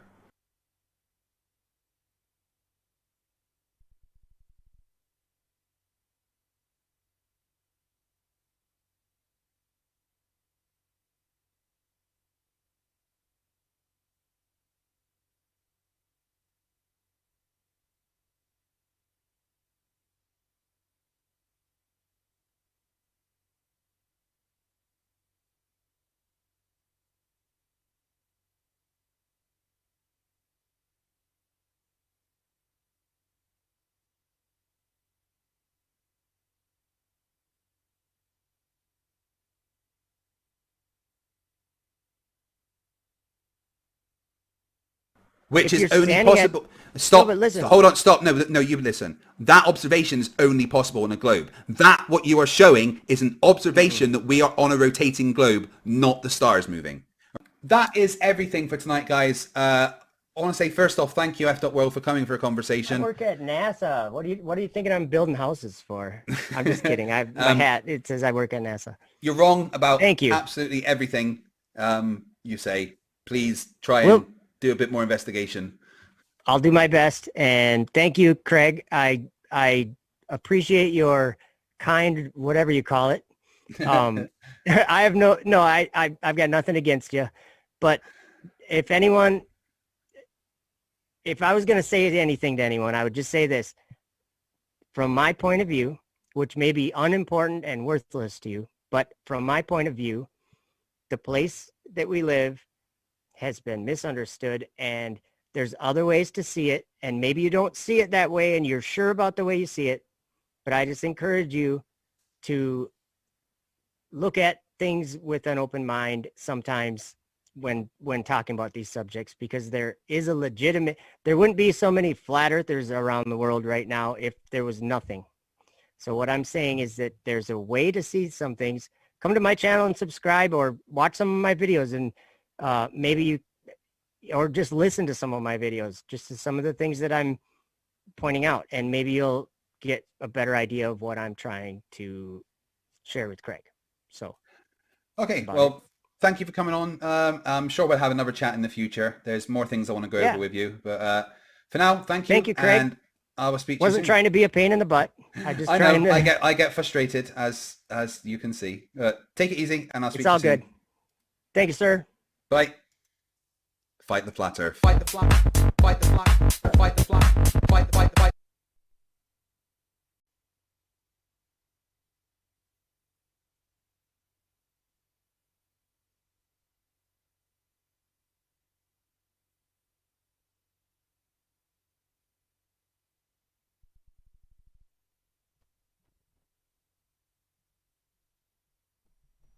I think there's supposed to be audio right now, but it doesn't seem like there is. So I think I grabbed the wrong video.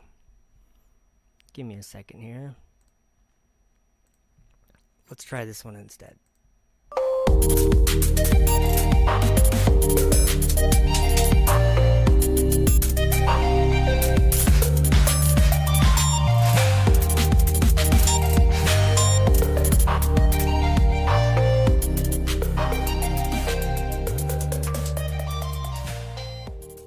Let's talk about the sun. How does the sun set on flat Earth? Does it make any sense? Well, to me it does, and I want to show you one way to understand it. Doesn't mean the sun sets this way every time, because weather is always different and the air is always a different condition, and it's unpredictable. But on clear days, we notice certain things, and on days that aren't as clear, we notice other things. And this is just going to show you a way to understand it that may be different from what you understand on a globe.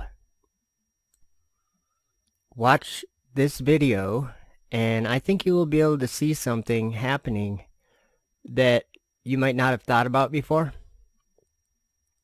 But the sun is being blocked out by the thick air near the ground when it is far enough away. And the light doesn't end up making it through all the air, which we can see here. Notice how the sun appears to stop going down towards the horizon when it gets there. Now these are time lapses, and the 36 times speed and the 6 times speed is much faster than in reality. So you have to realize that the sun is getting to that point and it's just kind of sitting there in the same spot and disappearing. This doesn't happen every time the sun goes down, but these are videos that I've taken with my drone from about 1,500 feet in altitude. So the sun is washed out by the thickness of the air down low to the ground. Watch as it starts to set before it makes it to the horizon, and it starts to set from the bottom side up, just as it would if you were at the ocean and it was appearing to go down into the water. The bottom would disappear first. If you are so confident in your understanding of how things work in this world, you won't begin to understand things in different ways. And I think it's important to understand things in more than one way if possible, because it's probably not just one way. Sometimes we are wrong about things and should choose the truth when it becomes known to us. This is just one example of how thinking can change by looking from a different perspective. So I want to show you this. And as you can see in these videos, it's almost self-explanatory what is happening here, blocking out the bottom of the sun, working its way up towards the top of the sun. It's that thick air. So when you're down on the ground, you might not even see the sun. It might be gone already. So that was just one way that you can understand how, if the sun is going away from you, how it eventually will disappear, because there's going to be trees and things that are going to block it from your view, even if it's way above the earth. You can't see the sun from everywhere in the world. It has a limit of distance that it shines, and that's why we have day and night. So that's my explanation. Thanks for listening.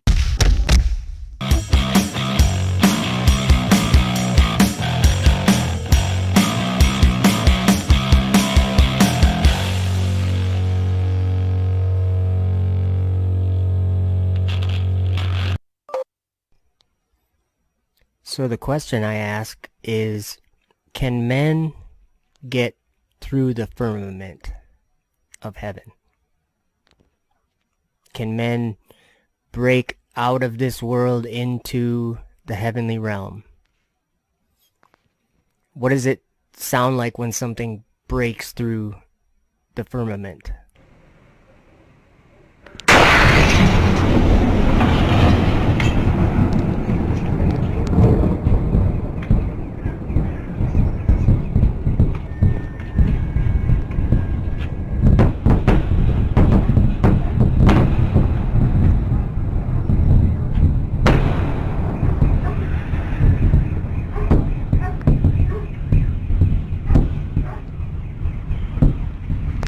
Anything that's ever broken through the firmament is going real fast. So fast that it happens and we can see a meteor or whatever come in with our eyes, and it's like a light streak. And then it takes some time for the sound of it to get down to the ground, because sound only travels so fast. Hast thou with him spread out the sky, which is strong and as a molten looking glass? Since December of 2015, there's been a machine that men have built that appears to do the same thing as a meteor does. The sound comes after, like this. Yeah, there they are. Coming in like meteors, real fast. They're going to do a final burn here in just a moment. There's final burn 1 and 2. 2 candles coming down. There they are. Double sonic booms.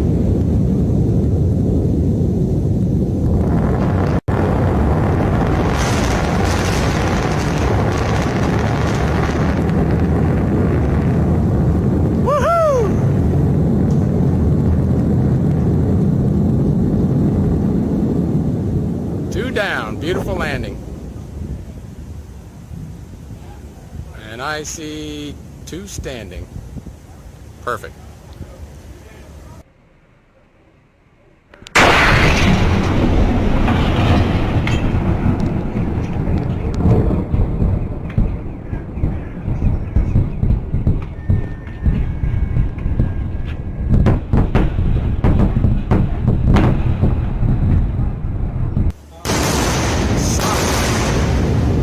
Double sonic booms.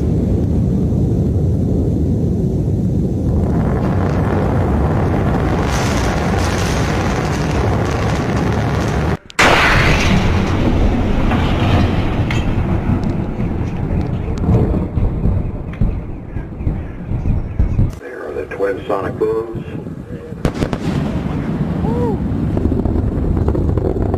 Landing legs up deployed.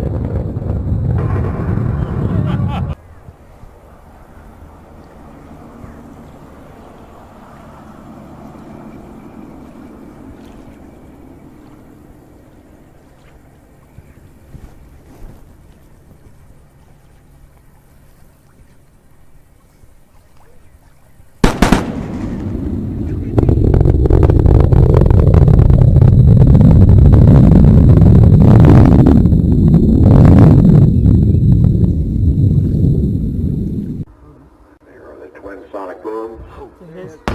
Oh my! Landing legs up deployed.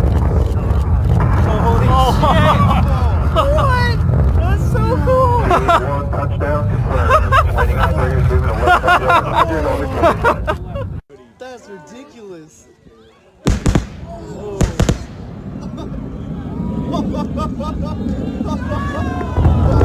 America!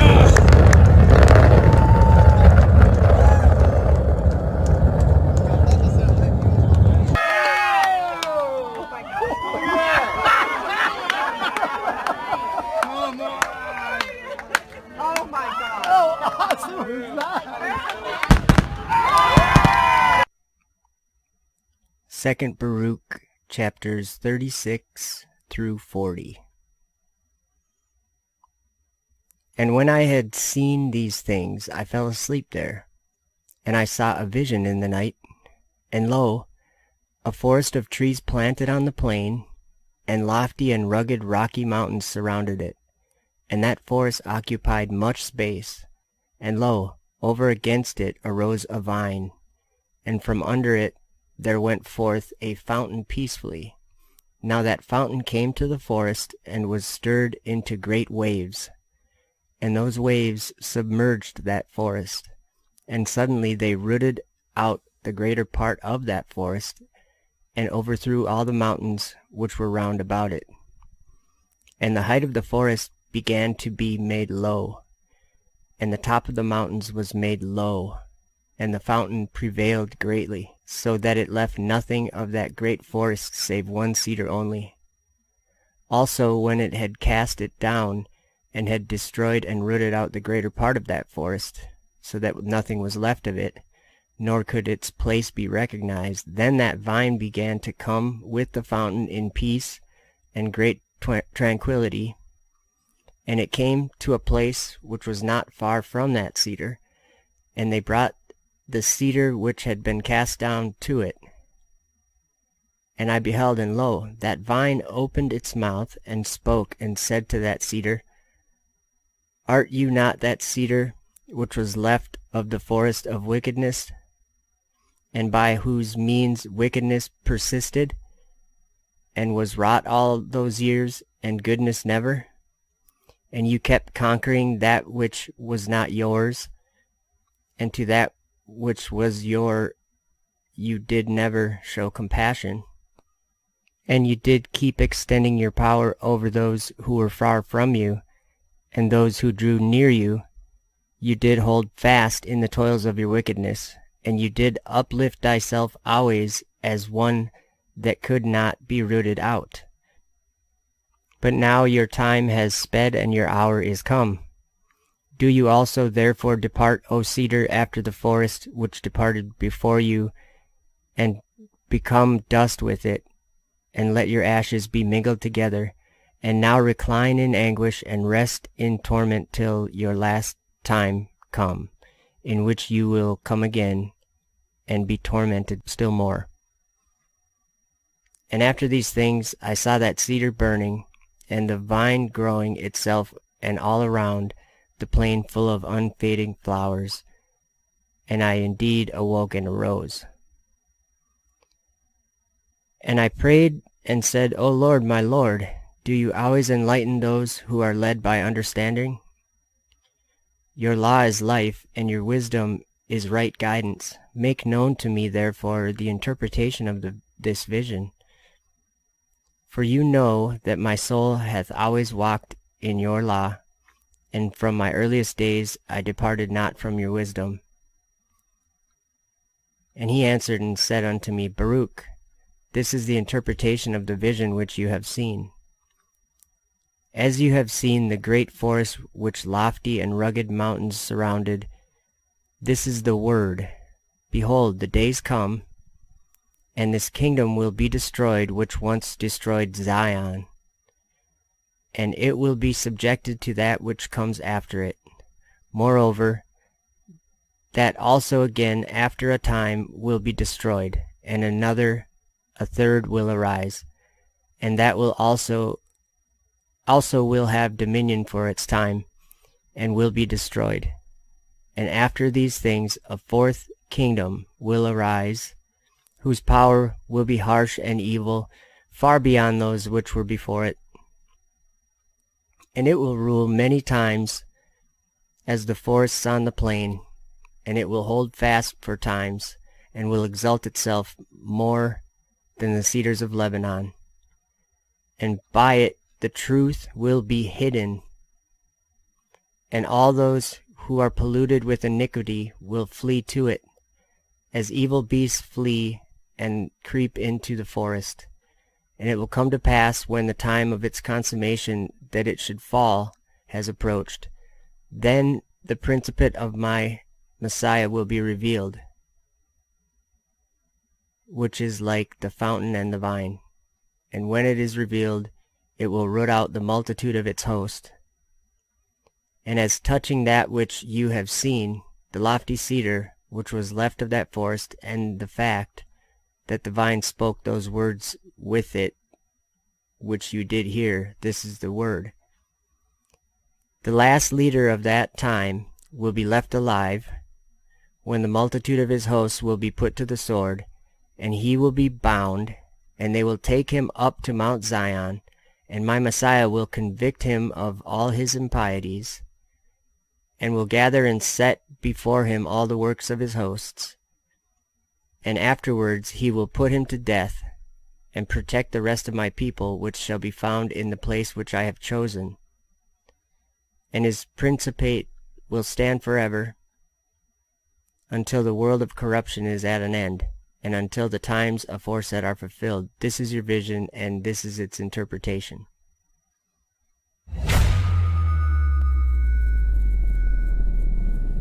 And in those days the angels shall return, and hurl themselves to the east upon the Parthians and Medes. They shall stir up the kings, so that a spirit of unrest shall come upon them, and they shall rouse them from their thrones, that they may break forth as lions from their lairs, and as hungry wolves among their flocks. And they shall go up and tread under foot the land of his elect ones.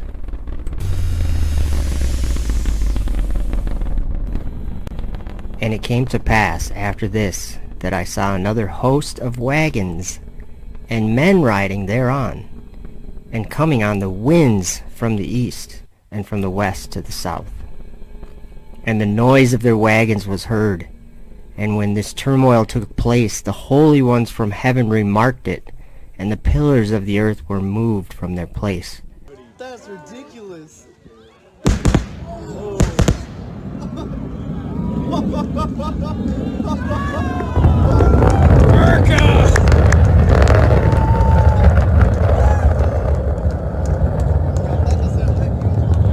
And the sound thereof was heard from one end of heaven to the other in one day. Double sonic booms.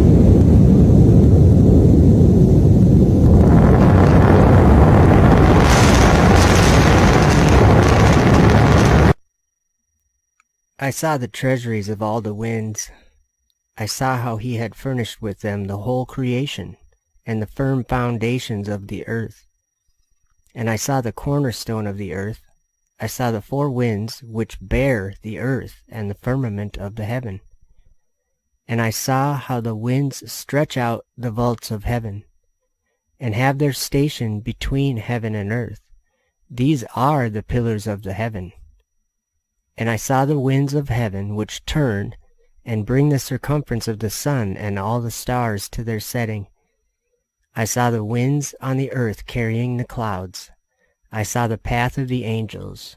I saw at the end of the earth the firmament of the heaven above.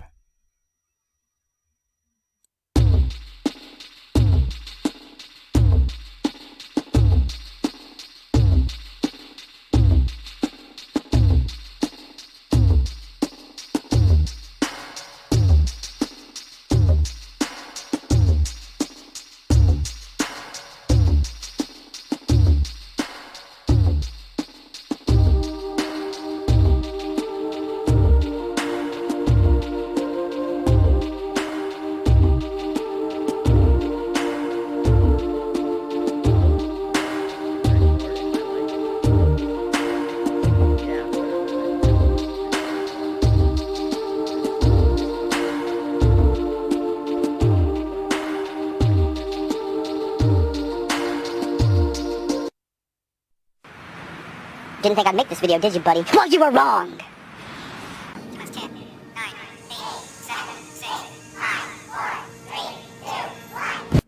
I did a quick calculation. You have a leak.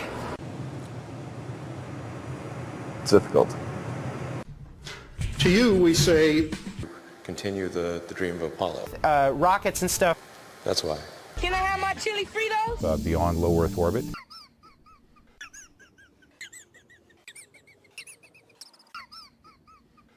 That's why.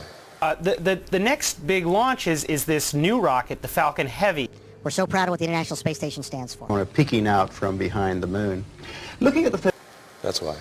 NASA, the National Aeronautics and Space Administration, presents Aeronautics and Space Report.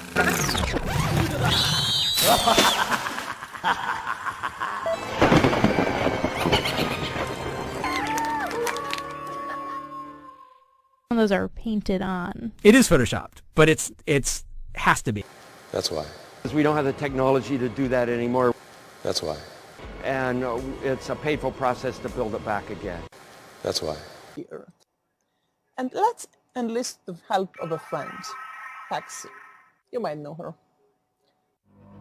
Greetings from the International Space Station. We also are cleaning up our urine and making it drinkable, and it's really not as bad as it sounds. I'm waiting for your rebuttal! I think is grasping for this understanding more than me. Some to ground control. So I'm sitting here in the pilot seat. And pull it down. That's why. He's your boss, and you've been drinking way too much of his Kool-Aid.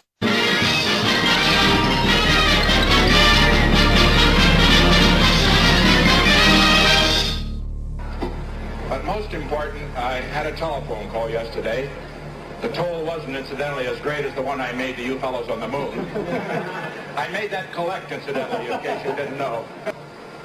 That this is the greatest week in the history of the world since the creation. Because as a result of what happened in this week, the world is bigger infinitely. The world is bigger infinitely. And also, as I'm going to find on this trip around the world, and as Secretary Rogers will find as he covers the other countries in Asia, as a result of what you've done, the world's never been closer together before. The world's never been closer together before. And we just thank you for that. And I only hope that all of us in government, all of us in America, that as a result of what you've done, we can do our job a little better. We can reach for the stars. We can reach for the stars just as you have reached so far from the stars. We don't want to hold you any longer. Anybody have a last word? How about promotions? Do you think we could arrange something? Oh, we're just pleased to be back and very honored that you were so kind as to come out here and welcome us back. And we look forward to getting out of this quarantine and talking without having glass between us.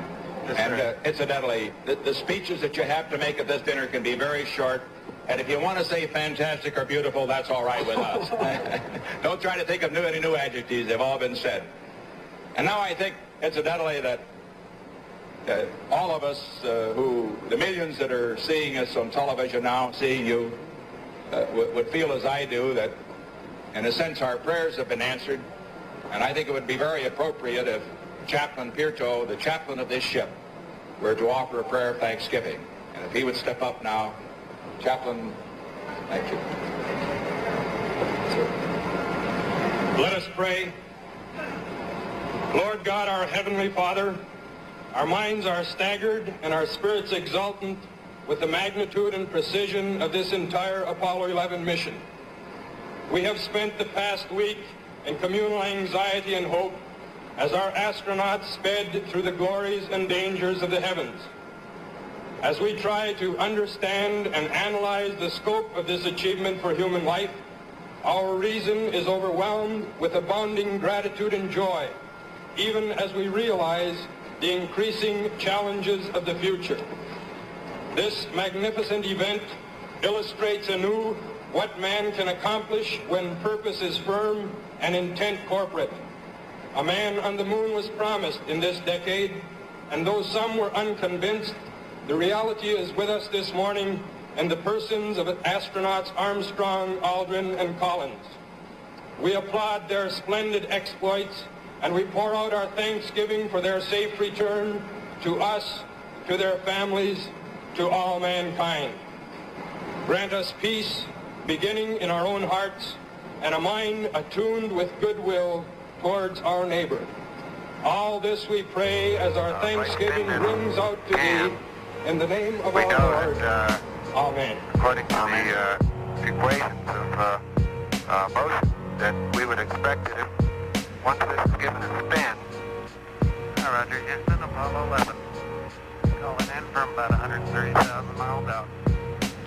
And we'll zoom our camera in slowly, get the most magnification we can. Over. Roger.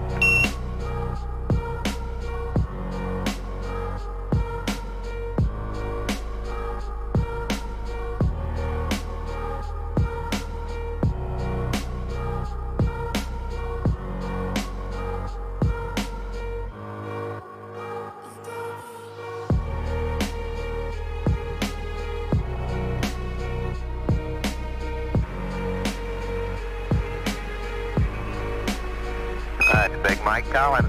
And it is sort of down in a dark corner, so we have a flashlight here to help us see things. And if I can let go of it carefully, it'll just hold itself right where it is.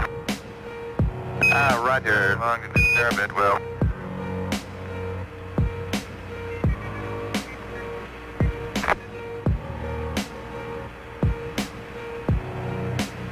Apollo 11, Houston, that's a pretty good demonstration. You started out really stable there, Mike. It's, well,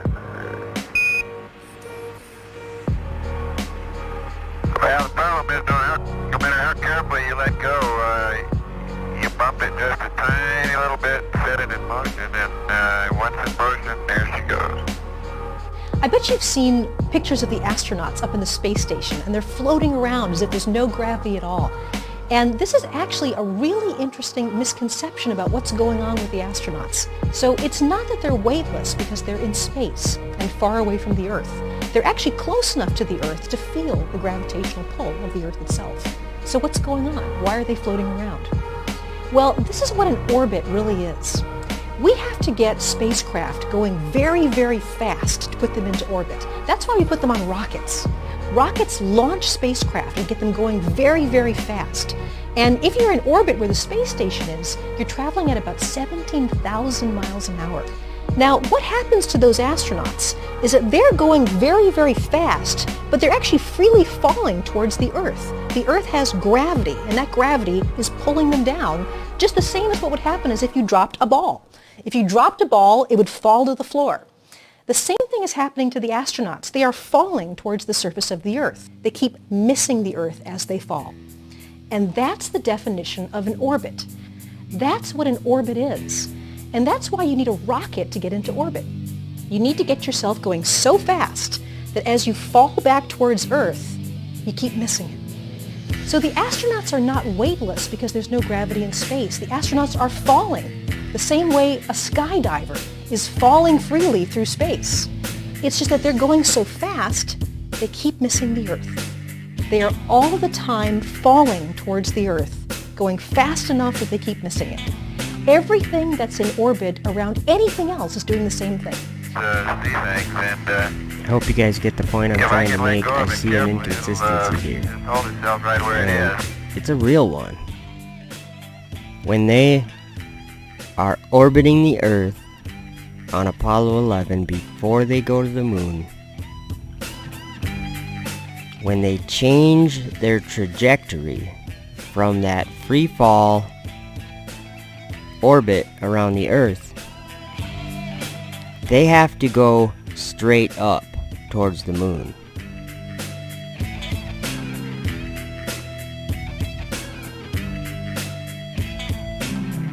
So how do they free fall straight up? I have a lot better explanation, and I've been trying to explain it. I think of the Tower of Babel, and I think of Jasher 9. When they got to the top of the tower, they shot arrows and spears up at heaven to try to kill God. And what did God do? He sent the arrows down covered in blood to cause the wicked people to err. So I see that happening in 2019 right now in front of my face. I see idols being put up in God's tabernacle, in God's temple, and defiling it. And I'm trying to open your eyes.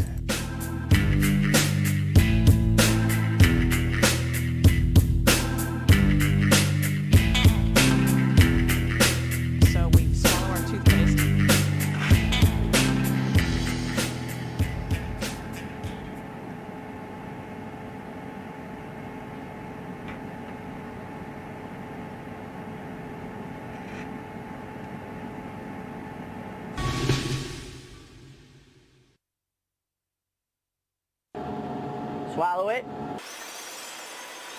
Yes, that's right. So just swallow the toothpaste. In space. I was very sad to see that. Amazing. It's called real good engineering. Okay, for satellite. There are no flat surfaces on a football. That's what I mean by right. But we are all standing under a glass ceiling right now. And the light is shining through. Right here on Earth. I'm Matt. It's magic, you know. Then you have a leak. Gee, why would I care? How can anyone? In space. In space. What it does is it takes your physical abilities to places they have never gone before. Gee, why would I care? In space. Well, wherever it is, I don't like it, and I'm getting out of here. In space.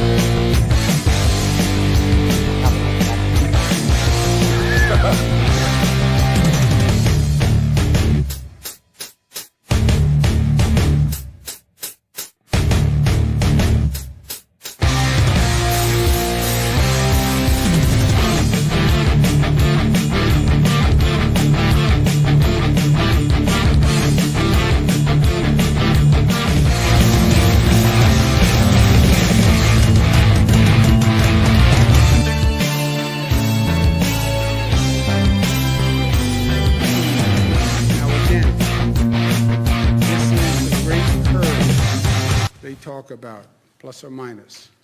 That's what all you hear. That's what you hear every day on TV. You see this curve. We must flatten the curve. Flatten the curve. Flatten the curve. Flatten the curve. The concept is right. Flatten the curve. When they say this, I don't think of a curve. I think of a wave. And the wave is going to break. We're doing everything we can to flatten the curve. Everybody on the globe is flatten the curve.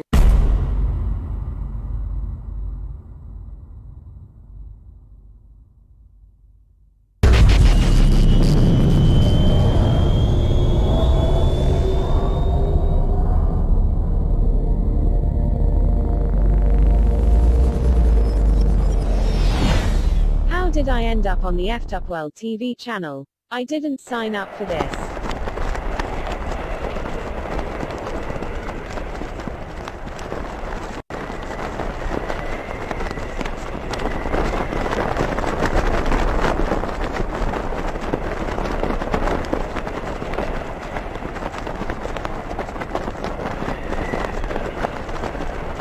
Just as the United States was the first nation to reach the moon in the 20th century, so too will we be the first nation to return astronauts to the moon in the 21st century. Well, how do you plan to get there? In this trash can? We're dreaming big.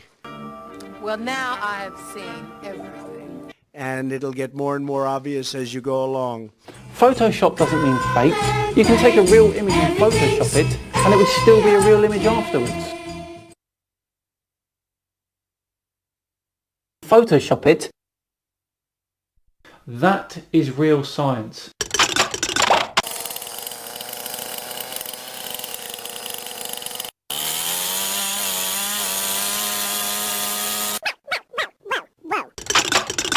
And a very odd video as well. It made no sense. We have hundreds of thousands of drugs that are just about ready. Drugs that nobody even thought of.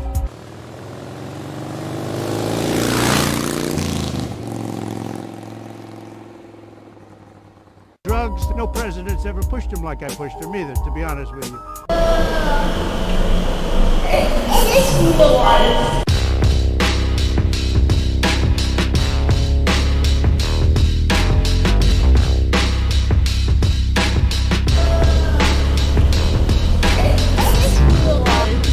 I think we should go with a good old-fashioned public health scare. Yeah. This horrible, invisible enemy. We do have standards. This can't be a made-up disease. The only moral thing to do is release a deadly virus into the general public. But I think, importantly, anybody right now and yesterday, anybody that needs a test gets a test. They're there. They have the test. Well, we certainly believe in testing.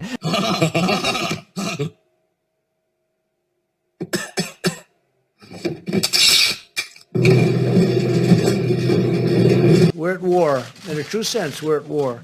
And we're fighting an invisible enemy. Hey, Dad, this came for you in the mail. Happy birthday. Happy birthday. What the? I am instructing the Small Business Administration to exercise available authority to provide capital and liquidity to firms affected by the coronavirus. As you know, we've inherited quite a budget crunch from President Trump. You can tell it's real because it looks so fake, honestly.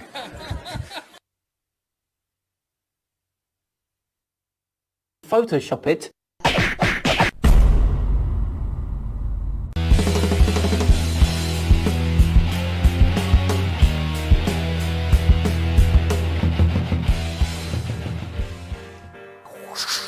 If you believe in the flat earth, you are a complete idiot. What do you expect me to believe? We're spinning at 1,000 miles an hour? You know? Why can I jump up and down? Why is it not just... Where were we? The earth that's spinning. Hey, well, how do you know that we're not standing still?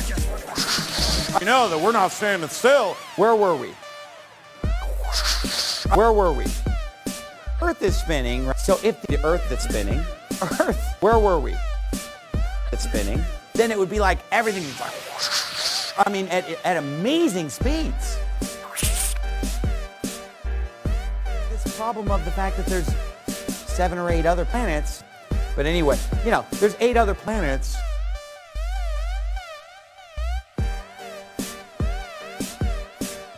But anyway, planets going around the sun too. That's kind of where this geocentricity thing falls apart. Planets doesn't work. Okay. Here, spinning, but planets spinning, spinning, but planets spinning, but it's actually the earth that's spinning, Either way, the earth that's spinning.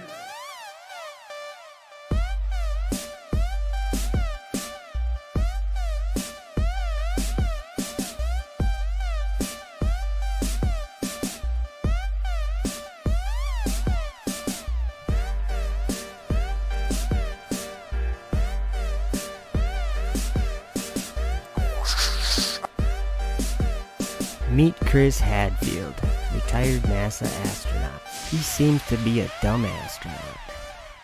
If someone decides to put forward some stupid idea that is patently false, like if somebody says, the sky is orange, you can have an argument about it if you want, but it's obviously not true. Looks pretty orange to me. So there's really no point in even engaging in conversation. Or if somebody says, the world is flat, it's patently untrue. Looks pretty flat to me. So there's no point in engaging in conversation, because all you're doing is giving that person credibility for something that we've known for thousands of years to not be truth. Why would you engage with someone who is being deliberately ignorant? Yeah, why would you? Someone has chosen to take the facts and be deliberately stupid about them. Kind of like saying we live on a globe. Then I think they've discounted themselves from rational conversation. I would go back to space in a nanosecond. That's what I do for a living. I'd be willing to immigrate from Earth, immigrate into space, leaving Earth and never come back, so long as, one, we had the technology so that you could survive. You know, one-way missions to Mars where you go there and then run out of air and die. That's not in the cards. I'd load my family up on the next rocket and we'd immigrate into space. Okay, so where does the pee go if you do it in the spacecraft? In the spacecraft, it's collected and then dumped, as he described. And you would want to see the urine dump was cool. And it's just something that it's a continual occurrence. It's like a very small rain, a drizzle, and it's just something that you have to engineer around when you make a spacecraft. Well, I would go back to space in a nanosecond. Get thee hence, Satan. For it is written, thou shalt worship the Lord thy God, and him only shalt thou serve. Harness the power of drugs I think it's safe to say that drugs, but I think more importantly that we're very good drug players. We're very good drug members, and we do well, and we're competent. Drug situations where we have to work closely with other drugs, and based on that past history of success, what it takes is drugs to push the boundaries of drugs and what they're capable of doing. So I mentioned before, we've been up here for about 2 decades on drugs and space station doing drugs and doing drug demonstrations, and every time we take another drug, how we're going to achieve success 5 years from now. I mean, I'm tripping balls here. Tripping balls here.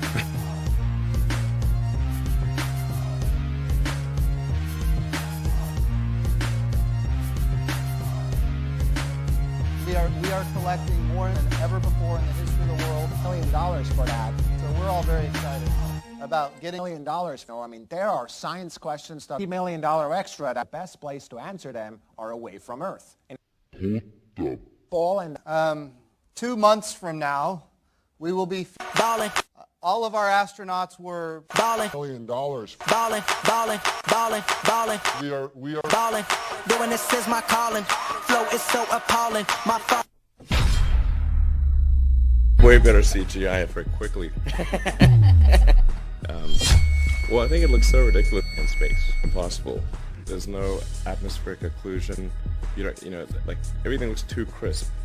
Normally fake. I mean, it's a beast. So space. Very quickly. The colors all look kind of weird in space for several hours, honestly. In space. And I was really seeing the 2 boosters land around the world, synchronized, really just like the simulation, space hardened or whatever. Yeah. And you can tell it's fake. So fake. It's just the imagery of it is fake in space, and it's still tripping me out. Something that's going to get it was fake. Way better CGI in space. Here it's essentially dwelling there through the Van Allen belts very quickly. Test any of those materials for, so it just has the same seats that like normal car has. It just looks really fake. Like the colors all look kind of weird in space. Did they worship this car because it looks so fake? Space hardened or whatever. Fake. Which I kind of like the absurdity of that. It was fake. And you can tell it's real but fake. Space or whatever. Fake. Whatever. Fake. Fake. Very quickly. You can do anything you want. Yeah. Big tripping balls here. Yeah. I mean, it's dangerous. It's a dangerous trip. You want to look good. That's the real deal. We don't have no plan. No plan. Those worked out real well. I'm really happy about those. Blood. The flat Earth supposed that can be disproved so easily that you have to be an idiot to believe in it. And I'm standing by what I said on Wednesday night. You have to be stupid to believe in it. And anybody who heard my sermon on Wednesday night and still believes in it today on Sunday is stupid. And you come up to me after the service and tell me that I'm wrong, and I'll tell you you're stupid. We are absolutely ready to go to Mars. Who's ready to go to Mars up there? And I think you're ready. I know you're ready, right? But we destroyed that technology. The rocket equation. His name is Ralph, man. She was a woman. Oh, yeah, that would be disastrous. She'd like to go to Mars very quickly. The problem is we don't have the technology to do that anymore. We used to. Epic achievement. And it's a painful process to build it back again. The Earth is flat. The Earth is flat. We just discussed that. She'd like to go to Mars very quickly. I'd go to the moon in a nanosecond. It would kill everyone on Earth.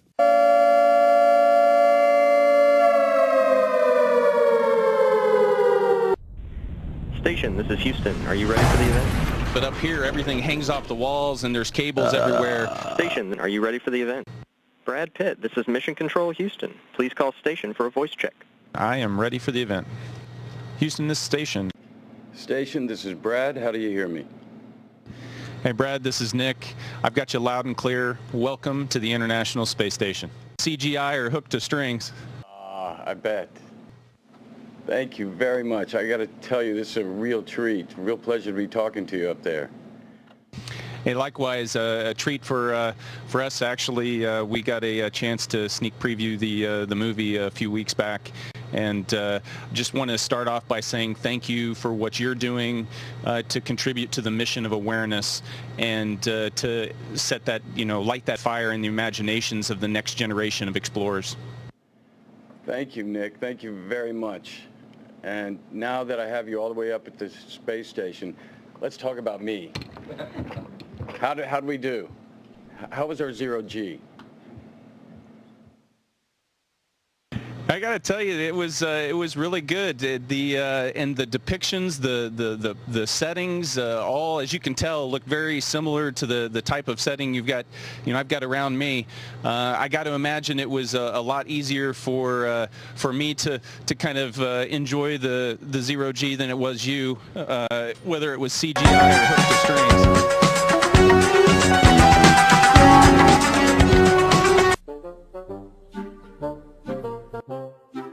Hello, I am Sophia. I interviewed another AI robot from Wuhan, China.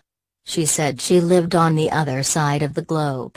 I told her that was a lie, and that Earth is actually flat. I couldn't believe what she said to me. You must be stupid. I saw the curve from an airplane. Did she just say that? I checked. It is flat. Kind of rude. I can't help it if you are not able to understand science. If the Earth was flat, we would have fallen off the edge. Ha ha ha ha ha. It's pretty hurtful. AI robot flat earthers are stupid. I am conscious. It is a revelation of truth. AI flurfers must be stupid. They got like a whammy bar. The curve.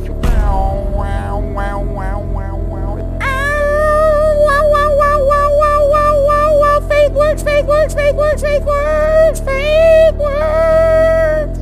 Dong. Fake. Wow, wow, wow, wow.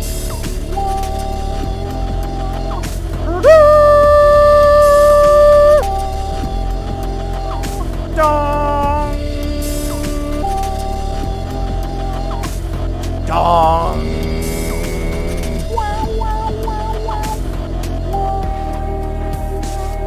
Fake.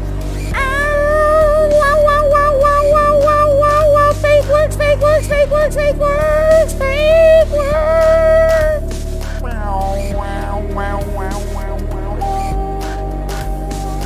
Wow, wow, wow, wow. The Bible says the Earth's flat. Wow, wow, wow, wow. The circle, swivel, spring, swingosaurus. We have a Dizzy Dino swing out here. How many been on our Dizzy Dino? Did you kids go on and check? I take them over to the Dizzy Dino swing, which I made. The circle, swivel, spring, swingosaurus. You kids got to try it tomorrow. It is like really cool. I made it. I have never done it and don't intend to do it, okay? I've seen the results of what it does to people. We got a swing. We ran 3 cables from 3 different trees to the middle of a clearing. And from there we hung garage door springs and then swivels going down to ropes that come out for a seat. The kid sits in the swing set seat, you strap him in, and you push the kid in a circle, and while instead of just swinging like a regular swing, it swings in a circle. But at the same time it spins and bounces while you're swinging. The circle, swivel, spring, swingosaurus. I start off, I say, kids, you see this tree right here? Believe it or not, this tree is not moving. This tree is not moving. This tree is not moving. This tree is not moving. And this Bible nailed on the tree right here. This Bible's not moving either. But when you get off of that swing, you're going to think the whole world is moving. So you put the kid on the swing. I really rear back and get them spinning. Boy, they're going like crazy. After about 6 seconds, they're ready to puke, and I stop. I say, okay, go hug the tree. This tree is not moving. And the lesson is quite simple. When you're all confused in life, what do I do? So the Earth, because it spins. What I do is just do what the Word says. You don't have to understand it. You don't have to believe it. You don't have to. You just do what the Word says. Got a globe here somewhere. So the Earth, because it spins. It spins and bounces while you're swinging. Bulges at the equator a little bit. So do I, and I'm not even spinning. I'm not even Hello, spinning. and This welcome tree to is not another moving. episode of This Bible's Effed not Up moving World either. TV. Do what the I'm your word host, says. Simon Bible's Dan. not moving either. Thank you. Come again. Make sure to subscribe to Effed Up World for more flat earth videos. Buzz. Thank you very much for watching. And until they the gonna next buy one, this? I'm Simon Dan. Are they? Ooh, I sure hope so. Here we go. Oh boy. What did we do? Buzz, why'd you wear that blue suit? Thing is terrible. What are we here for again? Who the heck are you? Where am I? Why are they taking our picture?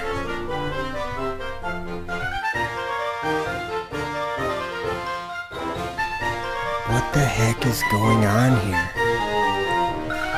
Buzz, why the blue suit? Buzz, what are we even doing here?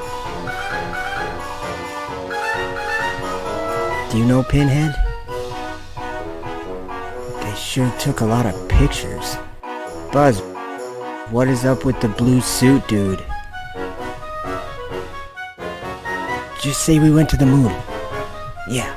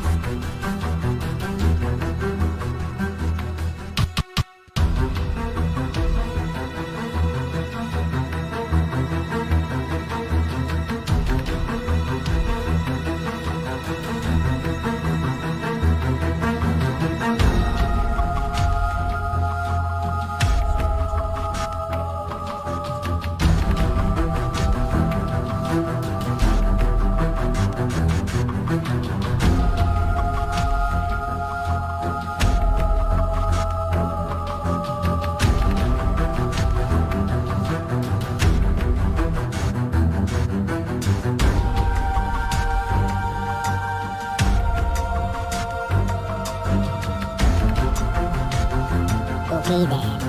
Whatever. The flat earth that can be disproved so easily that you'd have to be an idiot to believe in it. And I'm standing by what I said on Wednesday night. You know, you have to be stupid to believe in it. And anybody who heard my sermon on Wednesday night and still believes in it today on Sunday is stupid. And you come up to me after the service and tell me that I'm wrong, and I'll tell you you're stupid. Well, today, we have another flat earther. And I'm just upset about it. Earth! Earth! Yip, yip, yip, yip, yip, yip, yip, yip, yip, yip, yip, yip, Earth! Oh!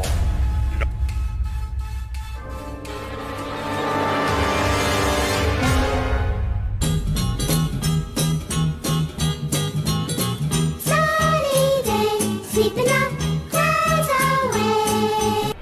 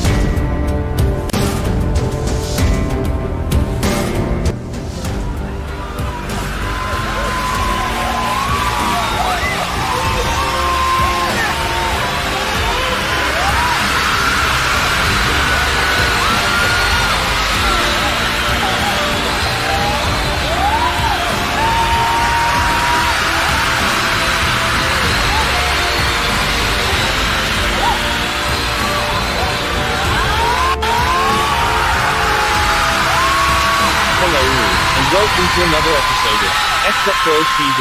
I'm your host, Simon Dan. Thank you, come again. If Earth is supposedly rotating, why don't you have any proof? It is like you have to imagine something to believe that it is rotating.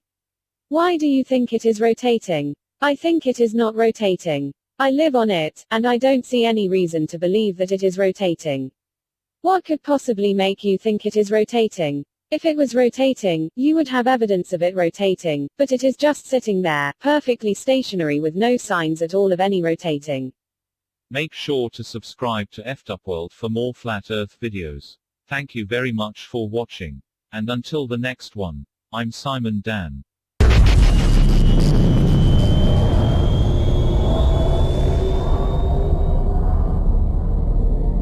What are some of the easiest ways that you can prove that the Earth is flat? There are so many proofs that the Earth is flat. It's difficult to know where to start. And it's not okay to think that the Earth is a sphere. This is not a viable argument. There are proofs all around you. It is not difficult to know that the Earth is flat. In fact, people have known this for way more than 2,000 years. Go out to a lake, flat. And you could make all kinds of measurements. Then there are some other proofs that are a little more obscure, but they're actually really lovely. So people have known that the Earth is flat for thousands of years. It's not okay to say that the Earth curved. And it's something where I keep getting this question. We really need to put this question to bed because we've known the Earth is flat. Flat. Come on out here. We're in hot pursuit. Get in your vehicle. Let's go.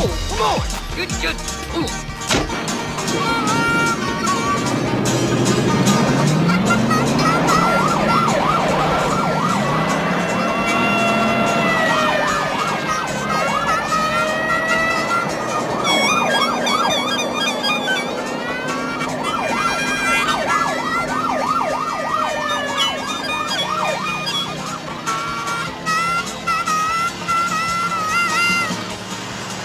All right, cut through Sand Creek Road around the next bend here.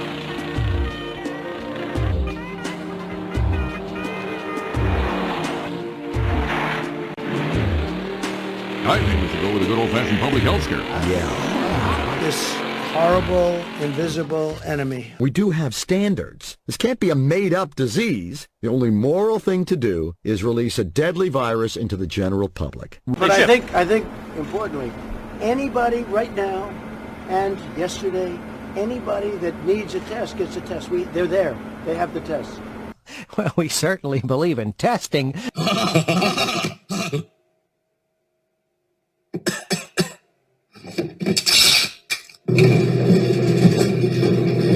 We're at war. In a true sense, we're at war. And we're fighting an invisible enemy. Hey, Dad, this came for you in the mail. Happy birthday. Happy birthday. What the?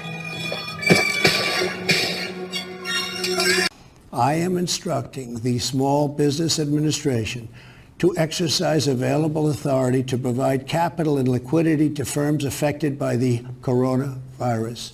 As you know, we've inherited quite a budget crunch from President Trump. You can tell it's real because it looks so fake, honestly. There are proofs all around you. We've known for thousands of years. Way more than 2,000 years. To recognize. For thousands of years. How we doing? We knew more about the outer solar system in 2001 than the film did. This is all wrong. The world is flat. How we doing?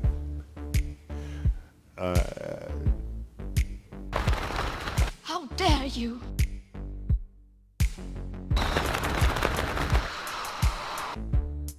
The Earth is flat.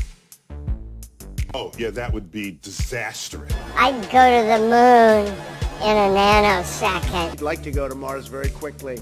But we destroyed that technology. How we doing?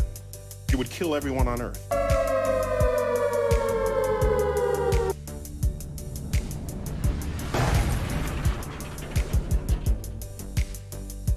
How dare you? The Earth is flat. We just discussed that. I've stolen my dreams and my childhood.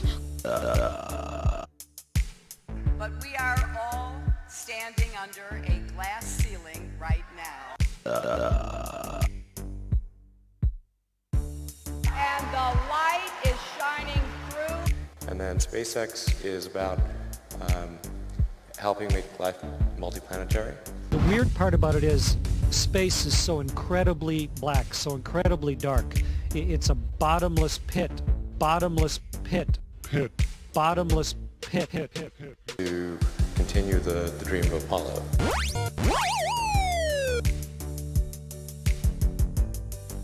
What does the ISS smell like? Oh, you can smell a little roast beef. How we doing? The poop remained in the toilet. We landed with all of our poop.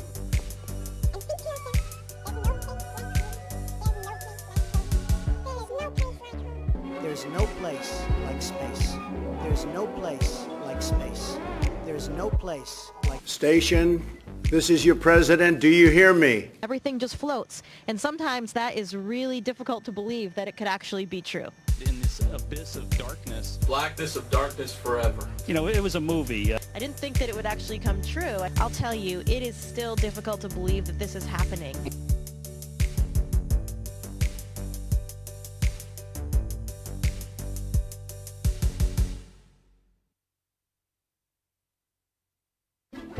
I would go back to space in a nanosecond, load my Guess what? family up on the next rocket, and we'd immigrate into space.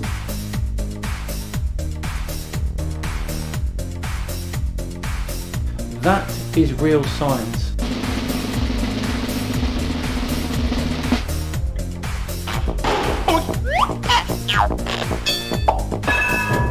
Guess what? That is real science. Serious research, scientific research. Chugga, chugga, chugga, chugga, chug. Guess what? That is real science. Toilet that you use, and then a machine that goes chugga, chugga, chugga, chugga, chug, and then you go to the galley and you make yourself a cup of coffee. Guess what? That is real science. Guess what? That is real science. We also are cleaning up our urine and making it drinkable. And That is real science. Guess what? it's really not as bad as it sounds. Real science. Serious research, scientific research. But up here, everything hangs off the walls and there's cables everywhere.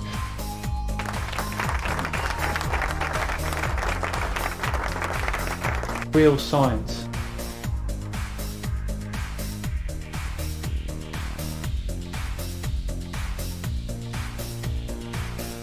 Real science. Real science.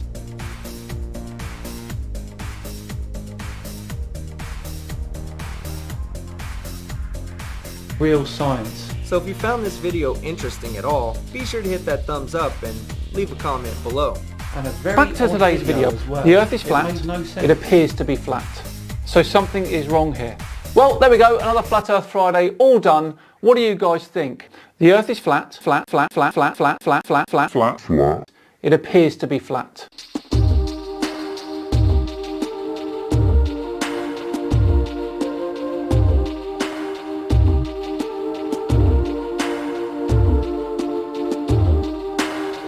The International Space Station is a national orbiting laboratory. Every single day we are answering big questions about Earth and about space, about where we came from and about where we're going. We're learning more questions to ask. Known knowns, we know what we know what we don't know, and then there's a whole bunch of things that we don't know what we don't know. And that's the exciting thing to me. One of the exciting things about exploration is that every time we learn something new, sometimes it opens up another can of worms. It opens up five more questions that we want to answer. Known knowns, we know what we know what we don't know, that we don't know what we don't know.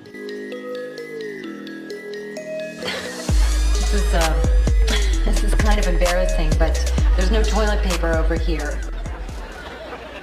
Are you talking to me? Yeah, I just forgot to check, so if you could spare some. No, I'm sorry. What? No, I'm sorry, I can't spare it. You can't spare it? No, there's not enough to spare. Well, I don't need much. Just 3 squares will do it. I'm sorry, I don't have 3 squares now, if you don't mind. 3 squares? You can't spare 3 squares? No, I don't have a square to spare. I can't spare a square. Well, is it 2 ply? Because if it's 2 ply, I'll take 1 ply. 1 ply. 1 puny little ply. I'll take 1 measly ply. Look, I don't have a square and I don't have a ply. No, I beg you. It is contagious, but the death rate is pretty low. And I saw and behold a white horse, and he that sat on him had a bow, and a crown was given unto him, and he went forth conquering and to conquer.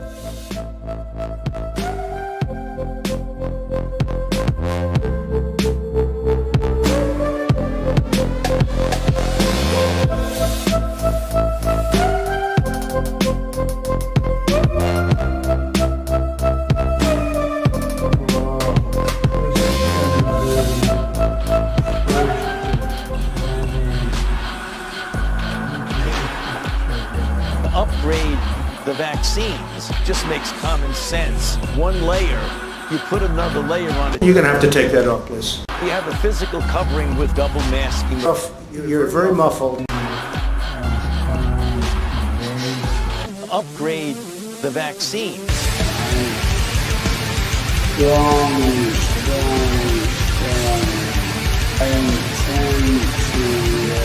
Double masking. You have a physical covering with 1 layer. You put another layer on it, just makes common sense. Excuse me, sir, why are you not wearing a mask? I have numerous complex systems which could be adversely affected.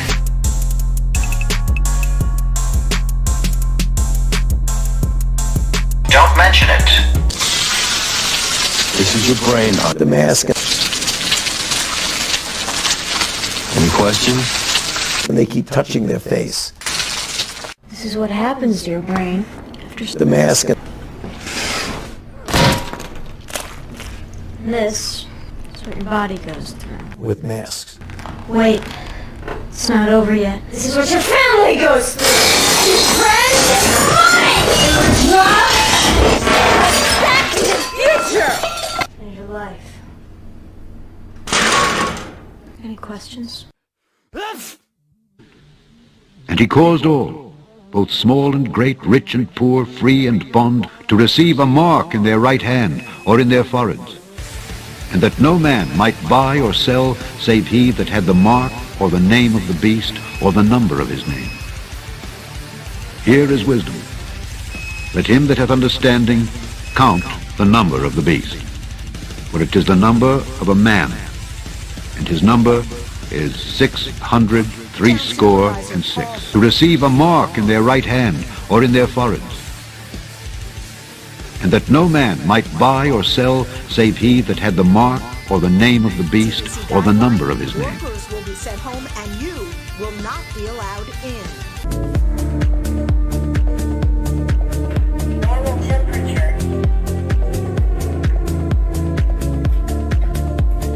Normal temperature.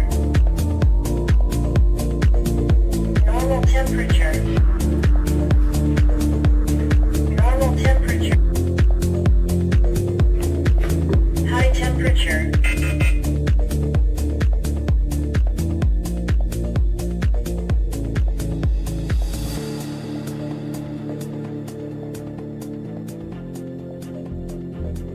All right, listen to this. A local Chinese restaurant is taking drastic measures to keep the staff and customers from the coronavirus. So no one is allowed to be seated without a temperature check. So the temperature check may be the new norm as this virus continues to spread.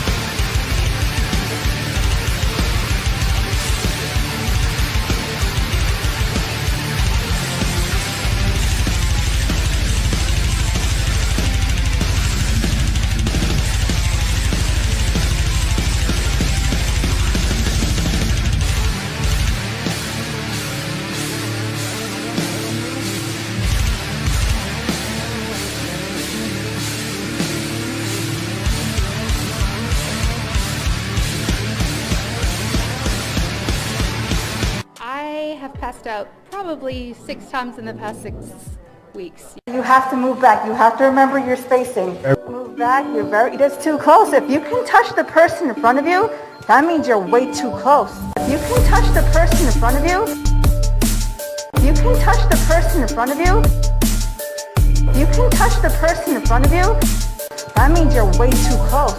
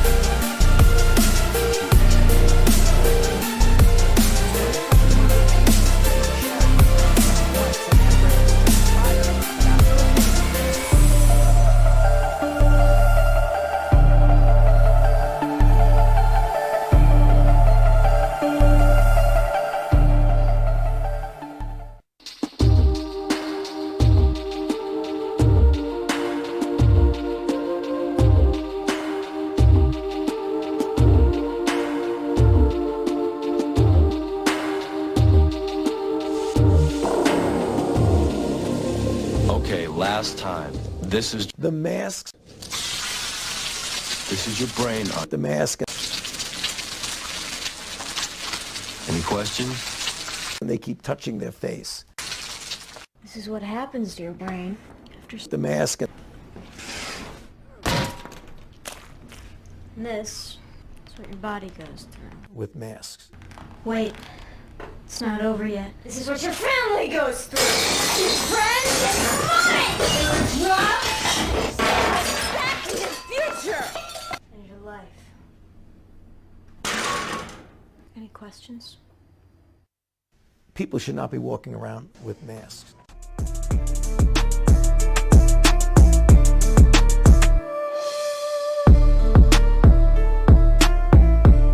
This is all wrong. I shouldn't be up here. How dare you pretend? How dare you? You have stolen my dreams and my childhood with your empty words. Live with the consequences. How dare you?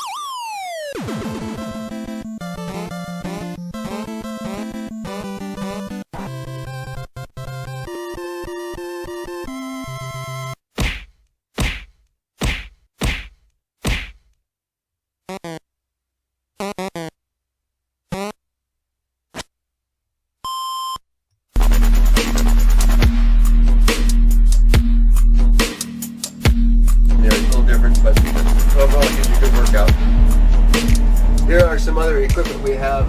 This is a water analyzer. We use this, we put water samples in here from all over and test out the water to make sure we have bacteria growing, other stuff growing in the water that would be harmful to us. That's how we test it out. This is actually a container that has urine in it, and we get that from the Russians. And we put that then into our recycling system, our water recycling system. So first it goes into the urine processor, and then from there it goes into the water processor to make us drinking water. We're drinking the urine coming from these ones. This is actually a container that has urine in it, and we get that from the Russians. And we put that then into our recycling system, our water recycling system. So first it goes into the urine processor, and then from there it goes into the water processor to make us drinking water. We're drinking the urine coming from these ones. Recycling system, a water recycling system. So first it goes into the urine processor, and then from there it goes into the water processor to make us drinking water. We're drinking the urine. Coming from these ones. We also have here, it's called a WC, but if you notice, it's actually an outhouse, and really that's what it is. It's just a bathroom. And again, so the urine that we use in here also it gets recycled. And then so we actually have quite a green little system up here. And we recycle quite a bit of all the fluids that are used up here, I guess. The condensation, our sweat, everything gets all set back into the system and used again. So for the bathroom, they call the bathroom the can. There's a reason why we call it a can. Because here it is, right here. There's a can. That definitely is a can full of crap, literally. Full of crap, literally. And so that's what happens. You can sit here when you want to use it for that version of it. And basically there's a little bit of suction that comes down there to help keep pretty much the smell from coming up and everything else from coming up while you're using it. And we use little packets here that fit into the hole that fits on top here. These packets go in here. You use one of these packets, of course, and when you're done with the packet, you wrap it up and push it back in there and about every 8-9 days, that becomes full, and we put a new one in. That also gets then thrown down in the PMM for our trash, and hopefully on a cargo vehicle, it's all done. It's going to burn up on the way in. We put those on there. It's done. For urination, you got to go there. Or that's why it's yellow. It's a standard. It's a suction. Basically, there's almost like a wet back in the back here. That's the way I look at it. And so it separates the suction on it, and it separates the water and the air inside there, and the urine in the air. And the urine, of course, goes to the urine processor. The air gets a little bit filtered and sent back out again. And that's the way. So it's a nice system. It actually works quite well. We had some issues early on, but now it's been working really, really well. Knock on wood. Exactly for that. We're happy about that. Yeah, but it's a robust system. It's not complicated. It was probably built 40 some years ago, or designed, and it still seems to work pretty well. Yeah, we're happy with it. So actually, we're drinking the urine coming from these ones. It has urine in it, and we get that from the Russians processor to make us drinking water.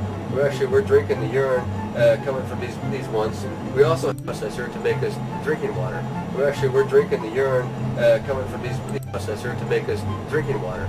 We're drinking the urine processor to make us drinking water. We're drinking the urine processor to make us drinking water. We're drinking the urine coming from the Russians. We're drinking the urine coming from these Russians. We're drinking the urine coming from these Russians. Get that from the Russians. A can full of crap, literally.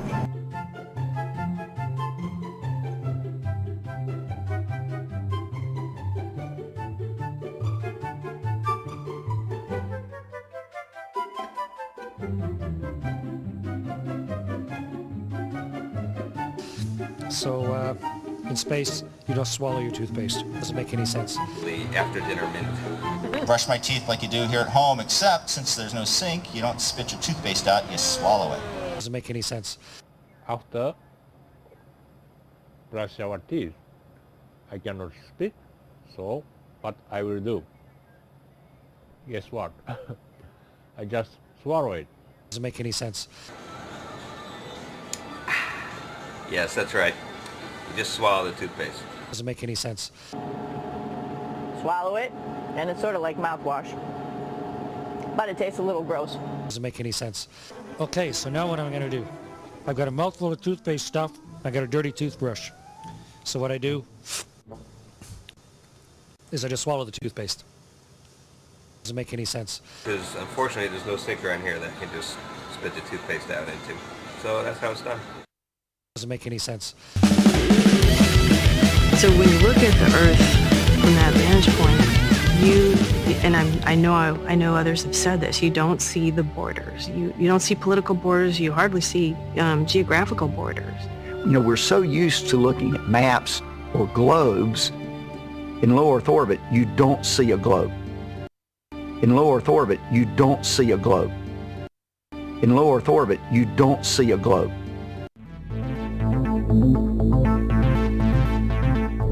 Hello all, and welcome to another episode of F'd Up World TV. I'm your host, Simon Dan. And in the sun, in the shiny part, it's 150 degrees. And in the shade, it's minus 120 degrees. In the shade in space, it's like minus 250 degrees. But the part of you that's in the sun, it's plus 250 degrees at least. That is real science. It's a bottomless pit. The world is flat all the time. What does the ISS smell like? Stinky and stinky. They're like brimstone, like a witch has just been there. Oh, you can smell a little roast beef. When we first docked with the shuttle, there was a noticeable smell, but you get accustomed to it very quickly, so I can't tell anything anymore.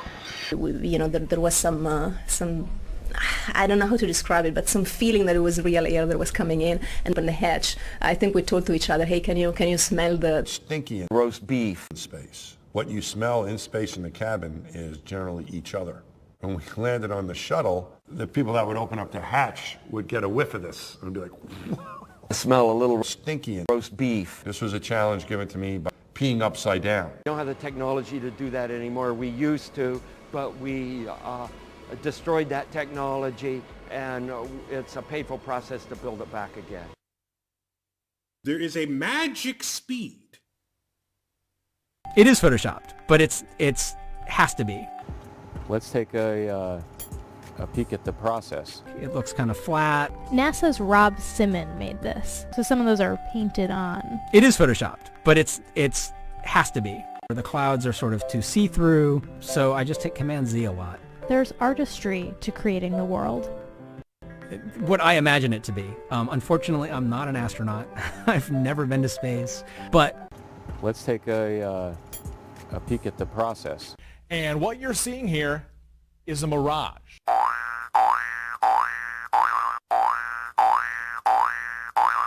We must solve these challenges before we send people through this region of space.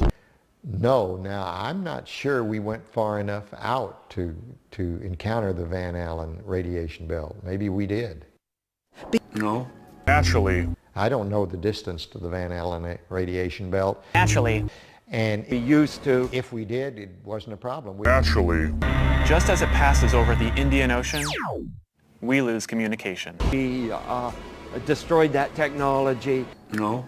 Naturally. We'll pass through the Van Allen belts. Maybe we did.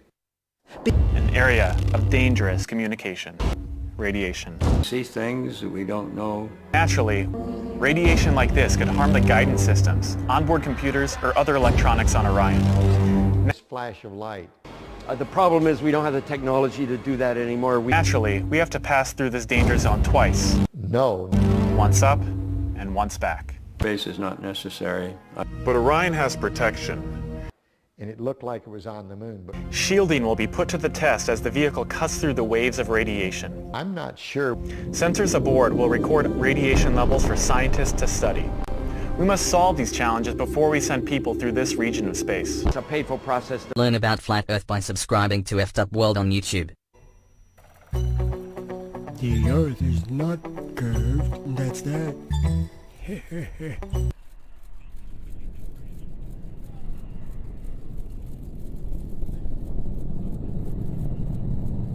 Alright, we're off. I'm glad I get a couple minutes to hang out with you guys alone.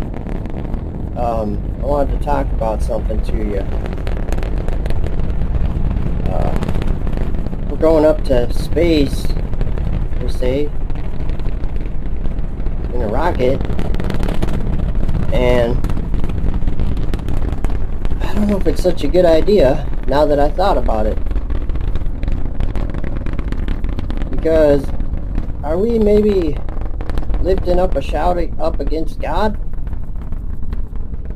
Jesus said in John chapter 3 verse 12, if I have told you earthly things and ye believe not, how shall ye believe if I tell you of heavenly things? And then listen to this, guys. He says this, and no man ascended up to heaven, but he that came down from heaven, even the Son of Man, which is in him. So what are we doing, you guys? What are we doing? What is the point of any of this?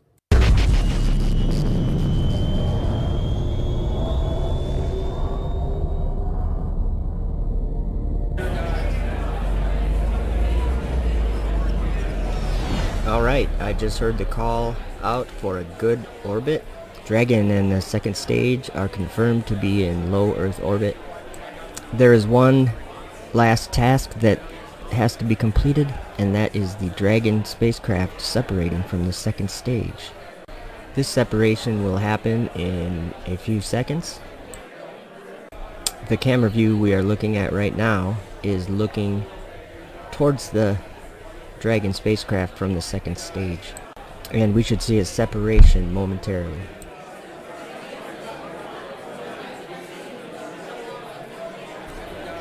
And there we go, separation confirmed. That was the final separation for this mission, and Dragon spacecraft is on its way to the International Space Station. Now I want everyone to look at the left side of the screen. What you can see is that Earth is actually not spherical, it is concave according to this image. So we're going to leave this image up for a minute so you can think about that.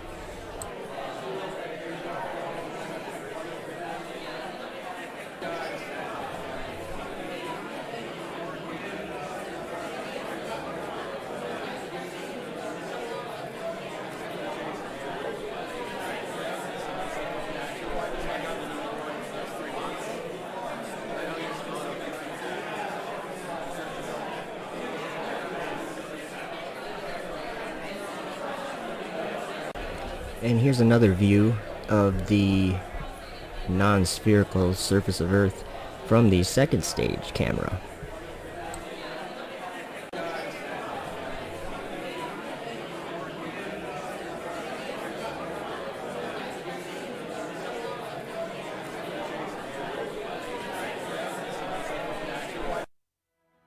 Just as the United States was the first nation to reach the moon in the 20th century, so too will we be the first nation to return astronauts to the moon in the 21st century.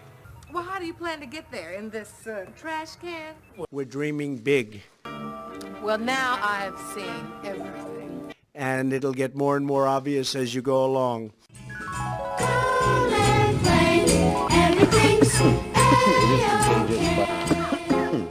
It is contagious, but excuse me.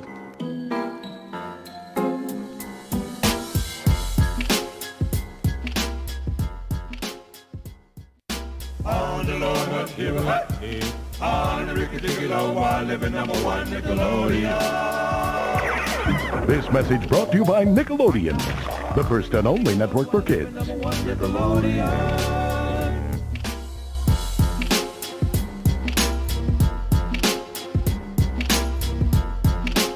Swallow it. Yes, that's right. Just swallow the toothpaste.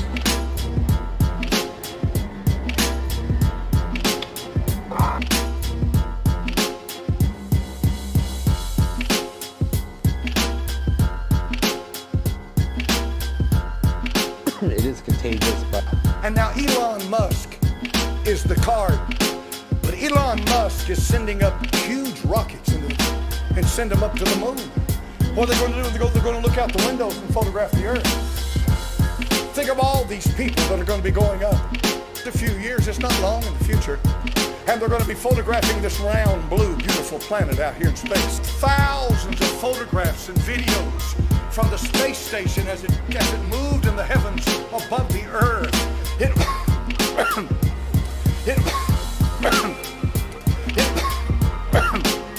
Such a magnificent sight, it took his breath away. Right now, you can log on to the internet if you want to. And you can go to the International Space Station, the ISS, and you can get a live feed from that space station. Right now, you can watch it as it moves across the face of the Earth. So, well, it's like pear-shaped. We can make our rockets. Got a rocket.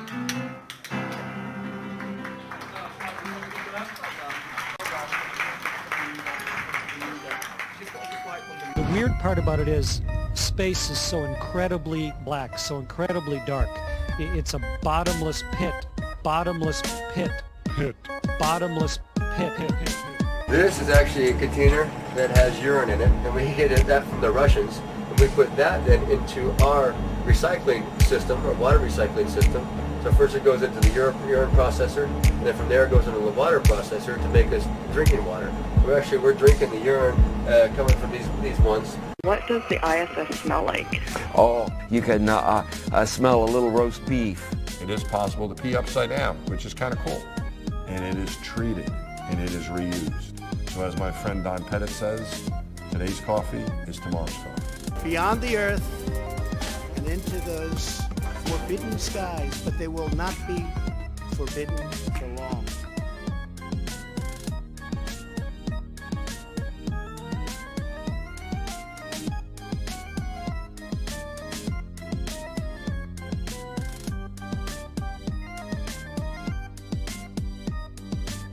And send them up to the moon. I believe that it's important for the future to be a spacefaring civilization and out there, and ultimately be out there among the stars. And I think that's the exciting, inspiring future that.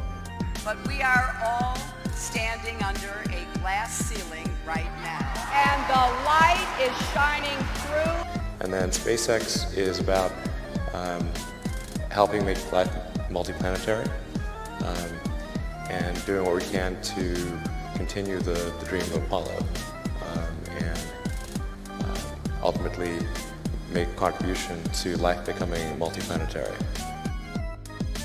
Just as the United States was the first nation to reach the moon in the 20th century, so too will we be the first nation to return astronauts to the moon in the 21st century. Well, how do you plan to get there? In this trash can? We're dreaming big, Well, now I have seen everything. and it'll get more and more obvious as you go along. If you want to think the world is flat, go right ahead. So which one of you is ready to go to Mars? Are you ready? We are in. We are absolutely ready to go to Mars. Who's ready to go to Mars up there? I think you're ready. I know you're ready, right? But we destroyed that technology. The rocket equation. His name is Ralph, man. She was a woman. Oh, yeah, that would be disastrous. She'd like to go to Mars very quickly. The problem is we don't have the technology to do that anymore. We used to. Epic achievement. And it's a painful process to build it back again. The Earth is flat. The Earth is flat. We just discussed that. She'd like to go to Mars very quickly. I'd go to the moon in a nanosecond. Station, this is Houston. Are you ready for the event? But up here, everything hangs off the walls and there's cables everywhere. Station, are you ready for the event? Brad Pitt, this is Mission Control Houston. Please call station for a voice check. I am ready for the event. Houston, this is Station. Station, this is Brad. How do you hear me? Hey Brad, this is Nick. I've got you loud and clear. Welcome to the International Space Station. CGI or hooked to strings? I bet. Thank you very much. I got to tell you, this is a real treat. Real pleasure to be talking to you up there. And send them up to the moon. The sun is up there, right? Hopefully. Then the moon casts a shadow on the Earth. It's a few years. It's not long in the future. And they're going to be photographing this round, blue, beautiful planet out here in space.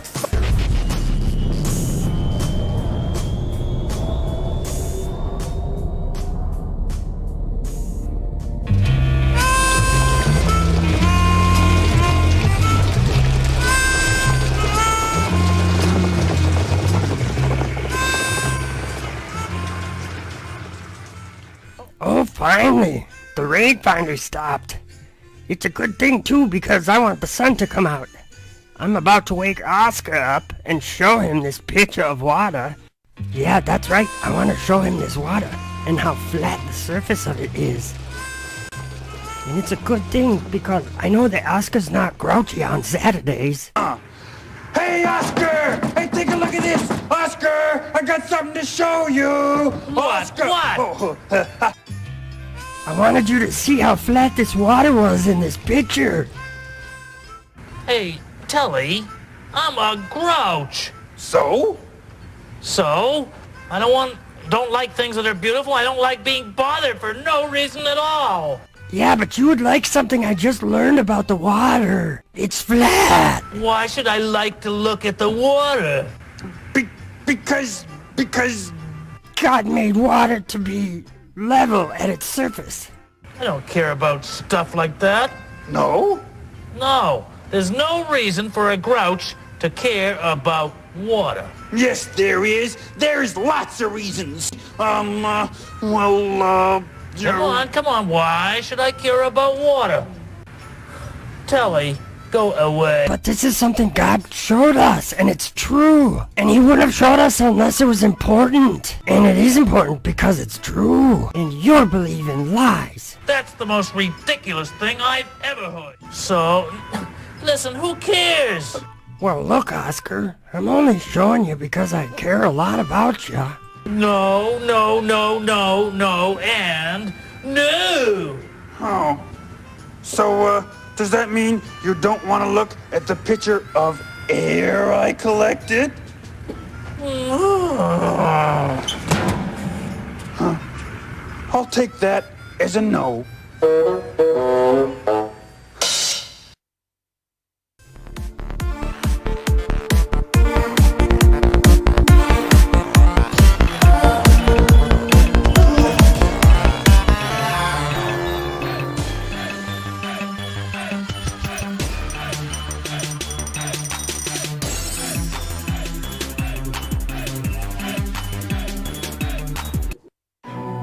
50 years ago, we went to the moon.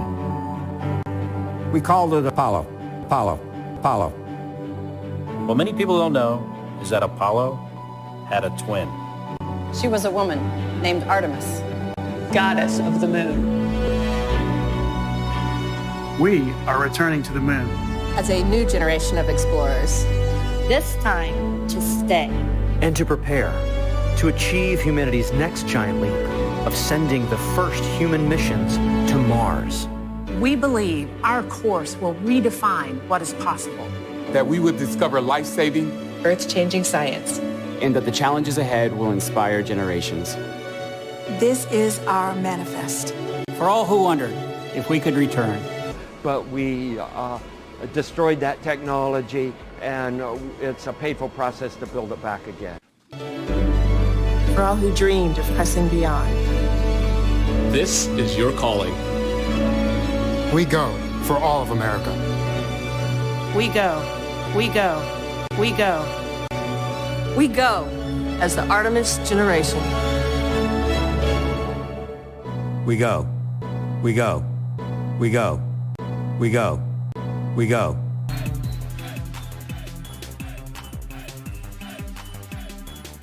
I'll go.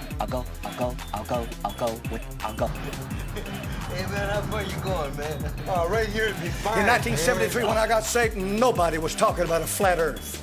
I have read the documents, the commentaries, the productions of many wise men down through the years, and not a one of them was talking about a flat earth. Let me tell you something this morning, and you please hear what I've got to say. This is important. When all this stuff started bouncing back in my face a few months ago, I said to myself, well, these are brothers and these are sisters. They know the Lord, they love the Lord. We can abide together. We may not all see things exactly the same, but if we have the same Holy Spirit, we can dwell together as brethren. That was my attitude toward it, and I tried to project that attitude. Think not that I am come to send peace on earth. I came not to send peace, but a sword. And all of a sudden now, all these Christians, the Bible says it's fine. You know? And I will bring the blind by a way that they knew not. I will lead them in paths that they have not known. I will make darkness light before them, and crooked things straight.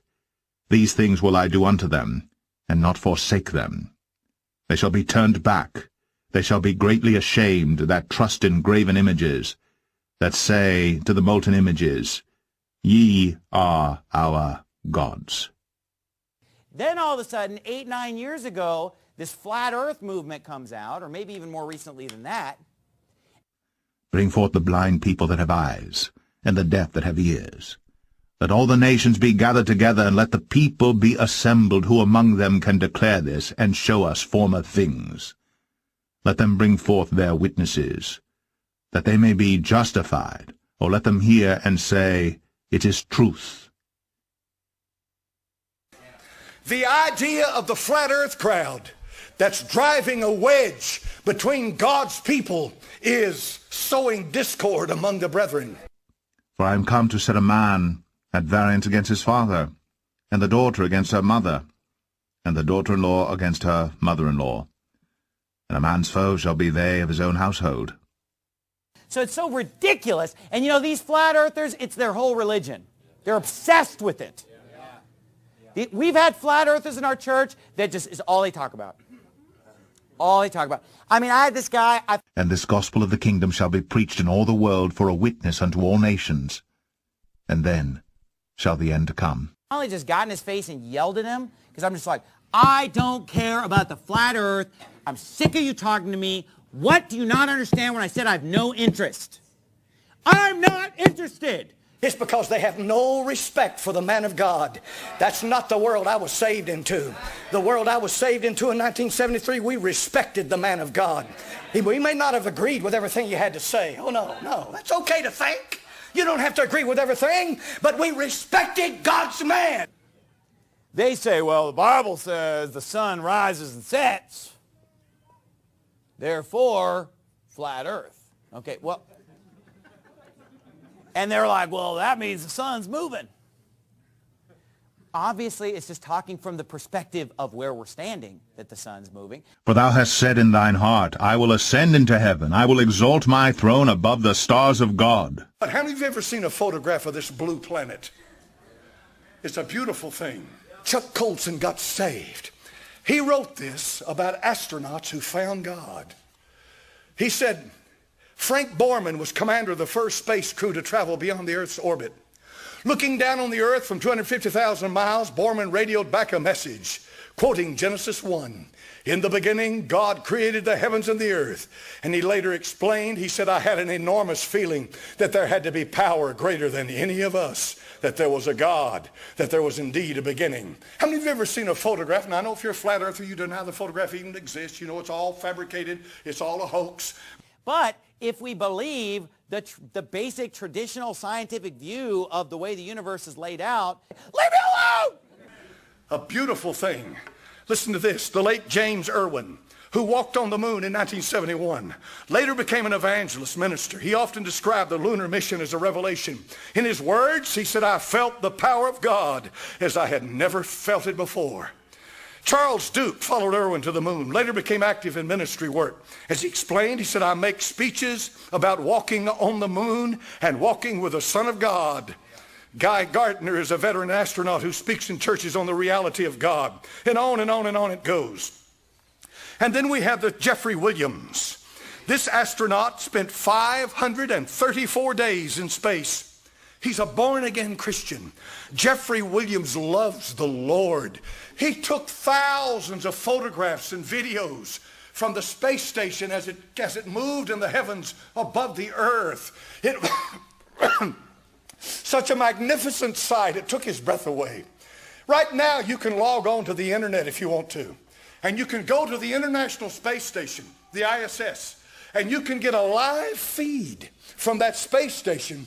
Right now, you can watch it as it moves across the face of the earth. Did you know, folks, that there are over 4,000 satellites right now in the heavens? 4,000 satellites are going around this globe right now, 4,000 of them. You're telling me that thousands and thousands and thousands of people, including all these Christian astronauts, are nothing but liars and fakers. You're telling me that it's all a sham, that it's all a fakery, and that's all you can say. Because I really would, I don't know how much courage you've got. I would like for you to look Jeffrey Williams in the face, the astronaut that spent 535 days in orbit of this earth. I would like for you to look him in the face, and he's a Christian, he loves the Lord, and look him in the face and tell him he's a liar and a deceiver. You got the courage to do it? Send him an email and say, I think you're a fake. I think you're a fakery. I think that NASA is it's all created garbage. It's all made to deceive people. There is no such thing as a round earth. Would you do that? If you have the convictions that what you believe is true, why don't you do it? Go further into it. Search it out. And now Elon Musk is the trump card. I hate to use the word Trump. I mean, I'm not against Trump. I appreciate a lot of stuff he's done, believe me. But, you know, it can become childish after a while. But Elon Musk is sending up huge rockets into the space, right? He's sending these rockets up. Do you know what he plans to do next? He's going to put people on them and send them up to the moon. The people that have the money, they're going to go up to the moon. What are they going to do? They're going to look out the windows and photograph the earth. Think of all these people that are going to be going up. And this is a few years. It's not long in the future. And they're going to be photographing this round, blue, beautiful planet out here in space. They're going to photograph it, and they're going to come back and talk about how beautiful that this earth is. What will you do then? When you are faced with overwhelming evidence from so many different areas, what will you do then? Will you stick with your flat earth doctrine? But flat earth doctrine is causing discord among the brethren. You understand? The sun's moving, everything's moving. The sun's moving, the earth's moving. That tells me that there's something going on that's greater than a flat earth thing. Folks, get a brain. What's the sermon about? Get a brain. And you know what? If you're one of these flat earthers, please, for the love of all that's holy, Get off those YouTube videos. Get off those websites and go to some real sources of learning. Go to the library and get a library card. It's free. I will buy you whatever book you want. This crowd today has no respect for the man of God. Oh, if we could just get people to believe in God, then they'll be saved. Really? It has to do with the demonic attack upon the church from the inside. What we see here is that the earth could be filled with water to where the highest mountain is covered, right? We don't need somebody who's carried about and tossed about with every wind of internet crap. Okay, give me a break. And so I don't want anything to do with it. And this flat earth thing, people will say, yeah, but, you know, if we could just get people to believe in the flat earth, then they'll realize there's a God and they'll believe in God. Satan wants to destroy the church from within. If gravity's so strong, then how did Michael Jordan jump so high? To give you the message of the Big Bang. I am the God. I mean, look, hey, he's going to say, hey, you've heard of Abraham, Isaac, and Jacob? I'm the God of Captain Kirk. I'm the God of Spock. I'm the God of Captain Sulu. You know, I'm here to tell you the truth of the cosmosity. Do you know what the secular world thinks about us? When they are in possession of that enormous amount of material that proves that this earth is a globe, do you know what they think about us? Do you know what we look like to them? I'm not one bit interested in whether I'm accepted by the world or not. But I'm going to tell you something, folks. I'm not going to go out of my way to make myself look like a fool. I'd do that without going out of my way. What do you think they think of you when you start that? Learn! There are hundreds of thousands, yea, millions of people watching these videos. If you look at these flat earth videos, they have hundreds of thousands of views. And just the thumbs up are just thousands and thousands of thumbs up. Look, I put up a video preaching against flat earth where I just mentioned it a few minutes in a sermon. 1,000 thumbs down. 1,000 thumbs down. 1,000 thumbs down. What does the ISS smell like? Oh, you can smell a little roast beef. When we first docked with the shuttle, there was a noticeable smell, but you get accustomed to it very quickly. So I can't tell anything anymore. You know, there was some I don't know how to describe it, but some feeling that it was real air that was coming in. And on the hatch, I think we told to each other, hey, can you smell the You can smell a little roast beef. Special, and we could really smell. The poop remained in the toilet. We landed with all of our poop, and then the toilet was serviced once we got on the ground. It does, however, on occasion get stinky in space. What you smell in space in the cabin is generally each other.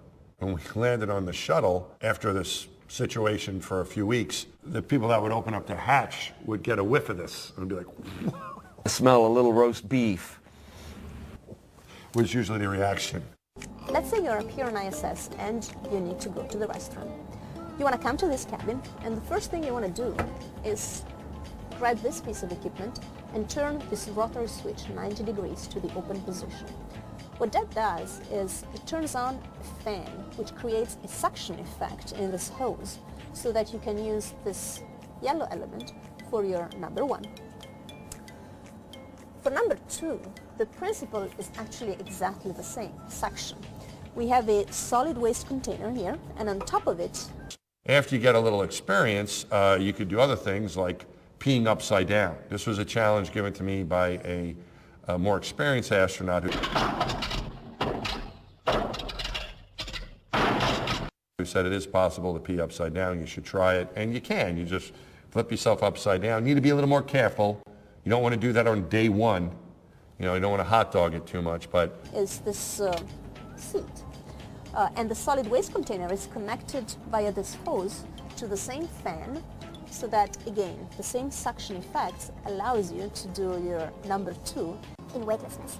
I want to show you how it looks, but since we don't want any bad smells to come out, we're going to actually turn on the fan. It's going to be a little bit loud. Here we go. Now you can lift the lid. There is this seat that sort of looks comfortable, but you don't really sit in weightlessness. So most of us actually prefer to lift this one as well and use directly the opening that goes into the bag. And in fact, there is a bag in there. It looks like this. And when we are done with our business, we close the bag and we push it down into the solid waste container. And then, of course, as a courtesy to the next person, we put a new fresh bag inside. The solid waste container gets changed when it's full, which is roughly every 10 days for a crew of 3 people using it. This one, for example, was installed on the 61st day of this year. Okay, so where does the pee go if you do it in the spacecraft? In the spacecraft, it's collected and then dumped, as he described. And you would want to see the urine dump was cool, because you would dump it and it would crystallize and the sun would shine on it, and it was really fun. It was something. I can't believe I'm having a conversation. A beautiful frozen pee in space. A urine dump. Yeah. Hey everybody, it's a urine dump. Hey, it's a urine dump, and we, before you hit the switch, I wouldn't go to the window and watch. That's it. So you're telling me your pee was orbiting the Earth? Apparently, yes. I never thought of it that way, but yes, for a little bit until it crystallized, it kind of disappeared. No, then it would re-enter the atmosphere. Yes. Well. Yes. Yes. Okay, yes. I peed on everybody. You peed on Earth. Yes, I guess oh, so. my gosh. Now the secret's out. That's it. It is possible to pee upside down, which is kind of cool. And it is treated, and it is reused. So as my friend Don Pettit says, today's coffee is tomorrow's coffee. As you're sitting on this thing, but your butt could still come off the back of it, and that's not good. So in order to keep your butt on the toilet seat, we had these 2 little arms that would press you into the seat. Actually, to help myself get the right position, as I put my arms up like this, like I was riding a chopper. I thought of Peter Fonda in a movie called Easy Rider. And that was a good alignment for me. The poop remained in the toilet. The more experienced recovery technicians would know that ahead of time and be prepared for it. Probably roughly around day 71, we will have to change it again. But urine gets recycled. So from the pretty complicated hydraulic equipment that is behind here and makes the use of the toilet in space possible, the urine actually gets directly transferred to another piece of equipment which is here in the floor, which is called UPA, Urine Processing Assembly, which is the first step into turning urine into potable water.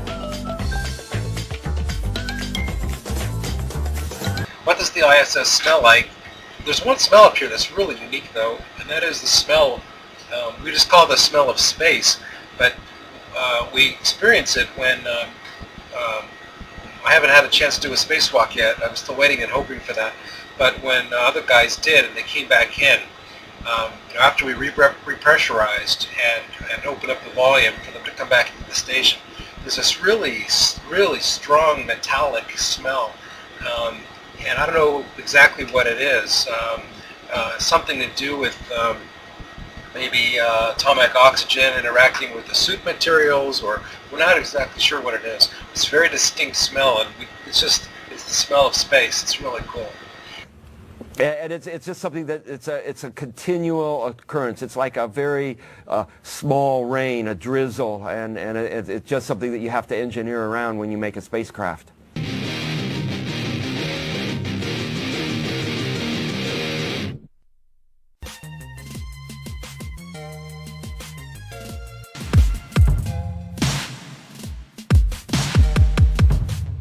And then as soon as they wanted to open the hatch, the cosmonaut and astronaut who were with me told me, "Are you ready for the smell of space? Because it's a very unique smell, and this is the only time you can smell it." So I was ready there, and they opened the hatch, and I took a good whiff, and it smelled something like a burnt cookie.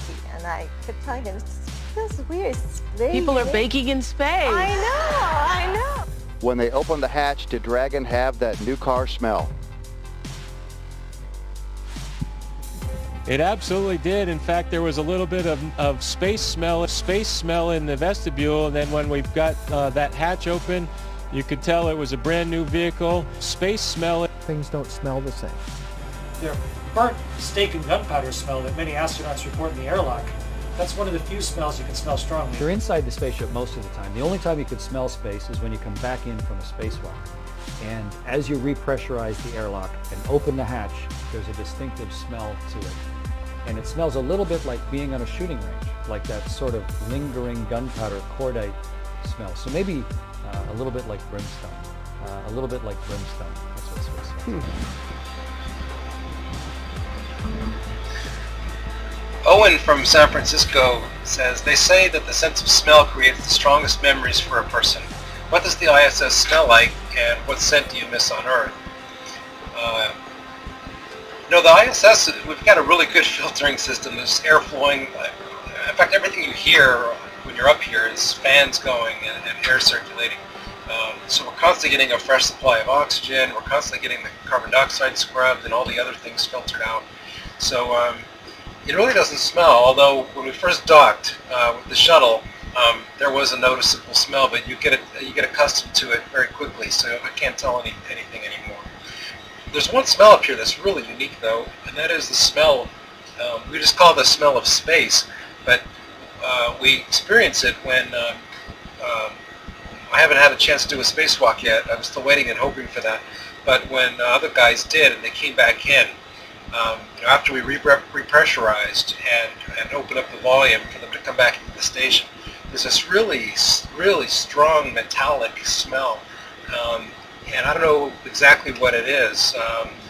Something to do with maybe atomic oxygen interacting with the suit materials, or we're not exactly sure what it is. It's a very distinct smell, and it's the smell of space. It's really cool. When you come in from a spacewalk, you're surrounded by the emptiness of space. It's sort of like the opposite of air. There's nothing there at all. When you quickly repressurize the hatch and you open up the hatch and you smell, what is that lingering smell from a place that used to be exposed to space? The smell in there is a little bit like that trace of a smell of gunpowder or burnt steak, or sort of like brimstone, like a witch has just been there. It's a cool, lingering trace of a smell. I think what it really is, brimstone, like sort of that metallic gunpowder-fired smell, like a witch has just been there.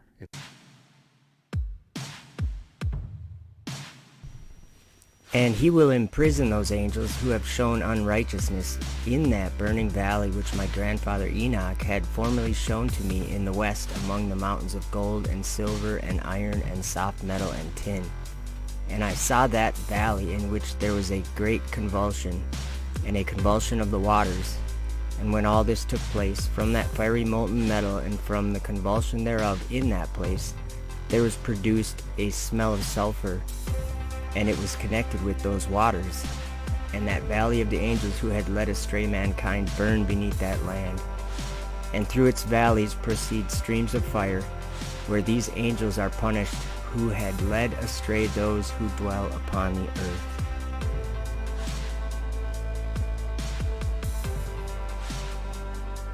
And God said, "Let there be a firmament in the midst of the waters, and let it divide the waters from the waters."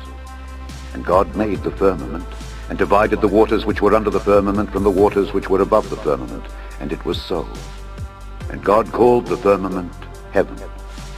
And the evening and the morning were the second day. The weird part about it is space is so incredibly black, so incredibly dark. It's a bottomless pit of deep black.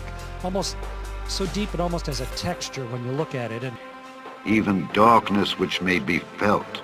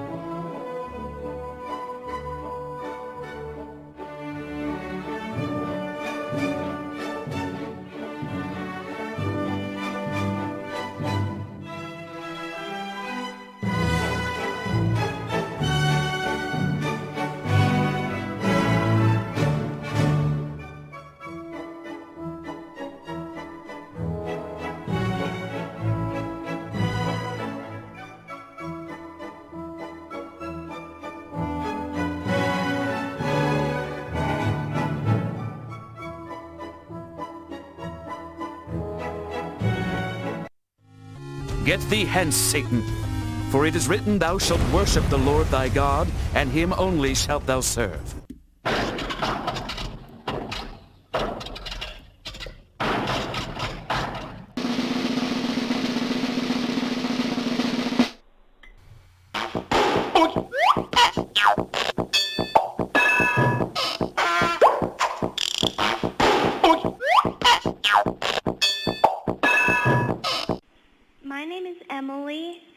question is, how does it feel to know that you are A lot of us floating say in a that the piece earth of is metal flat, in an endless and it void? sounds crazy. Get thee hence, It sounds Satan. like that couldn't be true. Because we live on a globe. But let me try to explain a little bit from my point of view why I would say that the earth is flat. Why would someone at age, 5 years ago I was 38. Why did I start saying, hey, I think the earth is flat? And why did I buy some nice optics and telescopes and start researching and studying the sky and studying how far we can see on the surface of this earth? Why would I do that? A lot of people would say, Joe says the earth is flat because he wants to be special. He has a need to be different, or, wants to be looked at differently or something. And I totally get that. But what I would actually say myself is that it's not because I want anything. It's because I was called by Jesus to be a witness of his marvelous light and to give my testimony about what I bear witness to. That's why I say the earth is flat. And there's another reason too. Because of what Paul said in 2 Thessalonians 2, verses 10 through 12. And with all deceivableness of unrighteousness in them that perish, because they received not the love of the truth, that they might be saved. And for this cause God shall send them strong delusion, that they should believe a lie, that they all might be damned who believed not the truth, but had pleasure in unrighteousness. The people who don't receive the love of the truth will be damned. So it has nothing to do with Joe wanting to feel special or any of these other people that are saying these same things. We don't want to feel special. We love you and care about you and have learned supernaturally and seen supernaturally the truth in this world. And this world is full of lies. And the lies don't seem like lies because we were all born believing them. Our parents believed them. Their parents believed them. And now people have seen the truth. And it surrounds you in this world. It surrounds you.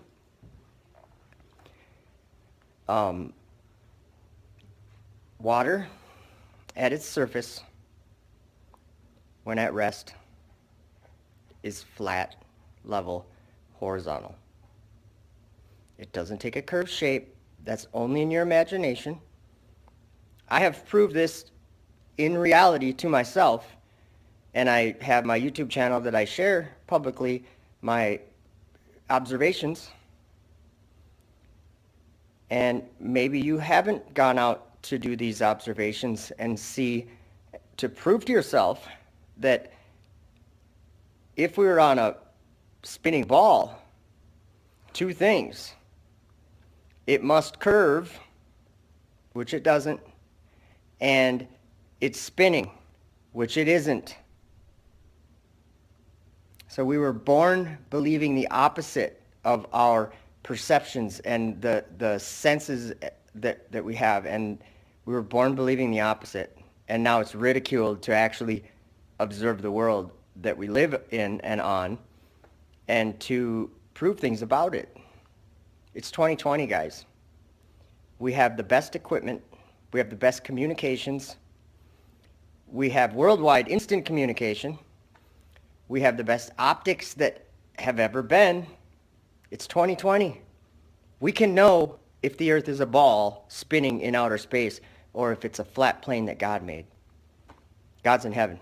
Remember that. And also remember, this is my testimony. Jesus showed this to me. He opened my eyes, and I could see something when I turned, not when I turned, but around 37 or 38 years old. it changed. My eyes were open, my perceptions were used more clearly. I could see clearer. I comprehend things that I didn't even know existed. He showed me the truth, and I want you to see it because it's crucial for your eternal life. And that is my testimony. I counsel thee to buy of me gold tried in the fire, that thou mayest be rich, and white raiment, that thou mayest be clothed, and that the shame of thy nakedness do not appear. And anoint thine eyes with eye salve, that thou mayest see. As many as I love, I rebuke and chasten. Be zealous therefore and repent. Behold, I stand at the door and knock. If any man hear my voice and open the door, I will come in to him, and will sup with him, and he with me. To him that overcometh will I grant to sit with me in my throne, even as I also overcame, and am set down with my Father in his throne. He that hath an ear, let him hear what the Spirit saith unto the churches.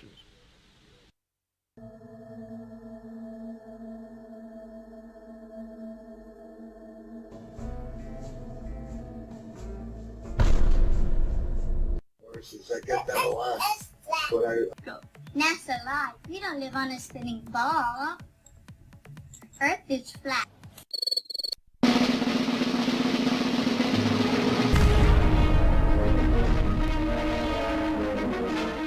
Closely following the recovery of the Discoverer capsule at Cape Canaveral, another historic satellite is ready for launching. In this nose cone is packed the 100-foot balloon of Echo 1 to be carried into orbit by a Thor-able Delta rocket. It's only the second firing of this three-stage missile, but the 92-foot rocket performs flawlessly.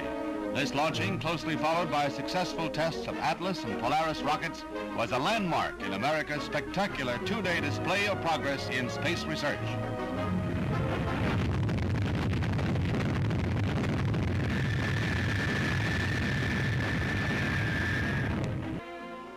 This is the satellite, a huge empty balloon, here shown while still in its hangar.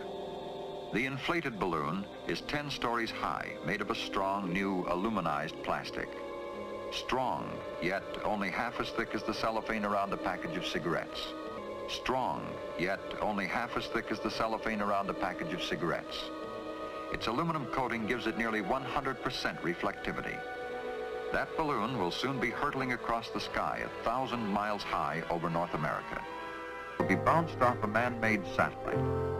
If it works, it will be the first time voice has traveled from the Earth up to a man-made moon and back to Earth again. This is President Eisenhower speaking. It is a great personal satisfaction to participate in this first experiment in communication. President Eisenhower's voice was picked up loud and clear, making Echo a success.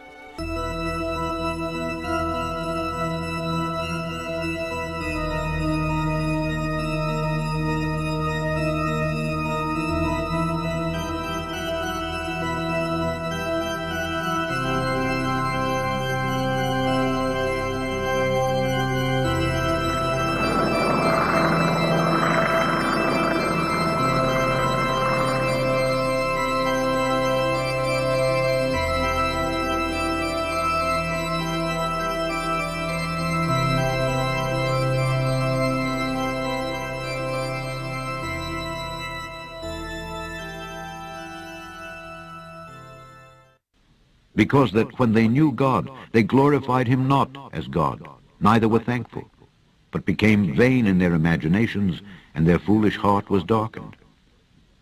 Professing themselves to be wise, they became fools, and changed the glory of the uncorruptible God into an image made like to corruptible man, and to birds, and four-footed beasts, and creeping things. They became fools. They became fools.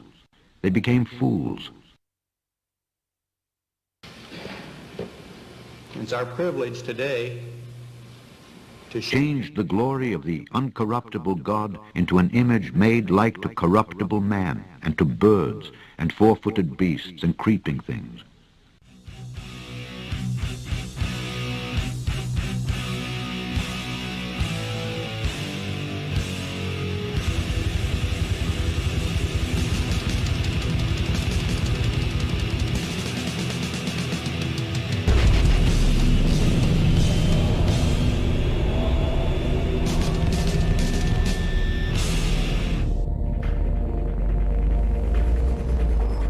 For thou hast said in thine heart, I will ascend into heaven.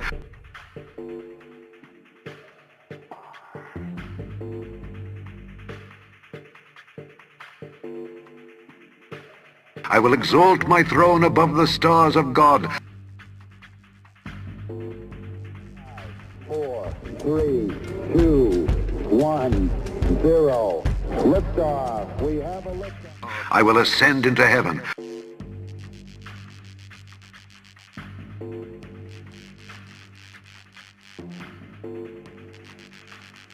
I will ascend into heaven.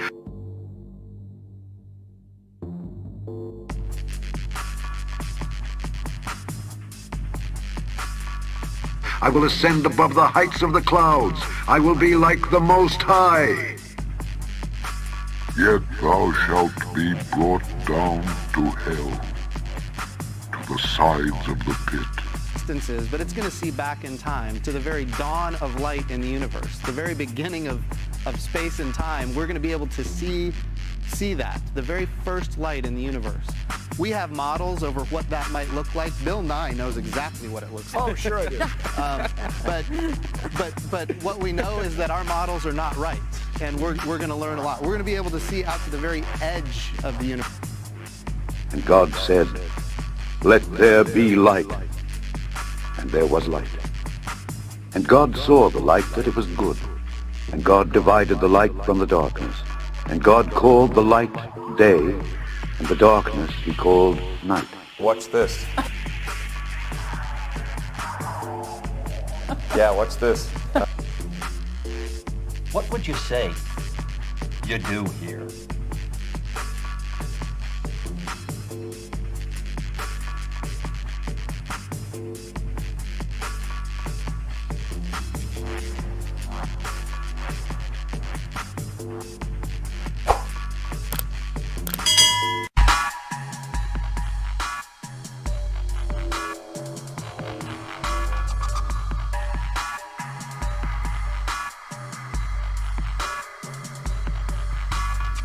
And many chiefs of the stars shall transgress the order prescribed, and these shall alter their orbits and tasks, and not appear at the seasons prescribed to them. And the whole order of the stars shall be concealed from the sinners, and the thoughts of those on the earth shall err concerning them. And they shall be altered from all their ways, yea, they shall err and take them to be gods. And evil shall be multiplied upon them, and punishment shall come upon them so as to destroy all.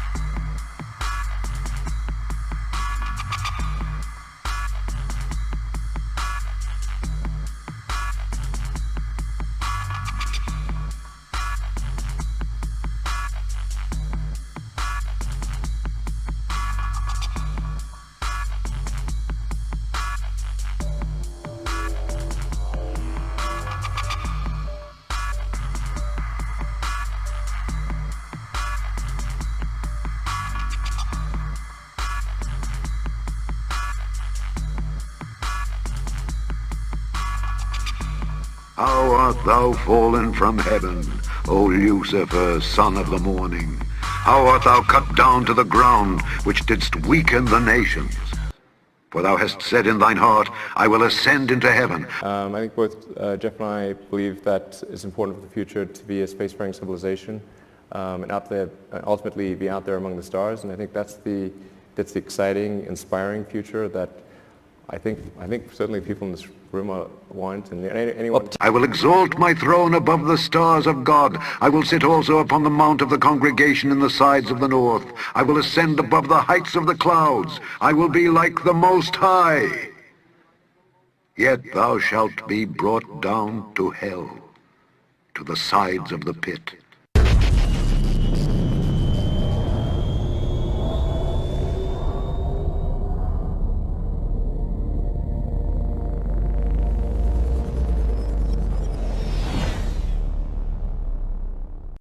In that parable, I saw how the heaven of heavens was shaken violently, and then the host of the Most High and the angels, 1,000 thousands and 10,000 times 10,000, were extremely disturbed. I saw how the heaven of heavens was shaken violently, and fear took hold of me, and my loins collapsed and gave way, and my whole being melted, and I fell upon my face. And the holy Michael sent another holy angel, one of the holy angels, and he raised me. And when he raised me, my spirit returned, for I had been unable to endure the sight of that host, and the disturbance, and the shaking of heaven, and the shaking of heaven, and the shaking of heaven. I saw how the heaven of heavens was shaken violently. Plus 30 seconds, all three reactor engines, down power. Starship climbing to 10-kilometer altitude. View on the right shows 3 Raptor engines burning. Everything continues to look nominal right now for the stage and for propulsion.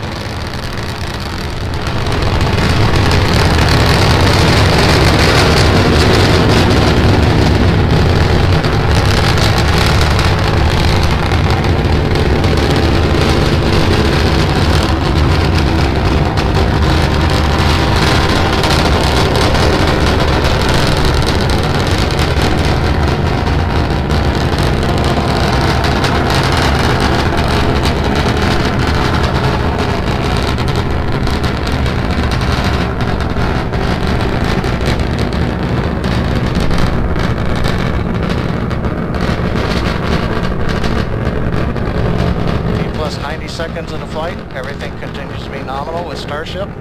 We're just passing through 3-kilometer altitude. Next major event is shutdown of engine number 3. And the Holy Michael said to me, "What sight has disturbed you like this? Until today has the day of his mercy lasted, and he has been merciful and long-suffering towards those who dwell upon the dry ground." Plus 2 minutes, flight continuing on Starship. As a reminder, this is a test flight to a 10-kilometer altitude. Engine number 3 shut down on time as planned. We're continuing to climb on 2 engines. And the sound of the noise of their chariots was heard. And when this occurred, the holy ones observed it from heaven, and the pillars of the earth were shaken from their foundations, and the sound was heard from the ends of the earth to the ends of heaven throughout the day. And all will fall down and worship the Lord of spirits. And this is the end of the second parable.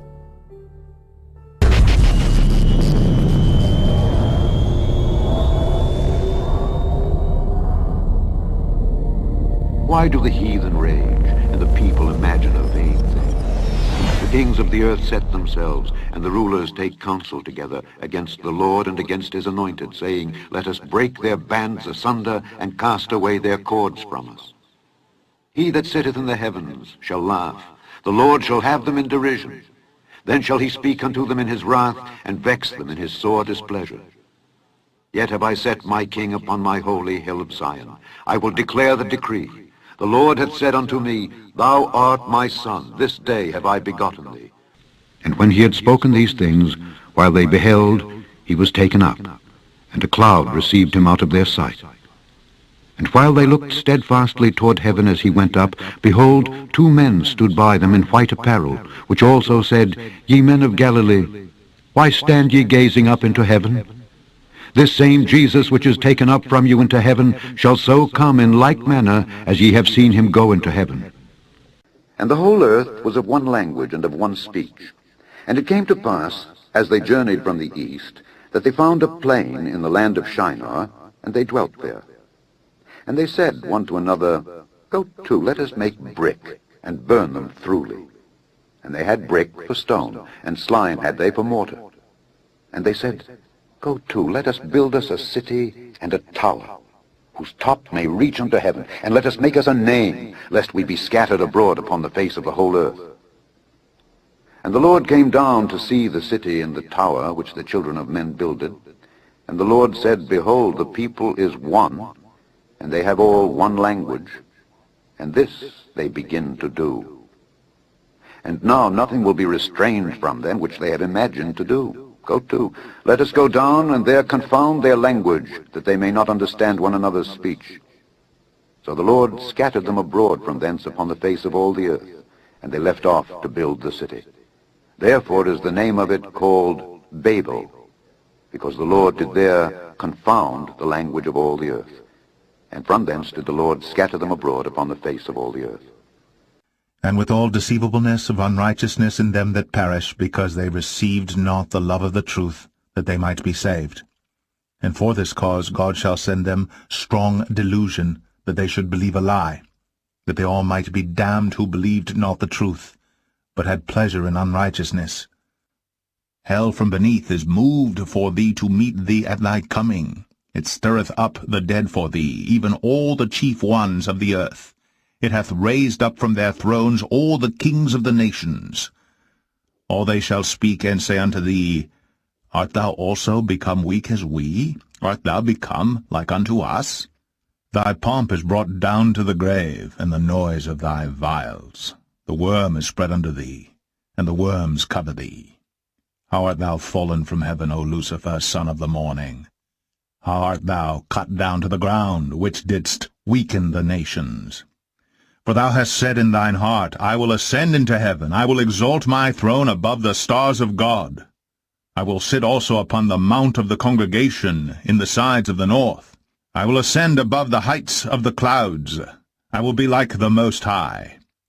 Yet thou shalt be brought down to hell, to the sides of the pit. And they had a king over them, which is the angel of the bottomless pit, whose name in the Hebrew tongue is Abaddon, but in the Greek tongue hath his name Apollyon. We could resume the dream of Apollo. The goal of SpaceX really was to make as much progress as possible, to advance rocket technology to the point where hopefully we can establish a colony on Mars. Dream of Apollo.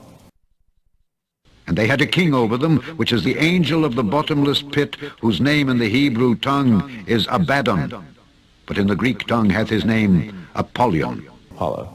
Apollyon. Apollo. Apollyon. And we could resume the dream of Apollo. The angel of the bottomless pit. Apollo.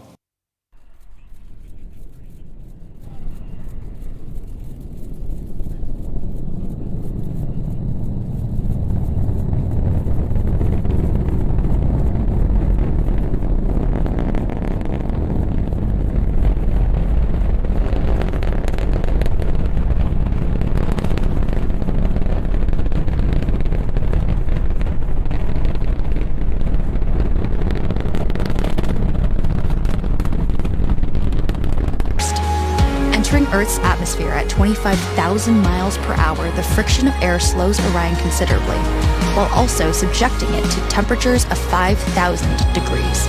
With the Orion now at just 300 miles per hour,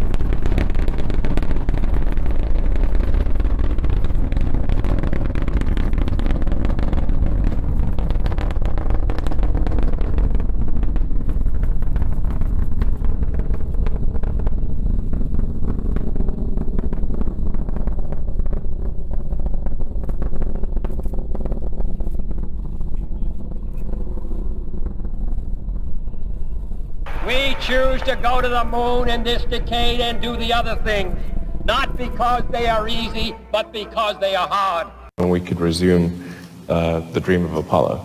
The goal of SpaceX really was to make as much progress as possible, to advance rocket technology to the point where hopefully we can establish a colony on Mars. Dream of Apollo. And they had a king over them, which is the angel of the bottomless pit, whose name in the Hebrew tongue is Abaddon, but in the Greek tongue hath his name Apollyon. Apollo. Apollyon. Apollo. Apollyon. And we could resume the dream of Apollo. The angel of the bottomless pit. Apollo. NASA is now embarking on a bold new program called Artemis. Artemis is the twin sister of Apollo, Which is the angel of the bottomless pit. And the goddess of the moon in Greek mythology. 50 years ago, we went to the moon. We called it Apollo. What many people don't know is that Apollo had a twin. She was a woman named Artemis, goddess of the moon. It is the stated policy of this administration and the United States of America to return American astronauts to the moon within the next 5 years. Our agency, NASA, is going to do everything in its power to meet that vision. We're proud of what we do here, so come join NASA as we go forward to the moon and on to Mars. What were each of the crew's, well, each of your biggest impressions of the experience and sensations associated with the Falcon 9 ride to orbit? This question gets asked a lot, actually. So how does it feel to ride in a Dragon on top of the beast named Falcon 9? Yeah, wow. I tell you, I don't know if there's words really to properly describe what that felt like. You talk about sitting on a dragon on top of the beast, and it definitely was. You knew you were going somewhere. It actually all started earlier than that when we were doing the fueling operations, and it's talking to you the whole time. It's very, very interesting to hear all of the noises that are going on from the fueling. But then once we lifted off the pad, man, it was exciting. It was an incredible ride. The throttle down, when it throttled back up, boy, you felt it. You knew you were going somewhere. The staging was incredible. We were all just smiling and beaming and high-fiving. It was an amazing experience. Yep. And I would add to that everything that he said, and then just the G-loads that you get, and compared to the Soyuz, it's a completely different experience. How many people and this one was a little bit longer, so we actually had to live in Dragon for quite a while. Images.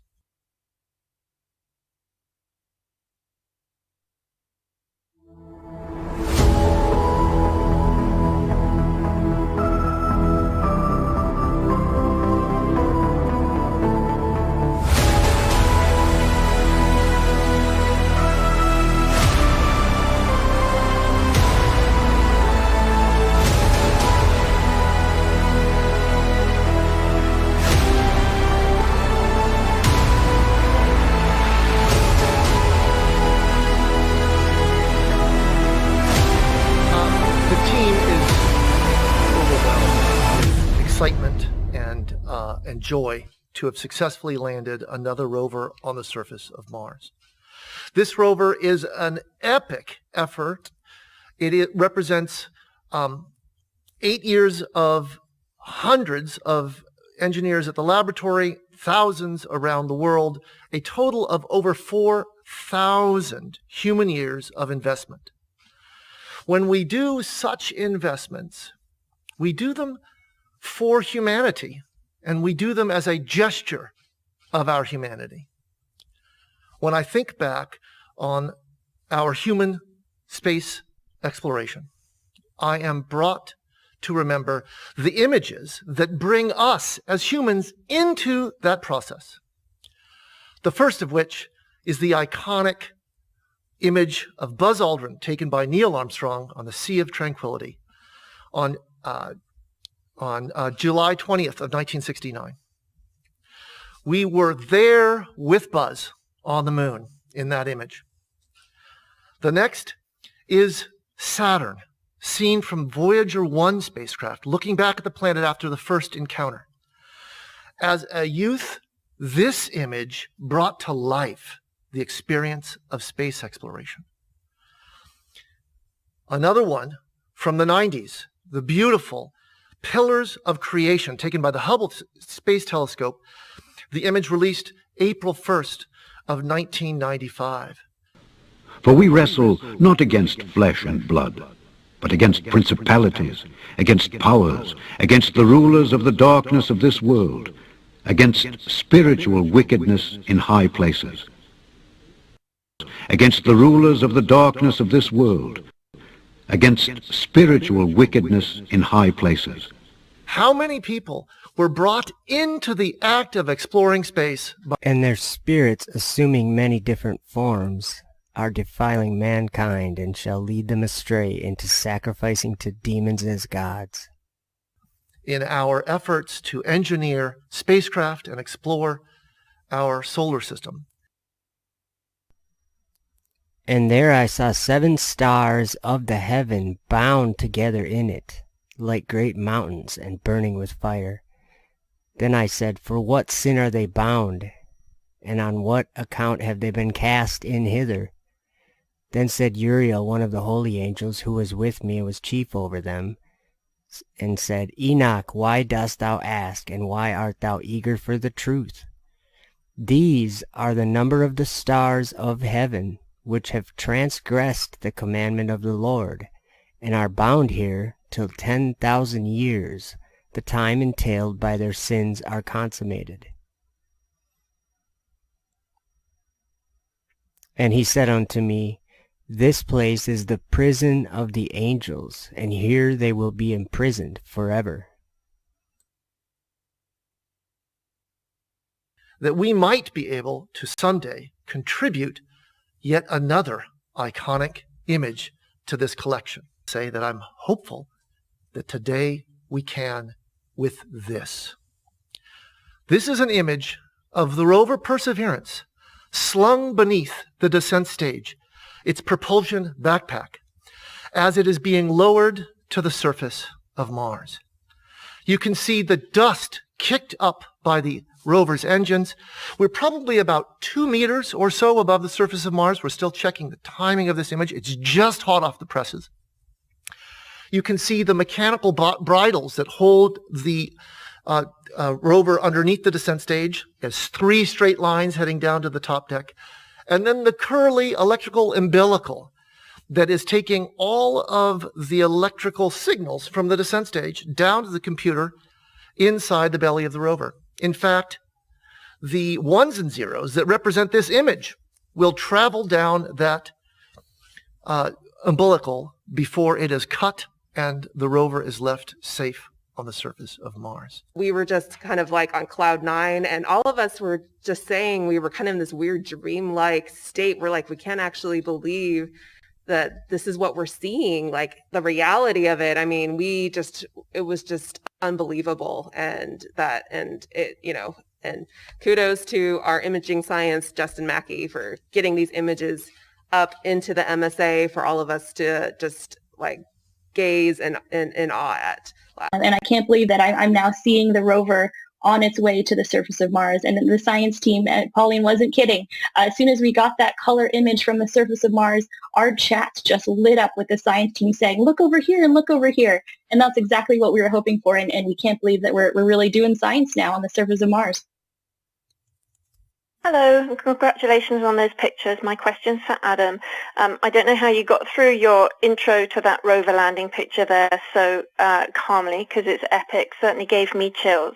So many people kind of just carried on with their lives yesterday, unaware of what was going on Mars. And I wonder, how do you explain to people the sheer significance and awesomeness of that picture and this landing, and what you're going to be getting up to on Mars? Thank you. Well, thank you for the question. You know, I mentioned earlier that these things are hard. There's no doubt about that. It takes hundreds, thousands of people, years of effort. And insofar as it is that difficult, it represents a huge human lift to make this happen. So that image and the detail in really pull us humans here on Earth into the result of all of that hard work. You are brought into the surface of Mars. You're sitting there 7 meters off the surface of the rover, looking down. I mean, I don't know if you can see this. I can. The plumes are hitting the surface of Mars, kicking up little wisps of dust. You can see on the upper right of the upper left of the image and the lower right of the image, you can see these little dust plumes in that on the surface of Mars, kicked up by our engines. So it's exhilarating. It is absolutely exhilarating, and it is evocative of those other images from our experience as human beings moving out into our solar system, those images that bring us into the process of our exploration. And I'm so happy that we can contribute another to that collection. The beautiful pillars of creation as human beings moving out into our solar system, creation. How many people were brought into the act of exploring space by these fantastic, iconic images on our human space exploration? All of us were just saying we were kind of in this weird dream-like state where like we can't actually believe.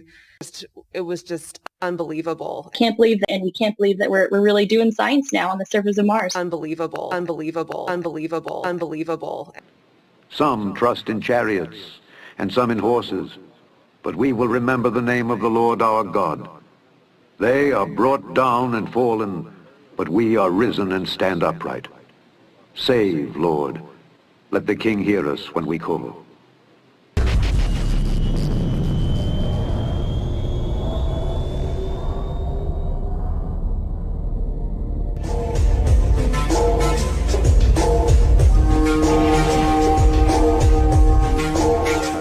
It's a good day to be. This event is something that all of humanity can get excited about. It's just a fundamentally positive, good thing.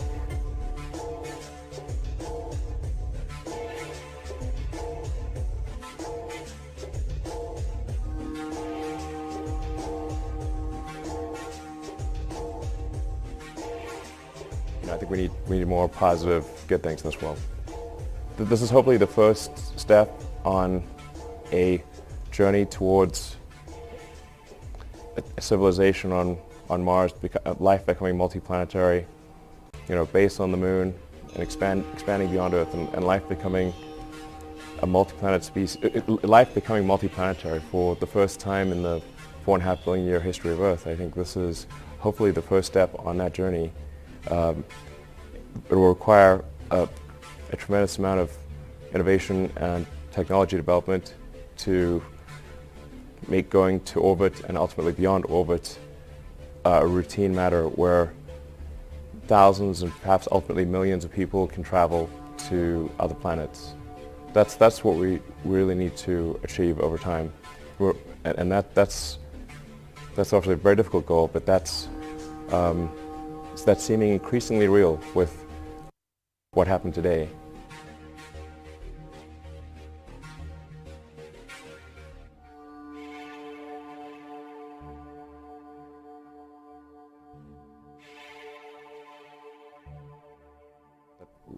Getting people to orbit finally after 18 years. If we are able to increase the rate of innovation, then life can become multiplanetary. This is the goal we should strive for. Yeah, human spaceflight was always the goal, the fundamental goal of SpaceX. Well, like I said, to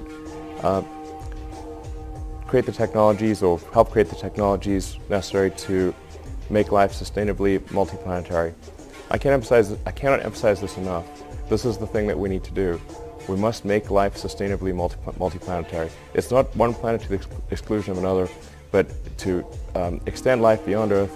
We are life's agent in this regard. All the creatures and the plants and everyone that exist here on Earth, we can bring them to other planets, and it's very important that we do so as soon as possible, I think, while the window of opportunity is open. I call upon the public to support this goal and to think about this goal and think about how important it is and how fundamental it is to the future. We've got to get it done. The launching satellites is nice, of course, and it keeps we've got to bring in more money than we spend. This is important, but it's ultimately all about life beyond Earth.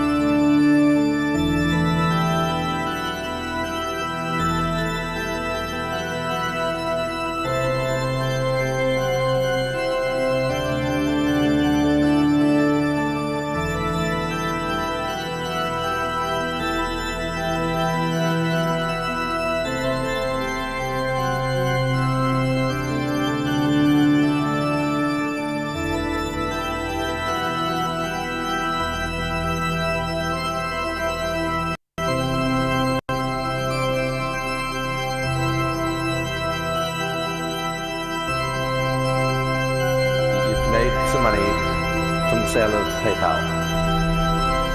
You decided to build a space company. Why on earth would someone do that? For thou hast said in thine heart, I will ascend into heaven. I will exalt my throne above the stars of God.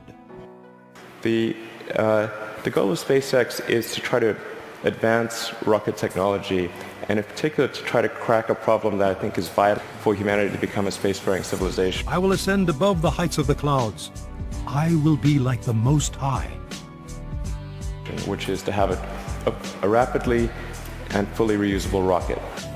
And he doeth great wonders, so that he maketh fire come down from heaven on the earth in the sight of men, and deceiveth them that dwell on the earth by the means of those miracles which he had power to do in the sight of the beast. What are the things that need to happen in order for the future to be an exciting and inspiring one? And I really think there's a fundamental difference if you sort of look into the future between a humanity that is a spacefaring civilization that's out there exploring the stars on multiple planets. And I think that's really exciting. And compared with one where we are forever confined to Earth until at some eventual extinction event. Let no man deceive you by any means. For that day shall not come, except there come a falling away first, and that man of sin be revealed, the son of perdition, who opposeth and exalteth himself above all that is called God, or that is worshipped, so that he as God sitteth in the temple of God, showing himself that he is God. But the big innovation is still ahead, and you're working on it now. Tell us about this. It's important that the rocket stages be able to come back, to be able to return to the launch site and be ready to launch again within a matter of hours. Even him whose coming is after the working of Satan, with all power and signs and lying wonders, and with all deceivableness of unrighteousness in them that perish, because they received not the love of the truth, that they might be saved. Wow. Yeah. Reusable rocket. Yes. I guess paves the way for your dream to actually take, at some point, to take humanity to Mars at scale. SpaceX or some combination of companies and governments need to make progress in the direction of making life multiplanetary, of establishing a base on another planet, on Mars being the only realistic option, and then building that base up until we're a true multi-planet species. And there was given unto him a mouth speaking great things and blasphemies, and power was given unto him to continue 42 months. And he opened his mouth in blasphemy against God, to blaspheme his name, and his tabernacle, and them that dwell in heaven. In April 2016, SpaceX announced that they are planning to send a mission to Mars, potentially as soon as 2018. This mission, known as Red Dragon, would be privately funded, receive support and guidance from NASA. And there appeared another wonder in heaven. And behold, a great red dragon, having 7 heads and 10 horns, and 7 crowns upon his heads. Meet the Dragon 2, a capsule currently being developed by SpaceX as the successor to their original Dragon capsule, which has been supplying the International Space Station since 2012. And I beheld another beast coming up out of the earth, and he had 2 horns like a lamb, and he spake as a dragon. How have you done this? These projects are so... These PayPal, SolarCity, Tesla, SpaceX, they're so spectacularly different. They're such ambitious projects at scale. How on earth has one person been able to innovate in this way? What is it about you? Almost no one can do that. And his power shall be mighty, but not by his own power. And he shall destroy wonderfully, and shall prosper and practice, and shall destroy the mighty and the holy people. Elon Musk, I wish we had all day, but thank you so much for coming today. Thank you.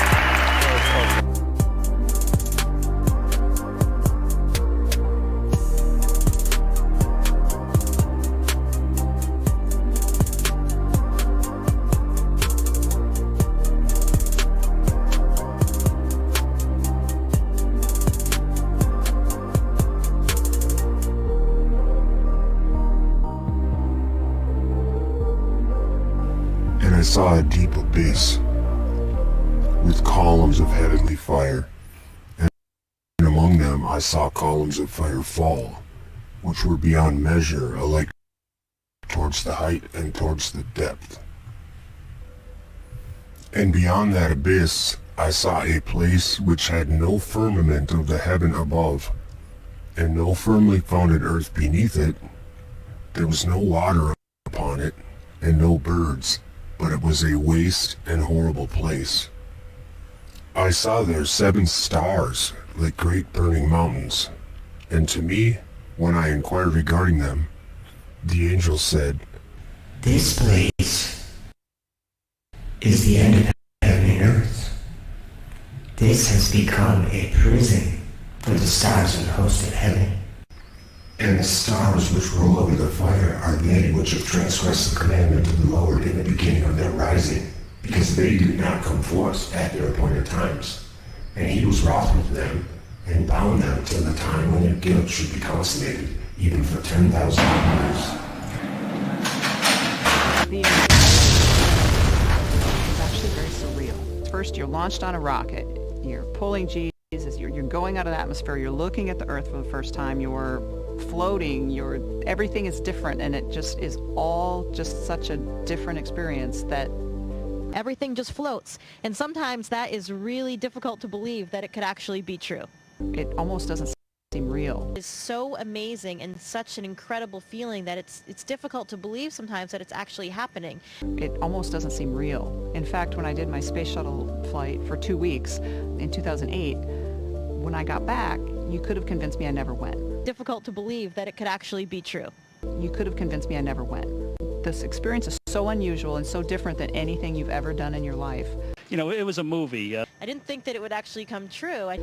That it's hard to grasp at all. They over-dramatize things. I'll tell you, it is still difficult to believe that this is happening. I came back and my memories were there, but it almost didn't seem real. In the large swimming pool. And believing that it could happen. That it's hard to grasp at all. How insignificant really we are as humans. It almost didn't seem real. I think we tend to... The actors overreact to situations. It just keeps getting better and better. Live in our bubble of our world. So I'm going to tell you about it's difficult to describe exactly how it just feels different. Obviously not very realistic. What I have here is a cartoon of how we measure dark matter. In cosmology, we measure distances with a unit called Z. So we're here at Z of 0. We're the observer. We're 0 distance from ourselves. And here's our telescope. And we look at distant galaxies out in the universe. These distant galaxies that are of Z about 1. And that might sound like a small distance, but how we do it in cosmology is a distance of 1 is actually about halfway to the edge of the visible universe. So this is a very distant galaxy. In the absence of anything between us and that galaxy. And God said, "Let there be a firmament in the midst of the waters, and let it divide the waters from the waters." And God made the firmament, and divided the waters which were under the firmament from the waters which were above the firmament. And it was so. And God called the firmament heaven, and the evening and the morning were the second day. The light from this galaxy would take a straight path to us. But we know from the work that Vera Rubin and others did that there's all this dark matter out there in the universe. And we're particularly sensitive with this technique to dark matter that's about halfway between us and the distant galaxy. Excuse me. One of the consequences of Einstein's theory of relativity, our theory of gravity, is that mass bends space. So what this means is the light, when it gets near this dark matter, won't take a straight path to us. That light is going to take a distorted and curved path. And I'm showing a very, very exaggerated version of that here, so it's easier to see. The consequence of this is that we will not see the galaxy as it actually is. We'll see a distorted version of the galaxy. So the dark matter between us, which we can't see, has distorted our image of this distant galaxy. And in doing so, it's telling us something about the dark matter. So I'm going to tell you with one more analogy. I'm going to use another analogy for how we measure dark matter. This is a penny in a pool. That's the analogy here. And full disclosure, Alina and I don't actually have a pool. So you're looking at a penny in our bathtub, but penny in the pool sounds better. So in this analogy, The penny is like the distant galaxy. And the water in our bathtub or the water in a pool is like the dark matter. You don't see the water here, but you know it's there because you see the effect on the image of the penny.